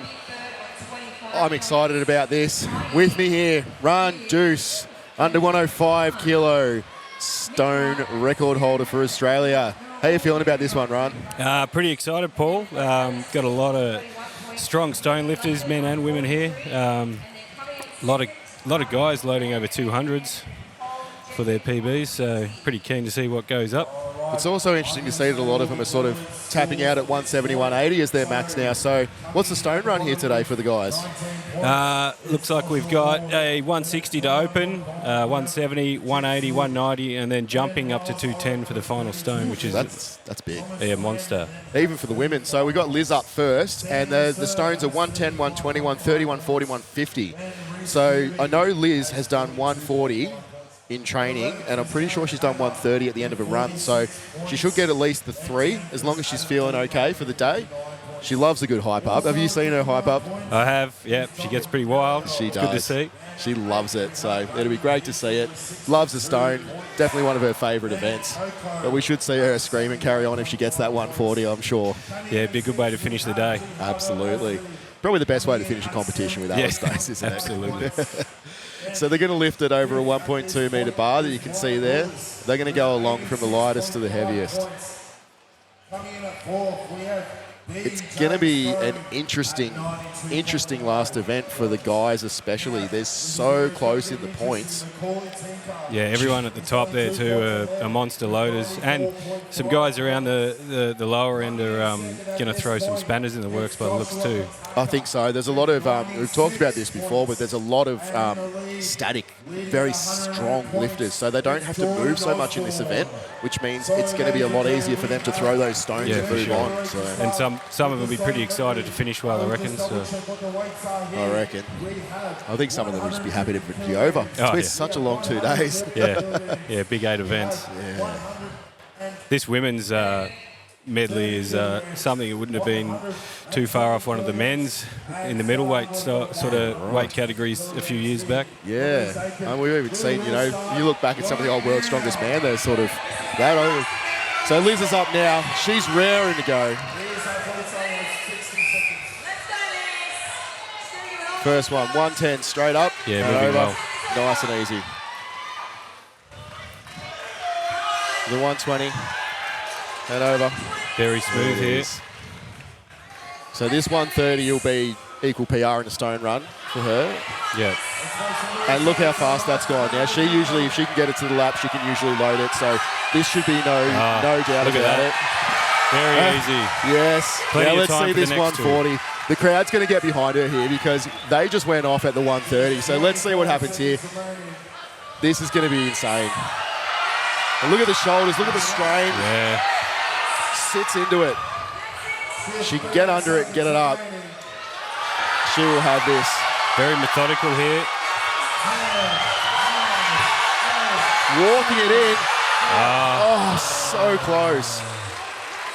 She won't be disappointed though. That's such a massive effort to finish off the comp. It is. That was so big. And she's just stepped up from the 82 kilos as well. So yeah, one of the frightening. lightweights. All right, so Alira will be up next. And have you seen Alira's performance? I have. The thing that blew me away was probably the log lift to begin because a lot of power coming out of that. Yeah. And once she got rid of the jitters, which she clearly had at the start, she was just throwing them up. She'll have another 20 kilos in the log in no time. She's got a lot of height for this event too. Yeah, that'd make it a lot easier. She's definitely got almost a head taller than Liz there, so definitely makes it easier. I hope she keeps her hair out of the tacky. Yeah. That could be a bit ouchy. Nothing on that 110. Really easy. There we go. Big Bird giving the crowd a G up. You get behind her. Pretty comfortable here. Yeah, 130 up now. You see the girls watching on in the background, waiting for her. And there's the 130. Ooh, just over the bar there. Yeah. big stand or submit stones are extremely awkward, hard to pick up. So a bit of tacky on the hands to keep that grip in there. You can see she's got the forearms taped to keep them off the arms as well. So yeah, some people prefer that. Some people prefer the bare arms and the pain. I think one of the big things that people don't realise with stones is the heavier it gets, the diameter increases too. So you're not just fighting weight, you're fighting the size of the stone. That's exactly right. And I've seen you doing some fancy training for that back when you got that record. Yeah. The McNarleys. Yeah, that's it. Big Swiss ball with a barbell out the front. You can train for stones without stones. It's an interesting concept, isn't it? It Training is, without yeah. the implement. So Big Bird up now. She's got a bit of an injury on her calf, but we'll see how she goes with this. She may struggle just working around that injury though, and it's been a long couple of days, as we said. So yeah. It's just fatigue and pain, and she will grit her teeth and get through it as much as she can, but it's going to hurt. That one's moving easier than the first. There it goes. She'll definitely want to finish this faster than the other two. Not sure if in the rules they were doing split times or if they're just doing flat out numbers. So usually we'd see something like a split time of when it hits the ground on the other side, just to break up the points so that you don't have too many draws. Yeah, she's having a hard time with the pick here. It is a monster stone though. It is. A little bit wobbly, but she'll be right. She'll get back into it. 15 seconds to pick it and load it, which is not too bad. And done. And a great effort all weekend from Big Bird. Pushing through a lot of pain there, obviously, and just not quite getting that third stone. Must be a lot of people feeling fatigued by this point. Oh, I feel fatigued by this point, and I've sat down the whole weekend. Now, Nick White, great stone lifter, a bit shorter though. Yeah, the extension's a killer here for the shorter ones. When you see her lift, she's almost got it entirely up at head height. Yeah. And she's pushed through that limitation of her height to then be able to lift it up. You can see that bar's sort of, chest height there, whereas on a lot of the other athletes, it'll sort of be the top of the belly, lower sort of rib cage and stuff. So it can be much more difficult. You've got to get that stone so much higher, and it's just so much more difficult to extend once it hits your shoulder height. Yeah, breaking it out of the hips nice and quick's the only way that they're going to go up when you're a bit shorter. And look at that. Great extension. There you go. Beautifully fast. Even the strength to get it through the knees and the pick when you're a little shorter. That's right. There's not as much room between the legs there, so it can be harder to sort of sit it into the lap.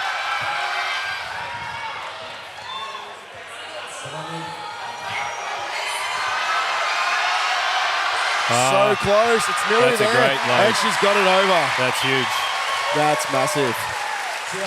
Not a huge difference in the size of these two stones, but there's an extra 10 kilos, so it makes all the difference. Yeah, correct. I believe the 140 is the same diameter as the 130, and then it jumps at the 150. But the extra 10 kilos is huge. It is. And you can see it there. She's just struggling. Giving the stone a little cuddle. Yeah. And happy with that. And she competed last weekend as well. Yeah. In the 82 kilos. Yeah, so she's a monster. She's a monster. She's one of the smaller girls as well. So there's three of them that are 82 kilo class women in this Opens competition. And it's not their first time doing well at ASW either. Absolutely. Now Sarah out of Geelong, she loves stones. Saw her put up a 140 not too long ago. So similar to Liz, she's struggled with the 140, but she got there. Yep.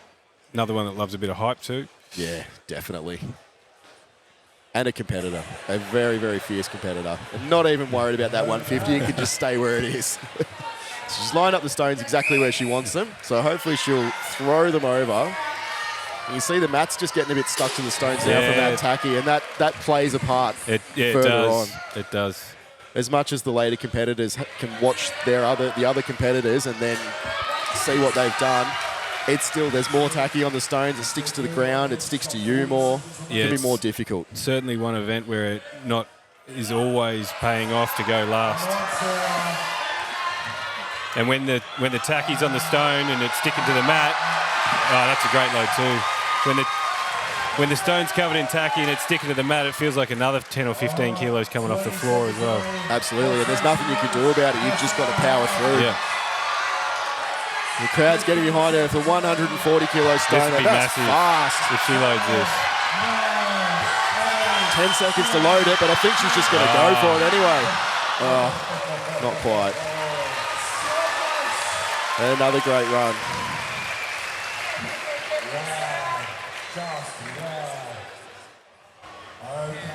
Big job resetting these stones too for the guys.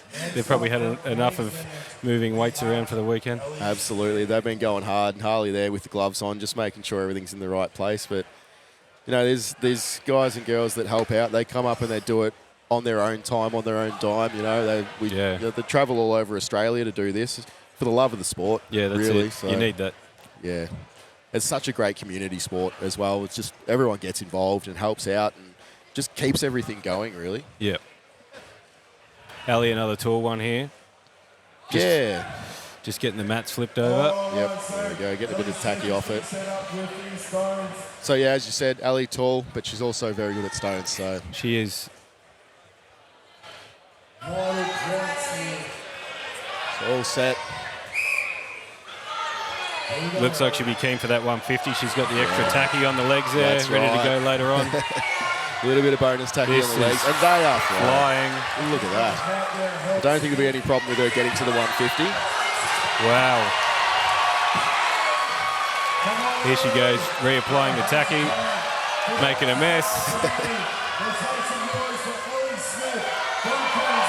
But it's the last event of the day, so you might as well do it. That's it. You've got to go hard. Easy pick there. See her rolling it in, getting that tacky on there. And over she goes. And the crowd is definitely behind her there. 150. She's pretty pumped here.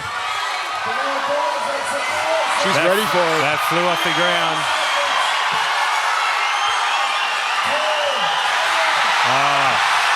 What a great run. Oh my gosh, the noise in here is unbelievable. We have a full house now. And oh my gosh, not a silent person in the place. It is unbelievable. And she finished that run.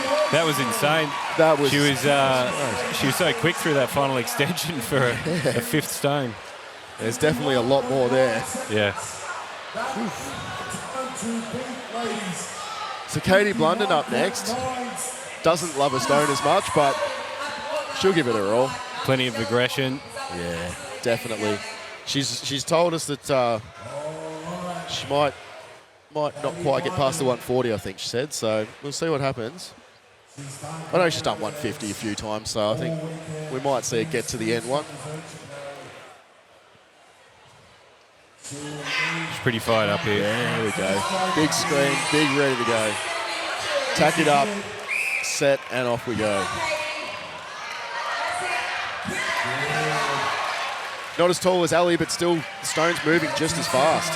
Yeah, very aggressive through the extension. A little bit more of an upright front squat style position in the extension.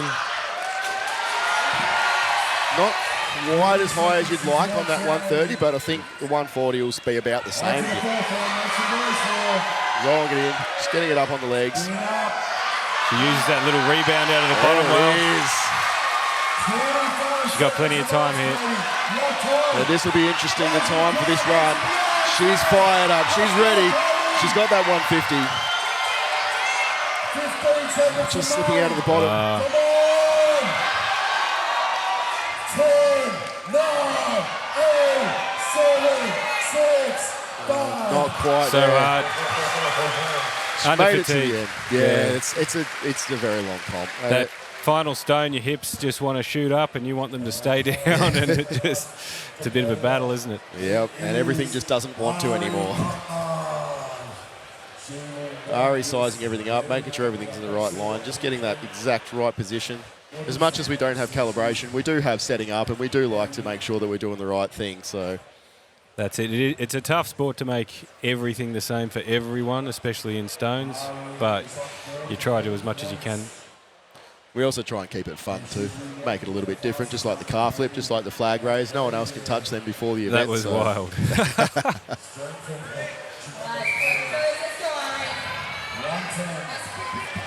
Up on the first one, great little jump in at the bottom there to get under the stone. She's moving fast. Not as tall as a couple of the other girls, but she does have a monster deadlift, which helps. Absolutely. And she's a fierce competitor, just like the others are, but she's just, look at her. She's Quick reapply. Absolute disrespect for the stones, just throwing them over.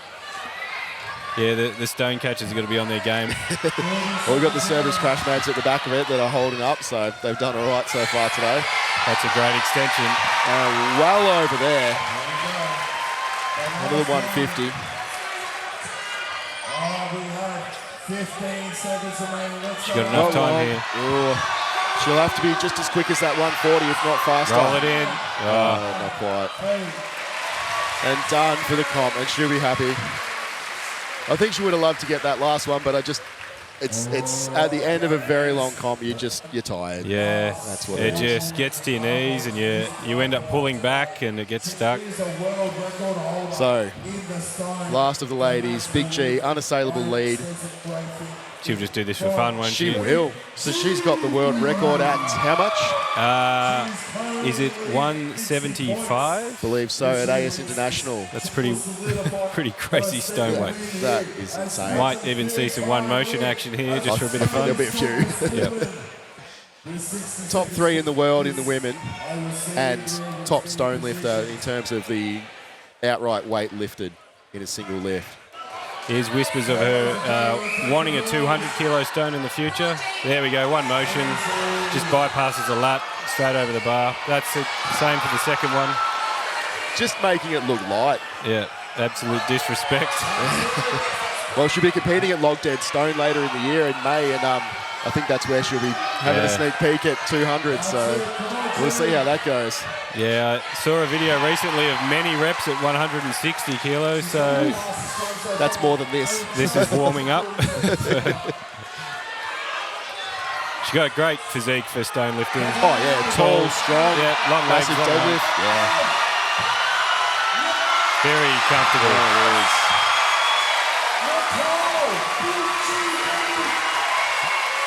She's And the pretty winner. amazing. That's Australia's strongest woman for 2024. Again, unsurprising. Very happy there. Yeah, she's one of a kind. She is. All right, so the guys will be up next, so they'll reset, put the new stones in. This is going to be huge. It will be. 17 athletes. Looking through the list, a lot load over 200 kilos, which is pretty wild. And we've got a record holder as well in the mix. Yeah, he's one that could throw a spanner in the works down there. He's not high up on the ladder at the moment, but he's certainly one that could blast through this and maybe change the points up a little at the top. I think we'll see that from a few. You know, we're sort of sitting there with Jordan at a reasonable distance ahead, but you never know. Yeah. And Vijit sitting there.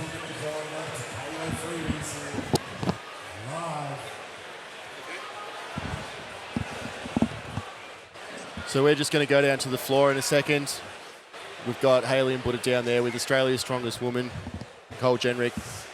Who's going to have a chat to her now.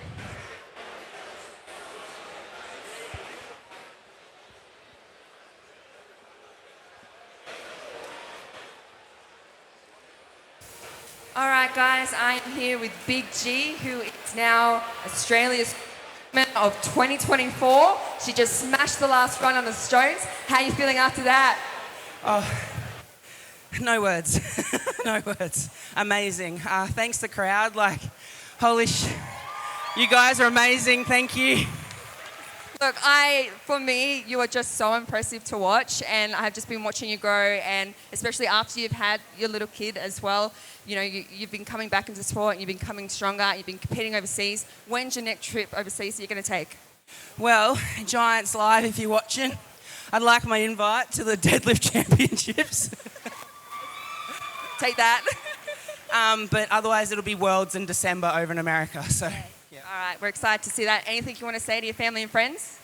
Oh, just thank you for the support. It means everything. And to the family and friends that came down to support me here as well. Thank you. All right, back to you guys at the commentary desk. A very happy Nicole Jenrick there. Australia's strongest woman 2024. She just keeps on Keeps on giving, doesn't she? Yeah, it doesn't look like there's a ceiling to her potential. These stones are looking absolutely massive out here. That 210 on the end either is very brand new or has never been loaded. I think you'll probably find it's both. It's very shiny, isn't it? Mason's polished his big balls there really well. Right, a bit of extra protection as well on the ground. You can see the diameter size just blows up at that 210. I think it's a 22-inch diameter, which is absolutely massive. It's probably a bit hard to see on the screen, but how does the diameter change it?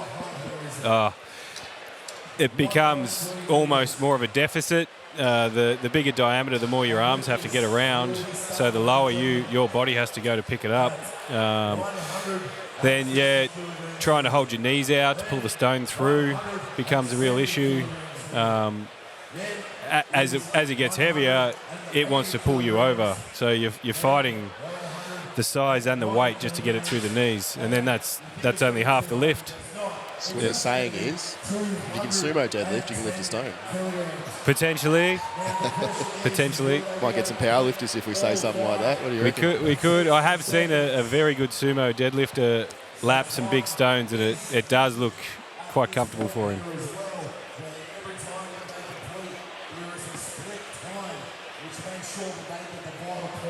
Boys are all looking pretty fired up out the back. Yeah, they'll be ready to go.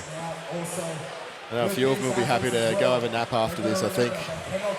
Maybe some barbecue, a couple of beers, and just relax. They're in the right spot. Yeah. The big monkey man. The big sleepy monkey man there. Josh Bourne up first. He'll be looking to have a bit of fun here, I think. 160 kilos is the starting weight, going 170, 180, 190, 210, and I think his max was either 170 or 180. 180, so, yeah. So he's got that 160 fairly convincingly. The bar height goes up to 1.3 here too, which makes it a little bit more of a challenge again for the guys. It does, especially the shorter guys. And, I mean, he's not a shorter guy. Let's be honest, he's a big dude. He is wide. But that's why he looks shorter. Yeah.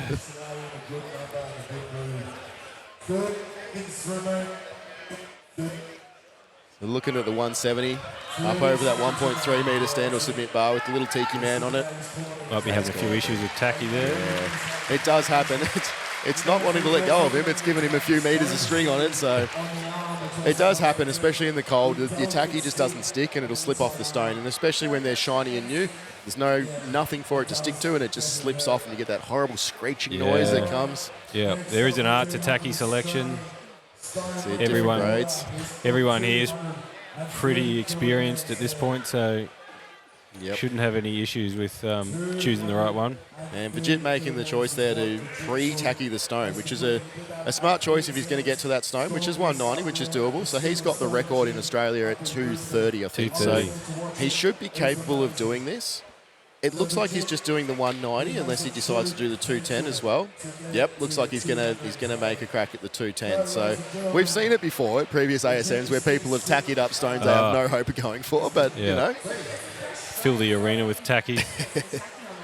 But again, it's that final event. You're 7 events in already, and you're going to try and load a 210 kilo stone. Well, we hope we see it, and no more cramps. Just getting some salts in. That's it. And he wants this. He wants to finish this on a high.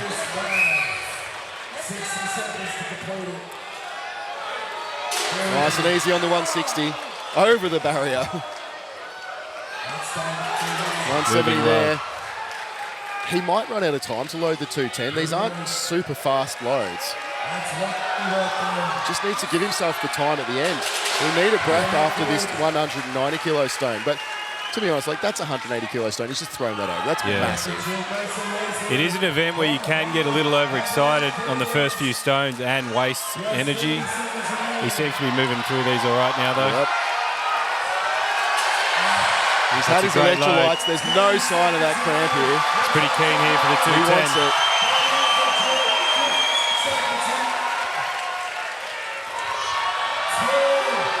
seconds to load it. Just difficult breaking the floor. And you can see his hands slipping off as well as having difficulty from the bottom. And as you said, it's easy to get overexcited on the earlier ones, but I think he didn't have the speed to get through it. He's probably got the static strength to get it, absolutely no doubt. But blasting through 4 stones, very heavy stones before that, it takes it out of you. I think we heard that screech of tacky you were talking about earlier on the final stone, which is where, like, it's one thing to apply tacky to the stone, but if the stone's cold and the tacky's cold by the time you get there, it can cause a few issues. Goes back to being rock hard as opposed to sitting on your hands when it's nice and warm. And there's quite a breeze blowing through here as well, so it's not really going to help them, especially the guys with no shirts on. Next up from Queensland. The crowd love it though. Oh, of course. So Miles Orrid. Let's go, Miles. Another strong stone loader. Hasn't got huge arms and legs as far as lever length, but he's got great technique though.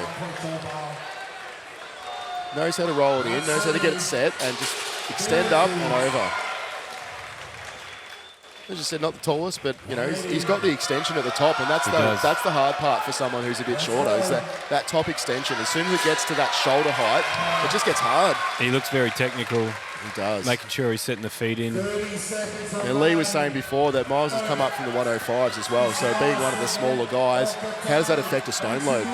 And it's a huge step up going from 105 weights to open weight. Well, ASM weights. 190 just slipping between his legs. As you said there, it's the bigger diameter, and you've got to get your legs a bit open, just that extra couple of inches, and it's just difficult. So, and look at him, big smile on his face to finish out Australia's strongest man, and he'll be happy with that. I think he's just happy to be here. He's had a great comp for stepping up from the 105s. Absolutely. Now we've got old mate Sammy Alyssa. Seen a little bit of a pec flex there from Sam. He loves it.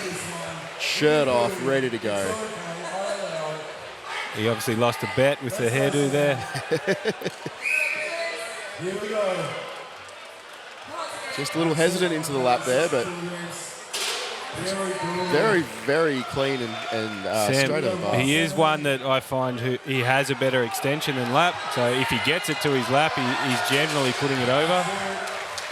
He definitely has that strong extension. He's getting those over with ease. So it's good to see. And it's good to see him bounce back from the injury. I know I've harped on about it a bit today, but these things are very taxing on your body. And especially if you've gone through rehab for the past 18 months, 2 years, and for him to get back to this level is just amazing. So. Yeah, and it's a sport where you've got to love it to keep going. He obviously loves it. Someone just put the brakes on there in the extension. 180 kilos though, so it's not an easy stone, but he's loaded the 170, which is great. And he's happy. So we'll have Reece Kirby up now. Have you seen him load stones? Not loading stones, but I have seen him this weekend, and he is very strong. Hang on, we got Jihad out here. Very solid. Jihad is a man I have seen load stones. He's performed very well. And he is very good at it. That's not Jihad. He's jumped the gun. Who is it? It's Reece Kirby. Cool. I thought so. I've got Jihad way down the line. So Reece Kirby up now. He's got the platform on his belly for it, that's for sure. You can get it past that. We should see some of these stones absolutely launch over here. 160 kilograms there. It's just the difficulty there. So he looks like, oh no, into the bar. Just a bad technical mistake, really. That would have gone over for sure. Quick reapply the tacky. He's already blown the shirt apart. That looks a bit better. Does. There we go. No mistake there. He's an absolute monster of a man. Come on, Reece, let's get number 2 up. 170 kilograms. As long as he doesn't step too far forwards. And I think when you're saying he's a bigger dude, and it's pushing the stone out forwards as well. So. Yeah, it is one thing that makes it a bit of a challenge. The stones ends up further out on the quads. Yeah. See him muscling it around the belly there. A little bit tough for him. He's got the 160, so that's all right. That's not too bad.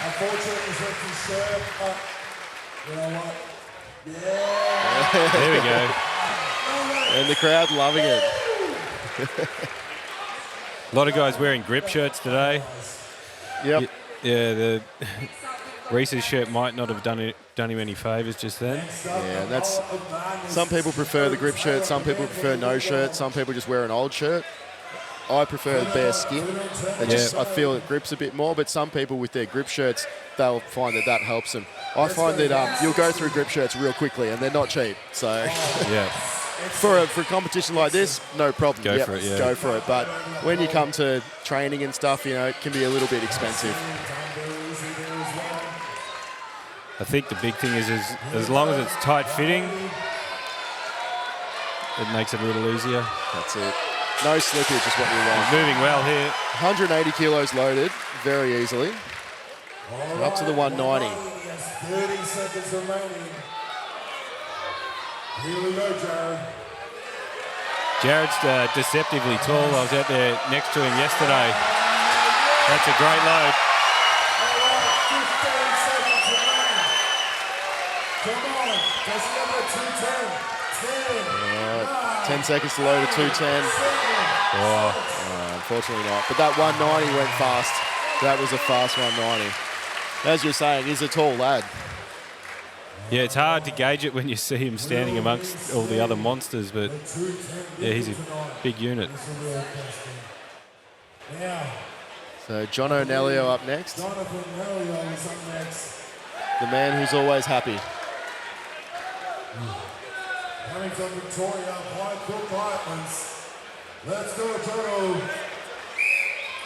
160. Nice and easy over the bar. Looking to move through pretty quick here. Yeah, definitely. Got the roll in. Yep.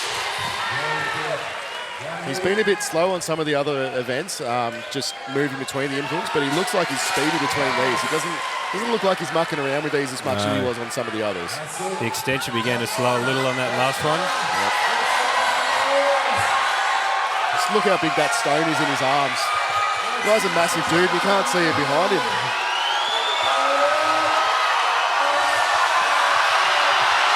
That's huge. Well done. That's a fight. That was an absolute fight. There was no way he was letting that get the better of him. Not with the crowd behind him like they were. We'll see him give a crack. Nah, he's going to call it off. That's a great insane. run. A good extension like that goes for about 5 seconds, but it feels like it goes for about 5 minutes when you're in the middle of it. Absolutely. You start seeing stars, pain shooting through your chest, your arms are starting to slip off the stone, you're starting to feel that pain, and you know that you're going to be sore tomorrow, your whole back's starting to hurt, but he kept going. So Adam Fulgrave used to be a rugby player. I would hate to run into him. You know, I wanted to play rugby once, and then I had a guy who played rugby. He was at one of the strongman classes I was running, and he came running full pelt at me, and that was the second I decided I didn't want to be a rugby player anymore. Yeah. 120 kilos of 6 foot something guy running at you. No thanks. Yeah, strongman implements are much safer to play with. Exactly. He's rolled in the first one there.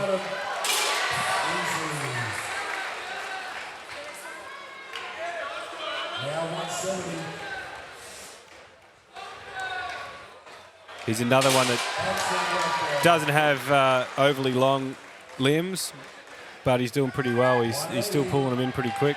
He's able to get that extension up and over the top, and that's the bit that matters, especially when you're that shorter athlete. So 180 kilos. Getting a bit stuck to the stone there, a bit too much tacky on him. Easily over. There isn't even standing room left here anymore. It's just, there's people absolutely around here. They're just getting behind the athletes. It's amazing. That's a great lap. Not quite there. But a good run. He's done a good job. He's going to finish mid-pack by the looks of things. So that's a really good run. Bradman Houston up next. Have you seen Bradman lift stones? Not stones. I've certainly seen him deadlift. He's got the lever length for stone lifting. Nice and tall, long arms.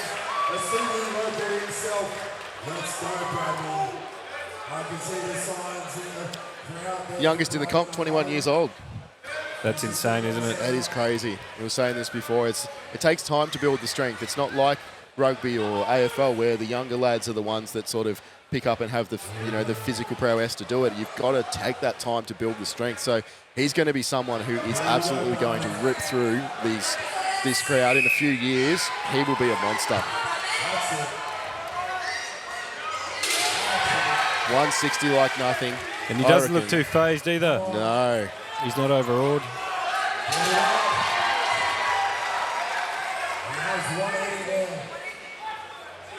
BJ and Jihad watching on in the background, making sure they know what they're up against. Very long legs.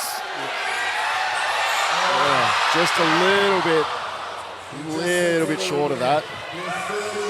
And that wasn't a strength issue, not at all. That was just a technical issue again. You've just got to get that stone on the bar and over. It's a very forgiving bar, this one. No round bar, it's a nice square one, so you can sit it on the corner and roll it over.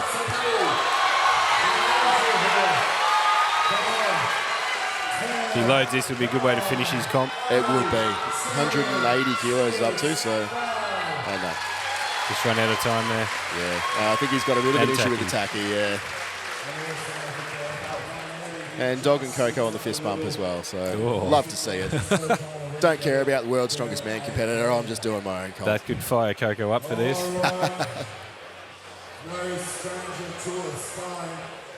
Coco's another one with a great extension. Absolutely, and a world level competitor as well, so should run through these pretty easily, but he's had a bit of a different comp than we'd have expected. He's still mid-pack, so yeah, we'll see how he goes. It might get him a few points, it might get him up there. It's not going to get him a podium, but it might get him back up to sort of 4th or 5th place. Yeah, the flagpole really hurt him yesterday. Yeah, that was heartbreaking to watch. 160 up and over. He's definitely got a good stone collection up there at Coco's gym that he runs in the Gold Coast, and he's got that slipped out. Bit of a malfunction there. Yeah, has he just not got the right tacky? Maybe he's got that Queensland tacky. Yeah. A bit harder. I did hear a few of them complain about the cold weather here. Oh, well, you come south, you've got to expect it. Yeah, you can see it there. It's just slipping off. And he's going to struggle, and that's what's going to happen. The tacky just doesn't stick. It hardens up. So we have something like the grade 3 tacky, which will be perfect for the warmer climates, but as soon as you get in a cold area, it just hardens up. It doesn't warm up. It doesn't stick to the stone, just like tree sap. So it'll slip off, and still just not able to get it. He won't be happy. He will not be happy with this comp, I don't think. And for every good reason, I think. So he'll be back. Absolutely. He's not here to not be here. So Jihad up next. As I said before, good stone loader over there at north side of Melbourne. Yeah, I think I've seen Jihad load at 205. Very explosive. Big legs, look at him. He's another one where the extension seems easier than the pick. So if it goes into the lap, he's putting it over. He's just got the ability to launch, doesn't he? There it is. Look at that. Very wide stance coming into that, so a lot of step in there.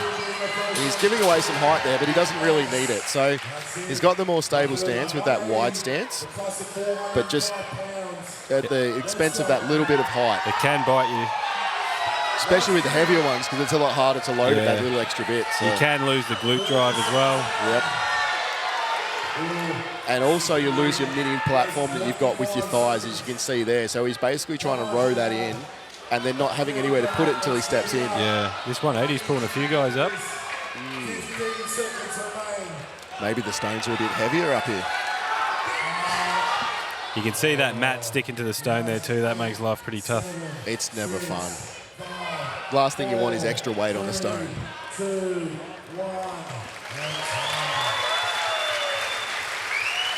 And done. An overall good comp for Jihad. So Not exactly sure what the placing is going to end up like here, but we've seen a few of them stick to that third stone and some move on to the fourth.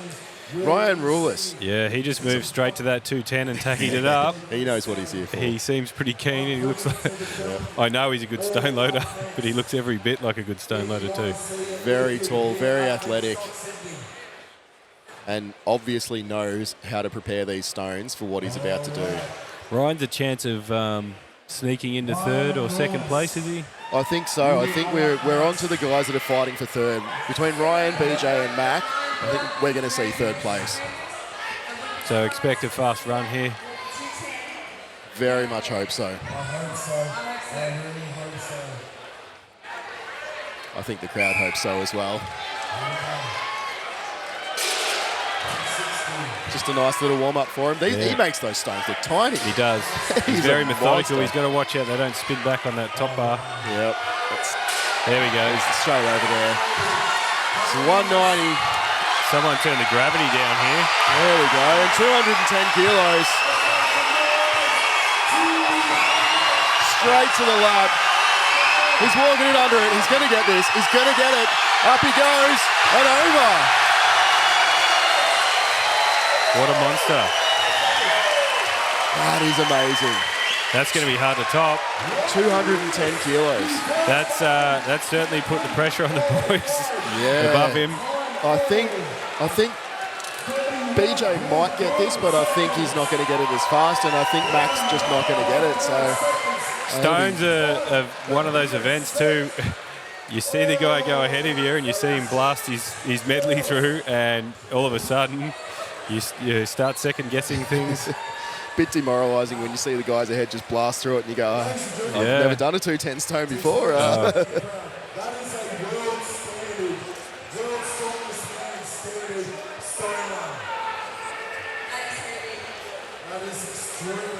So we see some heavy stone runs up at the world's level. How does this compare, Rob?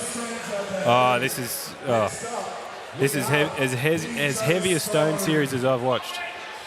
I think at the Arnold Classic there was a 210 to finish one year in the pros. At a pro level? Yeah, at a pro level. At the Arnold Classic, which is invite only? Yeah. There you go. I think from memory, one guy loaded it. Well, we've had one guy so far, and let's hope there we go. Motion of a 160. Might see another one in. That is insane. Close enough to it, just a little jump.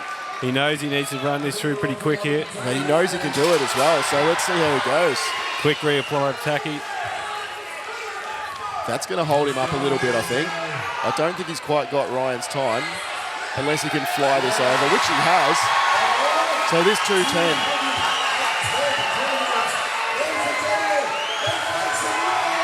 These guys are just disrespecting these weights now. He is. Just shy of the bar there. I think he just can't get the grip on that stone. I think that's all it is. If he can get the purchase on it, he's got this up and over. Just slipping off at the bottom there. Missed his chance there. He was so close. He was so close. He's proven to be an absolute weapon this weekend. He has. He's just showing what he's capable of. Really disappointing farmer's run. I think Lee was saying before that his grip's just not quite there, but as soon as that catches up, like from all the things we've seen this weekend, he's a podium finisher. Just that one event. Yeah, very close to the full package, isn't he? Yeah. Just get the grip sorted. A couple more years of strength training and he'll be up there. So the crowd favourite, Big Mac. Big, sexy Mac. He's got the gear off. He's pacing around, ready to go. Third last competitor of the competition on the stone load. 160 up to 210. Let's see what he can do. Got the headphones in. Yeah. I bet he's got some Disney tunes blasting in there. Getting a bit of salts. Getting a bit more salts. Firing up that nervous system. And here he goes. He's out here, he's ready. Step in, Big Mac, it's your time.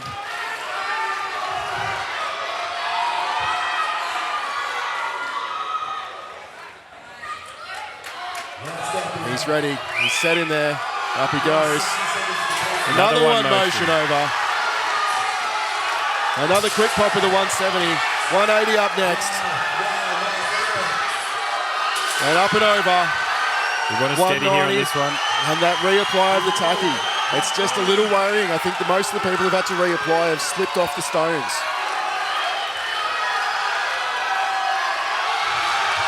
No problem with that one. There we go. Now the 210. He's looking for it. He's looking for it. One more.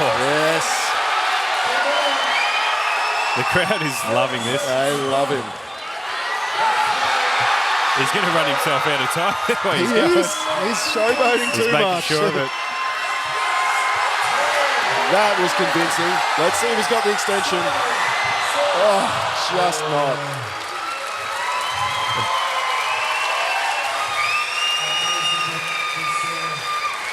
What a showman. He is. He's a great strong man. He's a top tier athlete. He's a top tier bloke and he's a great showman. He is, and he's bigger than last year, isn't he? Oh, he's massive. Yeah. He's grown so much. I've seen him over this years. I wouldn't be surprised if he put on 20 or 30 kilos in the year. Even the way he went through that log press yesterday, looking much stronger than last year. Yeah, definitely. So, Josh and Jordan, they don't have an unassailable lead, but they do need to make sure that they finish this stone run, or at least get the 190. I think they're doing split times on the stones, so they'll at least need to get the 190 in a decent sort of time. Given that the last few dudes have actually loaded that 190, they're really going to have to actually hustle through these. They can't afford to sleep on it, and Australia's sleepiest man needs to wake up, which he does quite well. Oh, and he's just fumbled with one motion. It is hard. That's what I was saying earlier. When you see the guys ahead of you do so well, it can play on your mind a little. You start to rush things. Even an experienced competitor like Josh, it's still just that tiny mistake. That could cost him. You generally have more time on your hands than you think as well. Yeah, and I think that's what he's doing. He's rushing that, but he's got it. He wants it. Yeah. Do you think the crowd wants you to do it, Josh? Oh, I think you've got your answer, buddy. Hope he's got enough tacky there. And he's going the shiny side of the stone. I hope there's enough tacky on there. Not quite. Bad luck there. A good run. A good run. He's a great showman too. He is. Bit of a crowd favourite. So Geordie up next, the last man. Currently in the lead. Just needs no mistakes, really. Pretty much. All the way through to 190. No mistakes, a decent time. Should get him in the lead. Keep him in the lead, I should say. Keep him there and win back his crown. I feel like he's got enough of a lead just to take things nice and smoothly. Don't rush. And that's what he needs to do. He needs to make sure he finishes that 190 stone. Everyone wants the 210, but for the title, he just needs to do what he needs to do.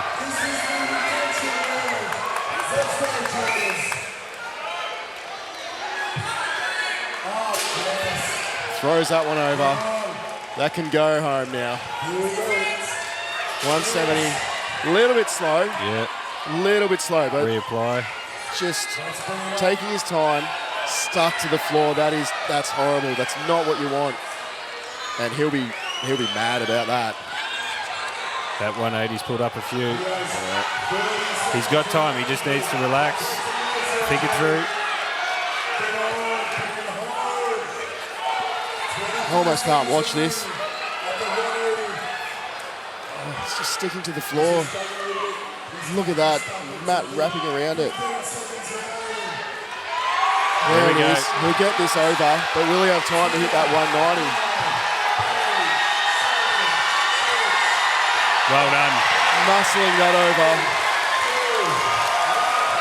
That's tough.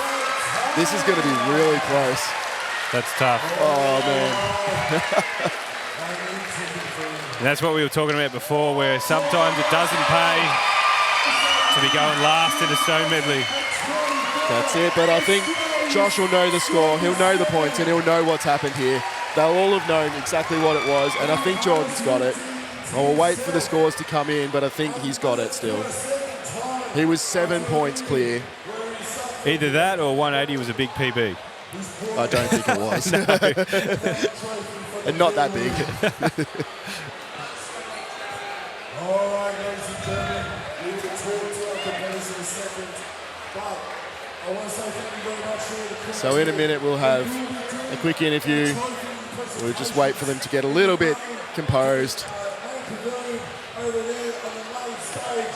So grab the line, get out home. And we'll wait for these scores to come through as well to make it official. For strikers, strongest man, Loaders just do not stop, do they? Straight back into it. Have you loaded before? You've loaded I have, before. yeah. And you know how hard that is. Yeah. JJ's just looking like he's ready to go have a nap. Kyle's just got stuff on his shoulders, just ready to carry it around still. So that's the classic. Grab the pad, hold it for a while. Yep. Nice and light. You don't have to carry the weights then. And Kimmy doing the hard yards with rolling stones. So a massive effort all weekend from all the competitors, all the loaders, and even bigger effort. All the crew. We're all very glad that this is over. We love the events, but it's been a long weekend. I know I'm tired, but it's been so exciting. Yeah, loved every minute of it. Gets more and more wild each year, doesn't it? It does. Car flip. How are we going to top it next year? What are we going to do? I'm sure Mason will have something up his sleeve. Oh, no doubt.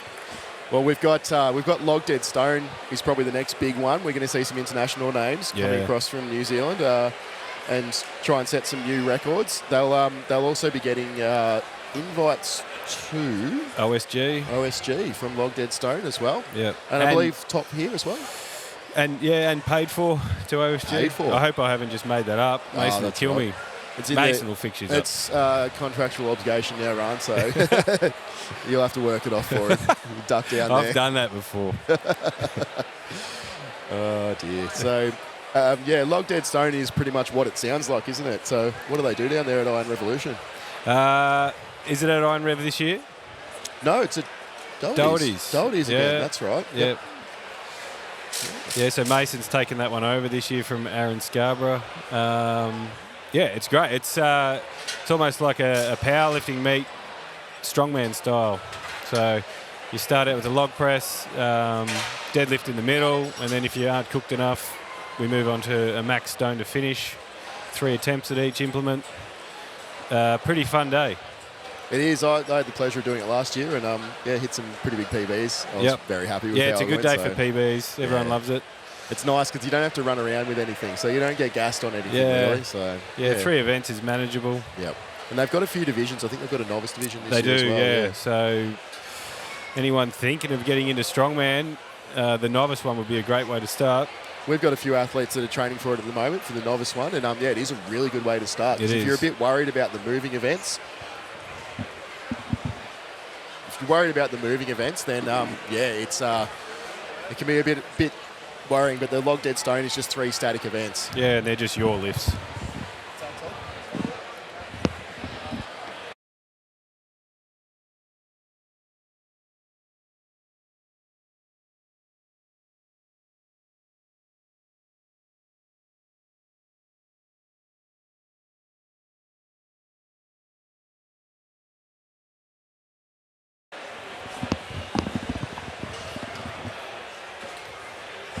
So not only Log Dead Stone, but there's a whole bunch of sort of good fun comps around Australia. So under the Australia's Strongest banner, we've got the it absolutely just slipped my mind exactly what I was going to say. The fun comps, the all-in comps, all comers. Yeah, that's the go. Yeah. All right, the official points here. Big G, 41.1 seconds for all 5. Ellie Smith, 51.9 with this very solid run and putting her up the points table. But let's go through it. Big G, 69 points, a good 19 points out of a field of 9. Yeah, she could have sat that one out, really. But she does love a good stone event, so I'm glad she didn't. That's right. Now, Ari and Katie equal second. Yep. So there must have been a count back at some point, and they would have counted one of the timed events. So either the fastest or the heaviest on something would have won. So equal 50 points, but the way that we work in Strongman is we do what's called a count back. So if there was an event that was nominated as a tiebreaker type event, so for example, if the Zurcher was the tiebreaker, whoever got the fastest on that would be the winner. Now, I'm not sure if that's what they've based it off, but that's how we score it. Ellie Smith, 11 points behind. So that's a huge difference between podium and non-podium. Yeah, there's just a couple of events for Ali that kind of stitched her up a little bit. Overall, a great comp for her, though. Definitely. And then another 10 points down to Nick. And then 5 points between the bottom.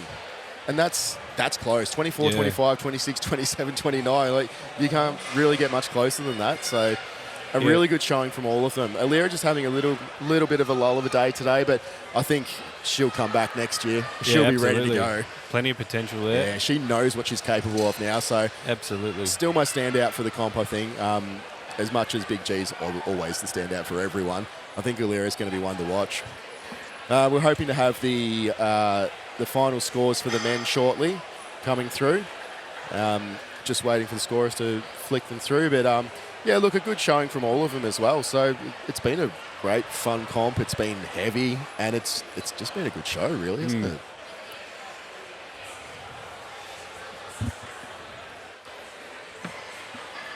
Bit of rain starting to roll in now. Has the crowd moving a little?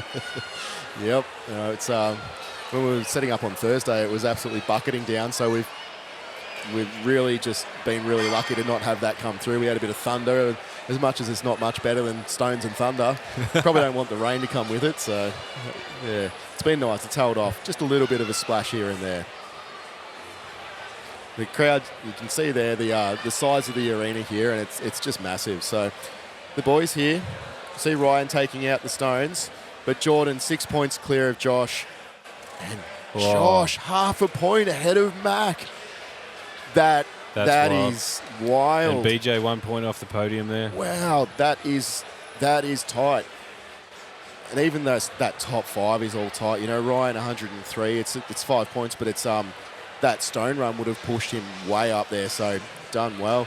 G had not too bad. Great comp for him, yeah. He's 20 points behind, but you know it's still a good showing, and he's beaten the world's strongest man competitor by 8 points. So. Yeah, I think he's pushed himself up from last year a fair way, which definitely. Is great. He says he lives in the shadow of his brother Fatty, but I don't know, man. He's catching up quick. You know, Fatty's not here, so we can say that he's better than Fatty this time. He's stronger in Australia than Fatty is. So, how's Bradman top 10?